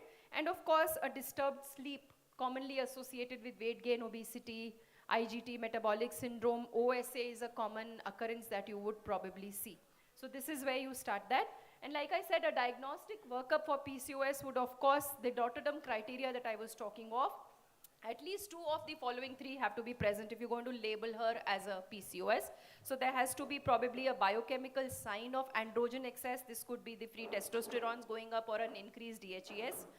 Ultrasound, of course, is very typical. You know, many a times you will see an ultrasound report where the radiologist just gives you a diagnosis of PCOS without actually fulfilling these criteria. So until in one or both the ovaries, there is presence of at least 12 follicles, each of which is 2 to 9 millimeters in diameter, with an echodense stroma and an ovarian volume which is more than 10 ml. That is where you give a radiological diagnosis of PCOS. Simply a polycystic echo texture is not a diagnosis for PCOS, and you always need to have something adding on to that, the way I talked to you about the clinical signs, the way she's presenting. And then I'm not going into the management of PCOS, of course, but for this girl, you need to look at what is the presenting problem. Is she coming to you with a menstrual disorder? Is she coming to you for hirsutism? Of course, you need to stress on the weight loss, the lifestyle. That is very, very important. And then comes the drug therapy, whether you want to give her metformin or not, and all the other hormones. So I'm not going into that, because the idea is what should ring the bell when you see somebody like that sitting in front of you. This is how you evaluate a detailed history, an examination, then you order the investigations which are specific to help you diagnose, and then the presenting problems and how you want to manage that. So that's one part. Again, one very important point here is, even if you picked up PCOS, besides all the other treatment, an important part is warning her about the impending risk of developing type 2 diabetes. Warning her about the future risk of gestational diabetes in pregnancy, because we know PCOS is a very, very strong risk factor for women developing gestational diabetes once they get pregnant. So this is where right from adolescence you need to sensitize her to this risk and this is again where we discussed in the last master class about the preconception counseling that comes into play. Of course, psychological well-being forms an important part, and you need to be very sensitive to the mental health of the woman sitting in front of you, and we'll discuss that in some time. So moving from her, we now have another woman, Dimple, 31-year-old school teacher, already giving you a history of type 2 diabetes for 5 years. If you look at her biochemistry, this is the HbA1c. Currently, she's got an HbA1c of 7.4%. BMI on the higher side, 28.8. And something that's important is, if you look at her drug chart, she's already on an SGLT2 inhibitor along with metformin and a glimepiride. So she's on multiple OADs here, still with an HbA1c of 7.4. She's pretty active, 40 minutes daily walk. Diet adherence is good. Glucose levels are not on control. What is important is she's a young woman, 31-year-old with type 2 diabetes on OADs. So how do you address her? Of course, the evaluation, of course, for any woman with diabetes, of course, this is something that is part of anybody with diabetes, a detailed history, the symptoms, the presentation, symptoms at onset of diagnosis, you need to know that treatment history, family history, medical history. We're not going into the details. So you do a complete history taking, followed by an examination, where again I said the anthropometry is very important besides the physical examination and a systemic examination, including foot and eyes. Anybody with type 2 diabetes, remember to screen for neuropathy. Look at her foot at every visit if possible. Do something as simple as a VPT, something as simple as a 10-gram monofilament. And most of us who are associated with RSSDI, we're in the middle of a Save the Foot campaign. Save the Foot, Keep Walking. So that is to create awareness on diabetic foot. So don't forget, even the patient will not come to you with a foot problem many a times. He may not even have developed it. But if you ask her for burning feet, ask her for paresthesias, so this is where it rings a bell for impending neuropathy as well. Plus, once a year, a retinal examination. Very important for anybody with type 2 diabetes, all across. Again, investigations, biochemistry, I think all of us know. And don't forget, like I said, screening for complications and comorbidities, which is very important. Now coming to the management of this woman. She is in the reproductive age group. So what is very important is you need to ask her if she's completed the family or is she planning a pregnancy. Because this is where the management may change. Now, if this is somebody who is not planning a pregnancy, but since she is still in the reproductive age group, you need to warn her about the risk of an unplanned pregnancy if her HbA1c is not on target and if she is continuing on OADs. And we've discussed preconception counseling in the last class, so I'm not going to focus on that again. So you need to offer contraception also to this woman if she is not planning pregnancy, since she is not on target HbA1c control. So that's very, very important. Of course, the BMI is on the higher side, so just don't write out a prescription for diabetes drugs and send her home. Counsel her on weight loss. Weight needs to be addressed here again, because that will have an impact on her glycemic control and need for medications as well. So weight loss with lifestyle, MNT, pharmacotherapy, take the pick.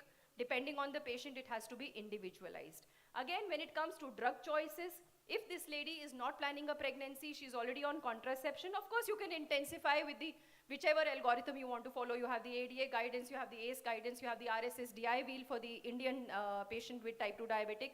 So whichever guidance you follow, you can intensify with an individualized patient-centric approach based on the financial status of the patient and the drugs that you want to give her. And of course, you need to address the comorbidities, complications.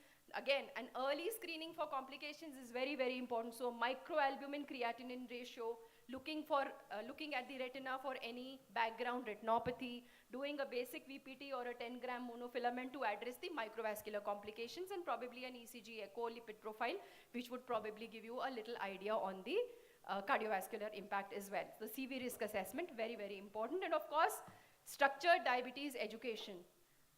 So a diabetes educator or whatever trained staff you have, that is an important component of managing type 2 diabetes for all your patients.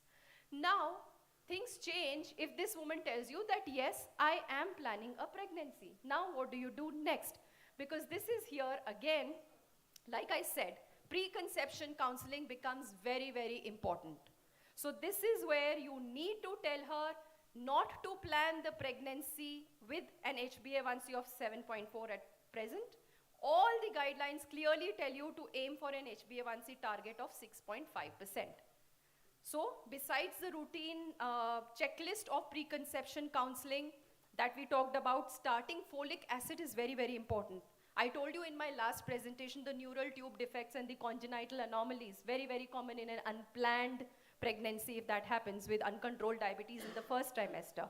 So starting her on folic acid is very, very important. You need to continue till at least 12 weeks of pregnancy. Besides that, of course, like I said, a dilated eye examination, because you know there will be a worsening of retinopathy if there is already a background retinopathy present.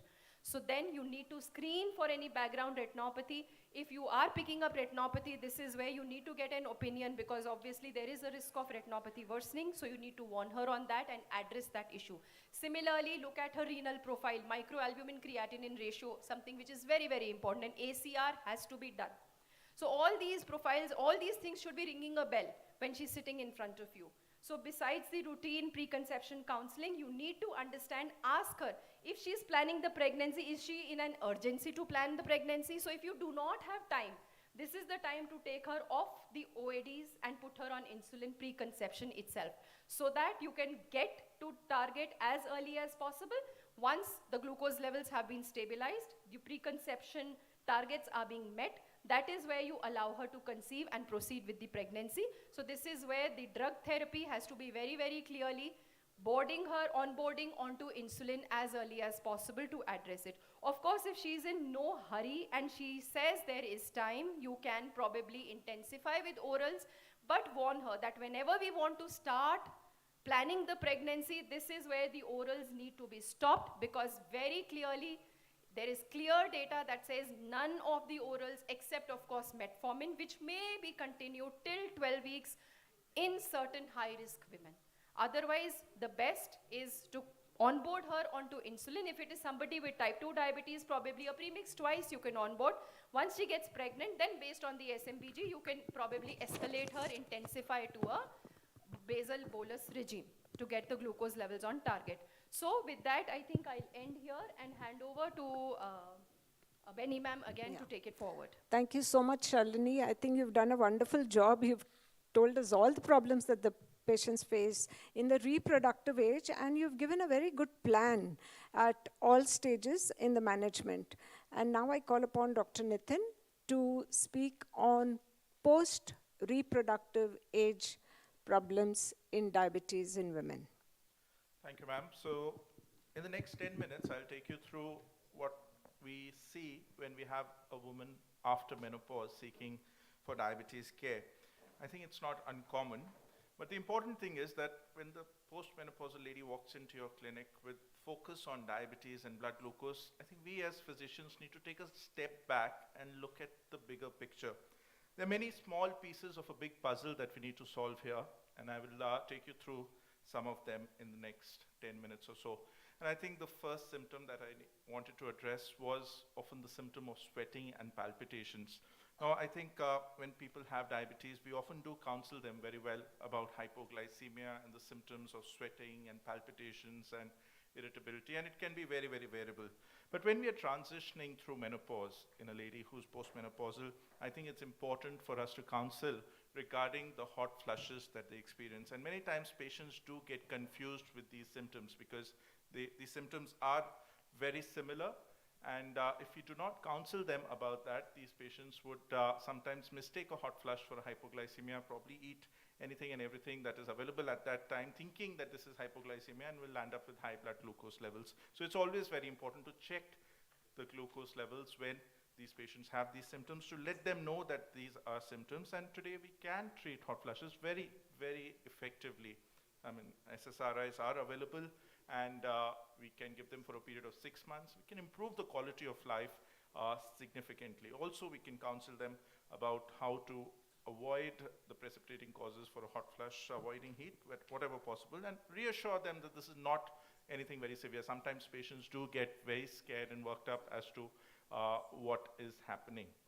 Right, so that was the first thing. The second important thing that we need to address in people who have diabetes and in a postmenopausal state is recurrent urine infections. This is also very important. This is one of the studies that we did in Vellore a couple of years ago, looking at causes of mortality in hospital patients. And when we know that cardiovascular mortality is number one, but second is infections. And amongst the infections, the most common cause is urinary tract infections. We know about several reasons why postmenopausal women do have a tendency to develop a recurrent UTI, be it estrogen deficiency, the vaginal dryness, or changing flora in the vagina. So I think it's very, very important not to ignore UTI, given that it is one of the important causes for mortality. It's also important to rule out local causes, talk about diabetic cystopathy, to educate the patient. We've spoken a lot about SGLT2 inhibitors. We know it does not cause any serious urinary tract infections, but just to counsel the patient to maybe drink water adequately, to void more frequently, to maintain that genital hygiene. These very simple tips when we prescribe these drugs are helpful. And obviously, if no cause is found and we blame it to the menopause, it can be effectively prevented. Local estrogen creams do a very good job, and something like twice a week apply. Yes, do a pap smear before that, but overall, this is another very important aspect in menopausal women that needs to be addressed.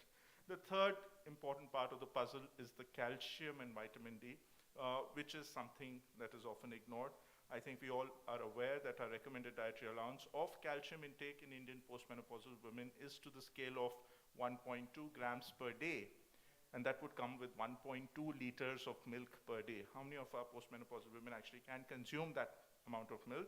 Probably none. So yes, do prescribe at least 500 milligrams of calcium to them. Ask them about their dietary calcium. Encourage them to take more dietary. Why are we talking about this in perspective of diabetes? Because we know today diabetes is regarded as one of the important risk factors for developing osteoporosis, both type 1 and type 2 diabetes. And the sad part is that often BMT is not very effectively able to screen this. This is the Indian Society of Bone and Mineral Research guidelines, which talk about osteoporosis screening. They've included estimation of blood glucose as part of their evaluation.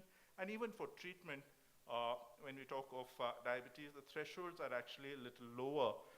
What we are usually talking about treatment of osteoporosis at a T-score of minus 2.5 in people with diabetes, in postmenopausal women with diabetes, the threshold is minus 2. So this is another aspect that we need to address. At times, if it's not been addressed and patients do go on for fragility fractures, yes, that is even more scary. We know the mortality of a woman who develops a hip fracture, it's as high as 30%, even in the most developed nations in the world. So it's important to avoid drugs, anti-diabetic agents that increase the risk of fractures, drugs like pioglitazone in particular. Also important to know that evaluation of these patients for fracture risk is a little different from what we talk in terms of usual osteoporosis. Yesterday we've had a brilliant workshop on osteoporosis evaluation, and I think it's important to understand that newer guidelines are coming up. It's talking about beyond DEXA scan, looking at parameters like the trabecular bone score. Both the American Society of Bone and Mineral Research and ISCD today talk about that. We have it available in India and in some centers now, and looking at TBS is probably better in people with diabetes with fracture. So talking about the fifth aspect, obesity and chest pain, Dr. Benny did allude to it. I think it's important. Obesity is a big problem. This is one of the community studies we did. A big problem of having obesity in elderly postmenopausal women. There's several factors that make this gender divide even bigger, and definitely menopause stands out as one of the important things. But the important message that I'd like to leave you with, and we keep talking about our glycemic targets in postmenopausal women with obesity and heart disease, I think it's important to not generalize. It's important to look at how is a geriatric category of an elderly postmenopausal woman. If they are very functional, we not have a generalized A1C cap of 8.5%. Maybe we can have a lower. So it depends on the ability of the patient, the quality of life that the patient is already leading. And if it is good, we do see, we need to tailor that to the patient. And the last bit that I'll talk about is about generalized weakness. I think yesterday we had a brilliant plenary on sarcopenia by Dr. Anup Mishra. This is another important aspect that we talk about, especially again in terms of diabetes. This slide was shown yesterday.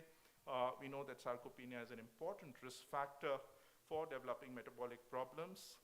And there are simple methods to screen for sarcopenia. We not always have the best of best DEXA scan. Simple things like looking for calf circumference may be a good screening tool, and these problems are quite prevalent in the Indian settings. A recent study we did where we found that about 40% of elderly individuals in our country, based on a national-wide survey, have sarcopenia.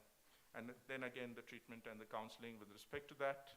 This was discussed yesterday regarding resistance training, regarding protein intake, and newer drugs. So cutting a long story short, the message that I'm leaving you with is that when postmenopausal women present to you for glycemic management, the patient does have concerns about glucose. We have to address that, but we as physicians also need to look at several different other facets which are interlinked with diabetes, be it just the hot flushes, be it just the recurrent UTIs, or the bone health that needs to be addressed, the cardiometabolic health that needs to be addressed, and this is all to be encountered in our practice. So I'll leave you with this, and over to Dr. Benny.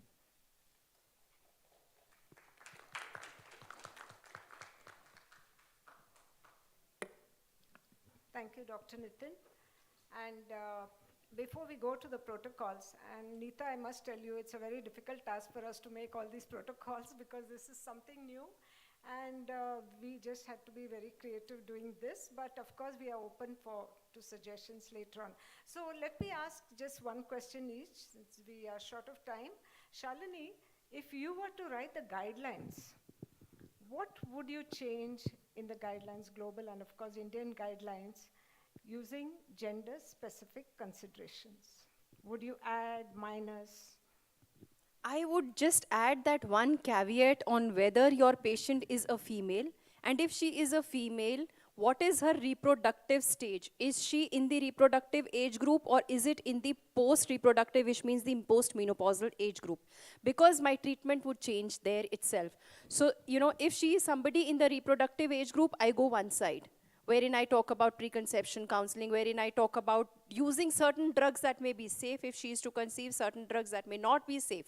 So that indication there, like we have, this is something that is for an SGLT, you say UTIs, GTIs. So maybe when I'm putting a drug there, maybe I would add not indicated in pregnancy. The least I can do is that.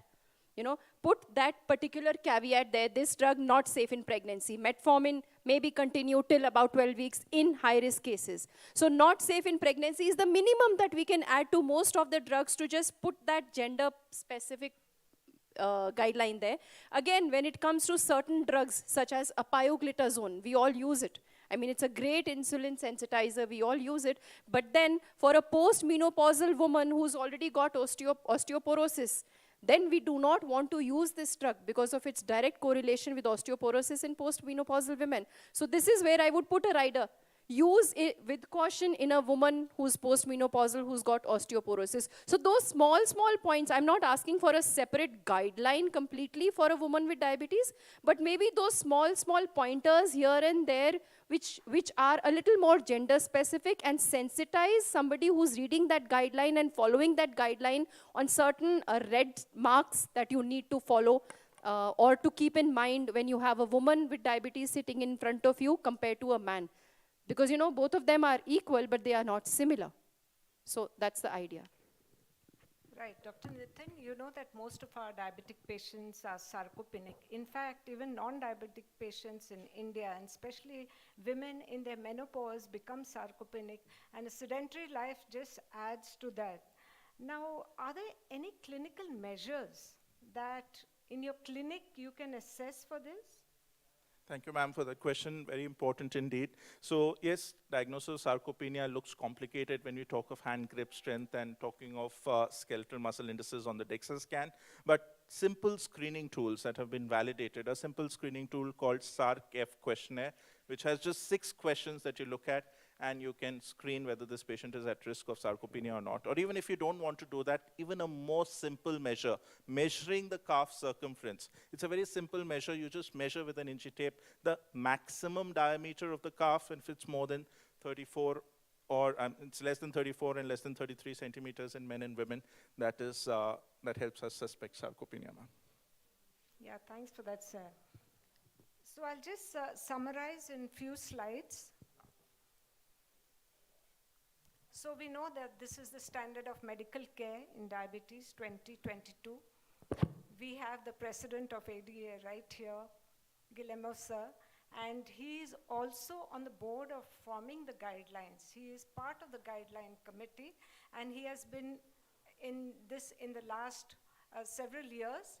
And we want to make a small change. We want to get gender in this. We know we have so many columns and so many colors here. So we just wanted to extend that green bar and introduce gender. If gender is feminine, and the woman has PCOS and is pregnant, continue metformin till 12 weeks, and then so on. If there's a plan for pregnancy, stop pioglitazone and OHA, may continue metformin till pregnant, start insulin, that is the standard of care. And in menopausal women, stop pioglitazone, consider discontinuing SGLT2 inhibitors if there's a history of fracture. And the same goes with the Indian guidelines.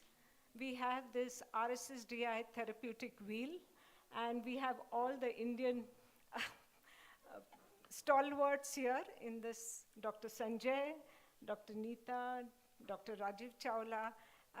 We would want to do the same in this. We have A, B, C, D, E, F, G, H, so I'm not going into the detail of that. If you can add the I, individualizing feminine gender. So if a gender should be considered as well, and you make the same protocol for this, and that will help in looking at women differently. A simple roadmap to assess women would be, at all times you have to, of course, achieve glycemic control and lifestyle changes. But if a woman comes to you in the consulting room, you need to divide. I mean, immediately you have to say, is this woman in the reproductive age, or is she beyond her reproductive age? If she's in the reproductive age, the first thought should come to you, is she planning pregnancy, or there's no plan for pregnancy? If she's planning pregnancy, then, and the sugars are too high, we must offer her contraception, and also, of course, treat the comorbidities at the same time. At this time only, we have to prepare or do the pre-pregnancy counseling itself, because even if she's not planning for pregnancy at that stage, 90% of the pregnancies in India are unplanned. And therefore, we have to start the pre-pregnancy counseling in the first set itself. During pregnancy, of course, give insulin or metformin depending on your experience and the woman who is sitting in front of you. Post-pregnancy, general standard of care, care for lactation, post-pregnancy glucose control, and address the comorbidities. Now, if there is no plan for pregnancy, and remember that we always ask for first pregnancy, the woman might become pregnant again for her second child. So this has to be taken in the history. If there's no plan for pregnancy, you continue with the general standard of care. If the woman comes in the post-reproductive age, we have to discuss their menopausal symptoms, offer HRT to those who require, and to those who don't, look after the obesity management, assess the cardiovascular status, assess the micro and macrovascular complications, assess the bone health, the urinary complaints, and give them calcium supplements. Of course, we have to, I mean, all the senior members here can sit down and have a consensus and broaden this simple chart that we have done. And this is the pre-pregnancy counseling. And Shalini, I think, has spoken a lot on this. This is the protocol for pregnant ladies with GDM. We give them MNT for 2 weeks, not more than that, perhaps less than 2 weeks, and then we have to initiate treatment if the glucose is high. Look at the target weight gain in GDM, and that depends on the pre-pregnancy BMI. If it is less than 18.5, yes, they can gain weight up to 18 kilo, 12.5 to 18. If their pre-pregnancy BMI is between 18.5 to 24.9, then they can gain weight 11.5 to 16. If it is between 2.5, 25 to 29, then the weight can go up to 7 to 11.5 kilo. And if they are morbidly obese, then the total weight gain should be only around 5 to 9 kilo. The problem is that in India, the gestational weight gain is not much. It is after they deliver the baby that the weight gain happens, and that's the time we have to intervene. The use of sex-specific factors in the assessment of women's cardiovascular risk. And this is what we need to attend, especially in the post-menopausal women and those who have a long-standing diabetes, assess them earlier. So all the history points, prematurity, age of menarche, polycystic ovarian syndrome, hormone-based contraceptive use, recurrent spontaneous pregnancy loss, gestational diabetes, history of hypertension, preeclampsia, preterm delivery, and delivery of small gestational weight babies. All this we often forget to ask in the history because they come to you much later, and then their pregnancy history is forgotten. If there are no specific risk factors, you have to assess them for traditional cardiovascular risk factors early and more frequently. Screen for prevention and treat. Screen, and then step 3 is that manage their blood pressure, control their cholesterol, reduce their blood sugar, stay active, eat healthy, lose weight, and stop smoking. And step 4 would be assess their risk, and their risk is a little smaller.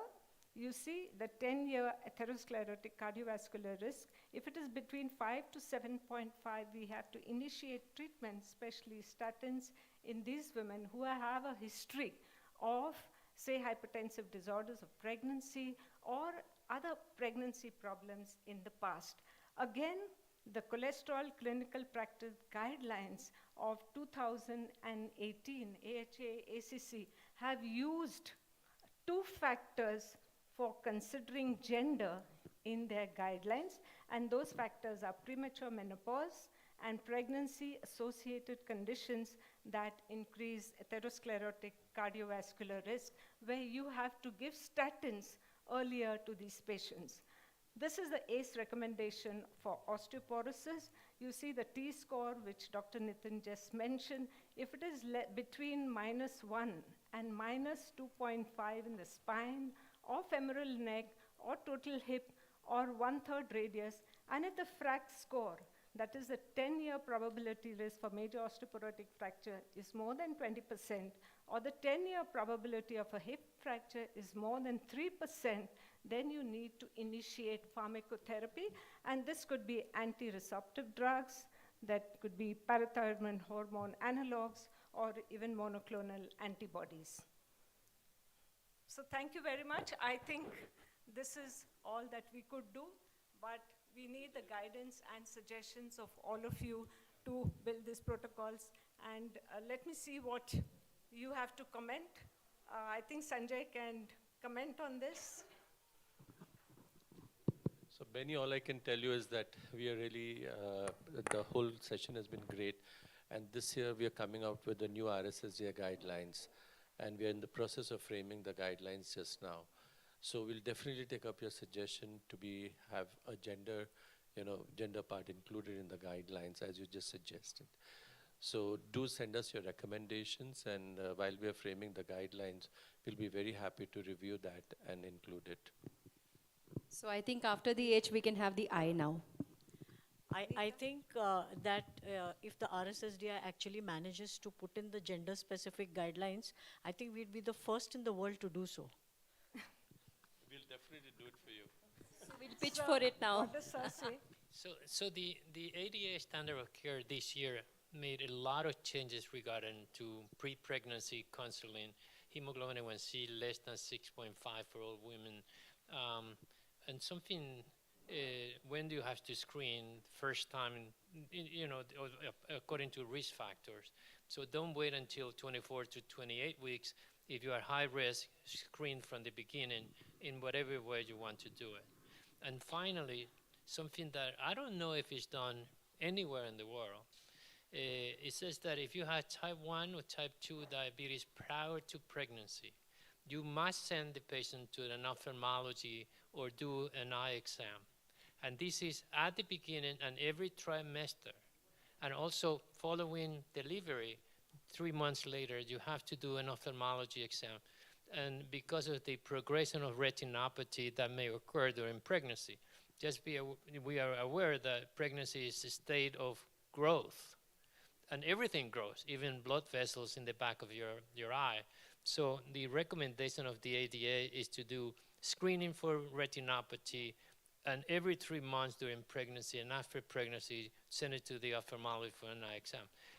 I mean, I love the idea of having this gender, gender or sex, and if you want to do that, suggest to the ADA, send a letter with your request, with whatever you think is necessary.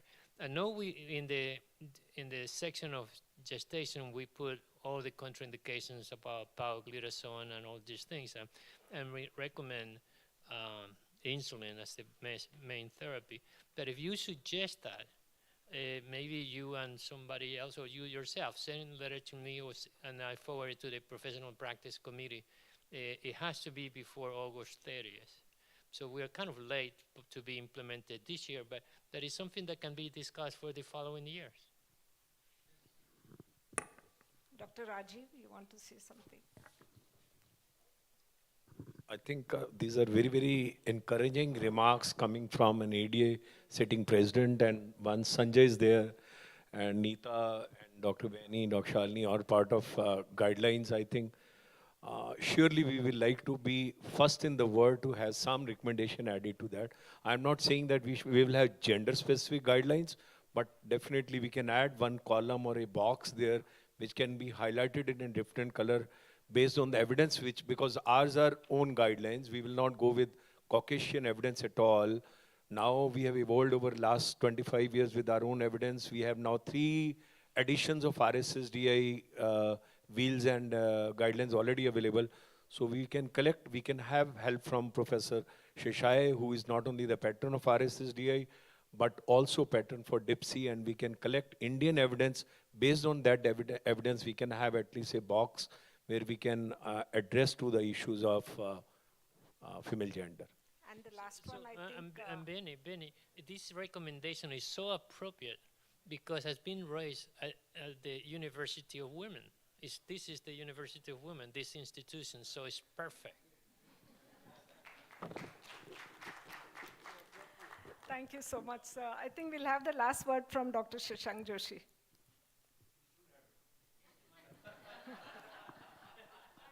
I completely echo what Gurmo said, and I think it's time that, you see, I still remember Professor Pierre Lebefre saying that most of the diabetes is between the Suez Canal and Japan. That's where, but all the guidelines come from North America and Europe. So it's time that we start putting some evidence, high quality evidence, which eventually translates into a recommendation. I don't like the word guidelines because it's dictatorial, and we need recommendations which are suggestive.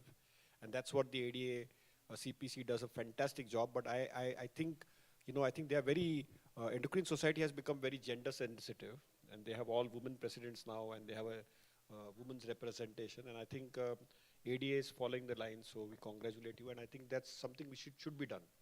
And RSSDI also should have, I disagree with Rajiv there that we should have not a paragraph, but a separate gender-specific guidance for women, because we have a separate program for maternal and child health in Government of India, and our Prime Minister is very pro women's health and is very committed, and so is our Minister of State for Health in Government of India, Dr. Bharti Pawar, who's a minister herself. So I think we'll get a lot of support there. That's how the DIPSI guidelines got on board in the national recommendation for pregnancy. So I think we should push that. It's universal now. And I think the evidence on insulin also, probably there will be better evidence on metformin coming up. So I think if that comes up in a bigger way, the whole GDM is going through a whole conundrum of good data. We will have a sea change in recommendations. So I think we should have India-specific guidelines, gender-specific, And I think ADA also, we should send your recommendation. I think he has been openly supporting India, and I think we should send that recommendation for sure. Thank you. Thank you so much. It's so heartening to hear all the men talking. And we have been talking a lot about women and diabetes, and today I think that is helping us, and it will go a long way in speeding up the recommendations. Thank you so much. And with this, I will close the session today. Thank you, Shalini and Nitin.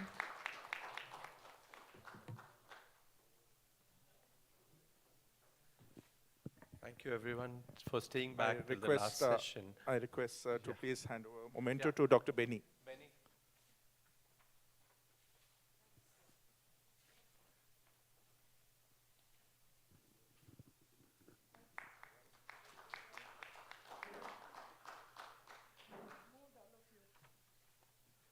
All right, it was the last session, and we're just on the closing. And I would like to thank each one of you for staying back. I would like to invite the entire IDEC team on stage. Dr. Guillermo, come on. Nita, Archana, Nitin, Shilpa. Who else is here? Anjali, come.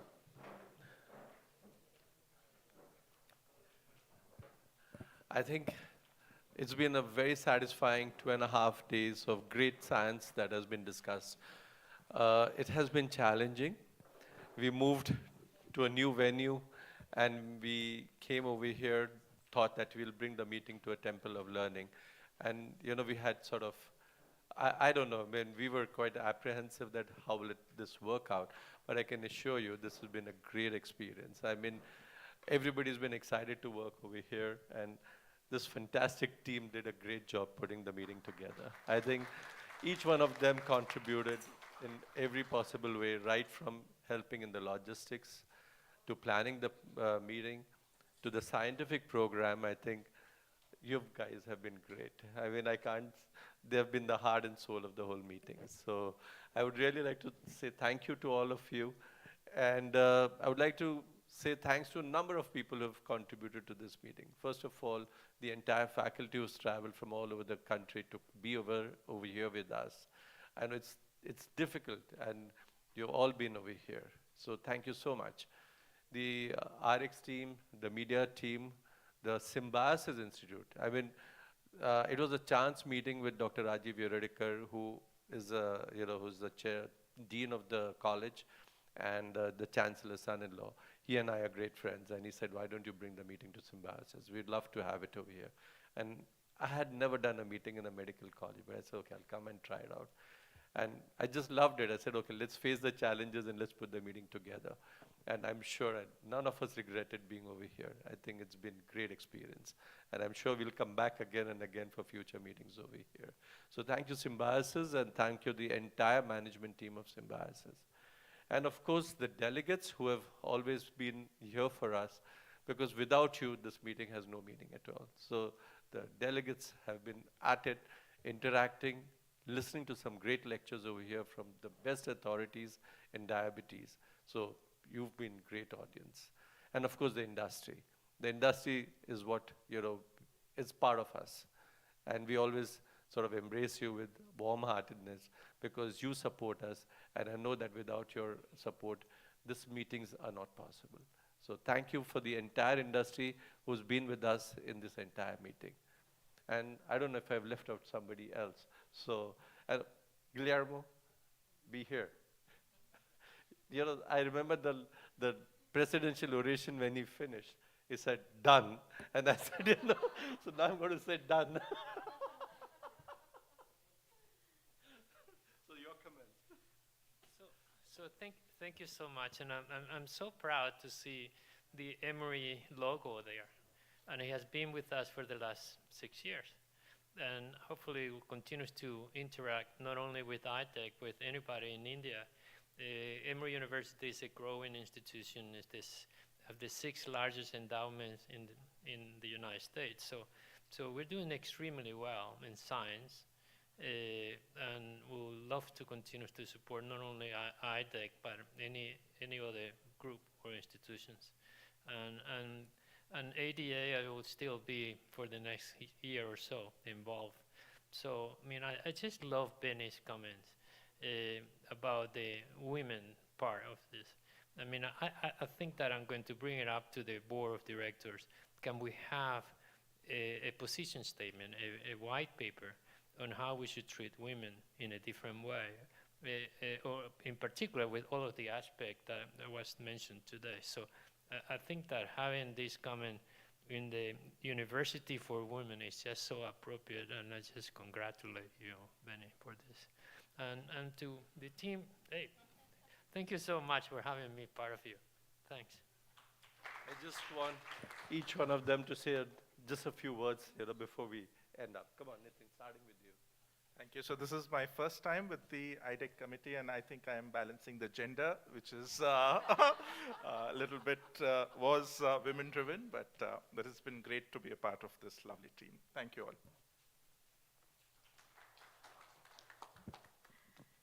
It is thrilling to see how the IDEC team grew from a 2-member team of just Sanjay and I to this big team that we have today in its 6th year. And I'm sure that more hands that have come in have strengthened this particular IDEC and taken our dreams to where we want them to be. I would be failing in my duty if I did not thank the entire faculty that came in from all over at short notice just because we invited them. I'm really, really grateful to them because they make the science here. They make the science at IDEC happen. And I'm extremely grateful to all of them who have come all the way to this exotic but hard to reach location. So I'm very thankful to all of them, thankful to the delegates, both online and the people who came here to make IDEC happen, because it's the delegates who actually make it happen. So delegates and faculty together is what IDEC is. Thank you all very much. Please keep supporting us. We will bring new ventures to you. Thank you.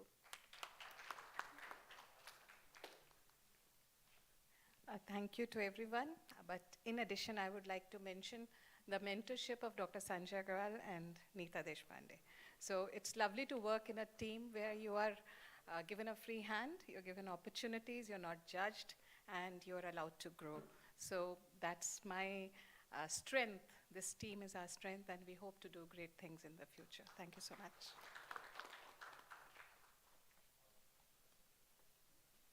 So, of course, the scientific commitments are the heart of the conference, but I think what these conferences have a very special place in all our life, because even though it is about science, it is also about people meeting each other. And this year we thought that we'll break somehow the trend that is of meeting only virtually and make everyone come here and see each other. I think apart from the science, this is something that means a lot to me. Meeting people and feeling their presence in your life. Thank you so much.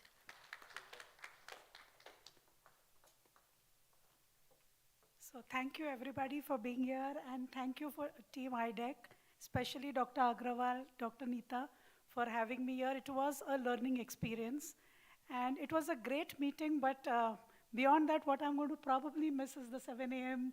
morning meetings that we had almost every single day. So I think it is great, like Anjali said, to meet everybody physically.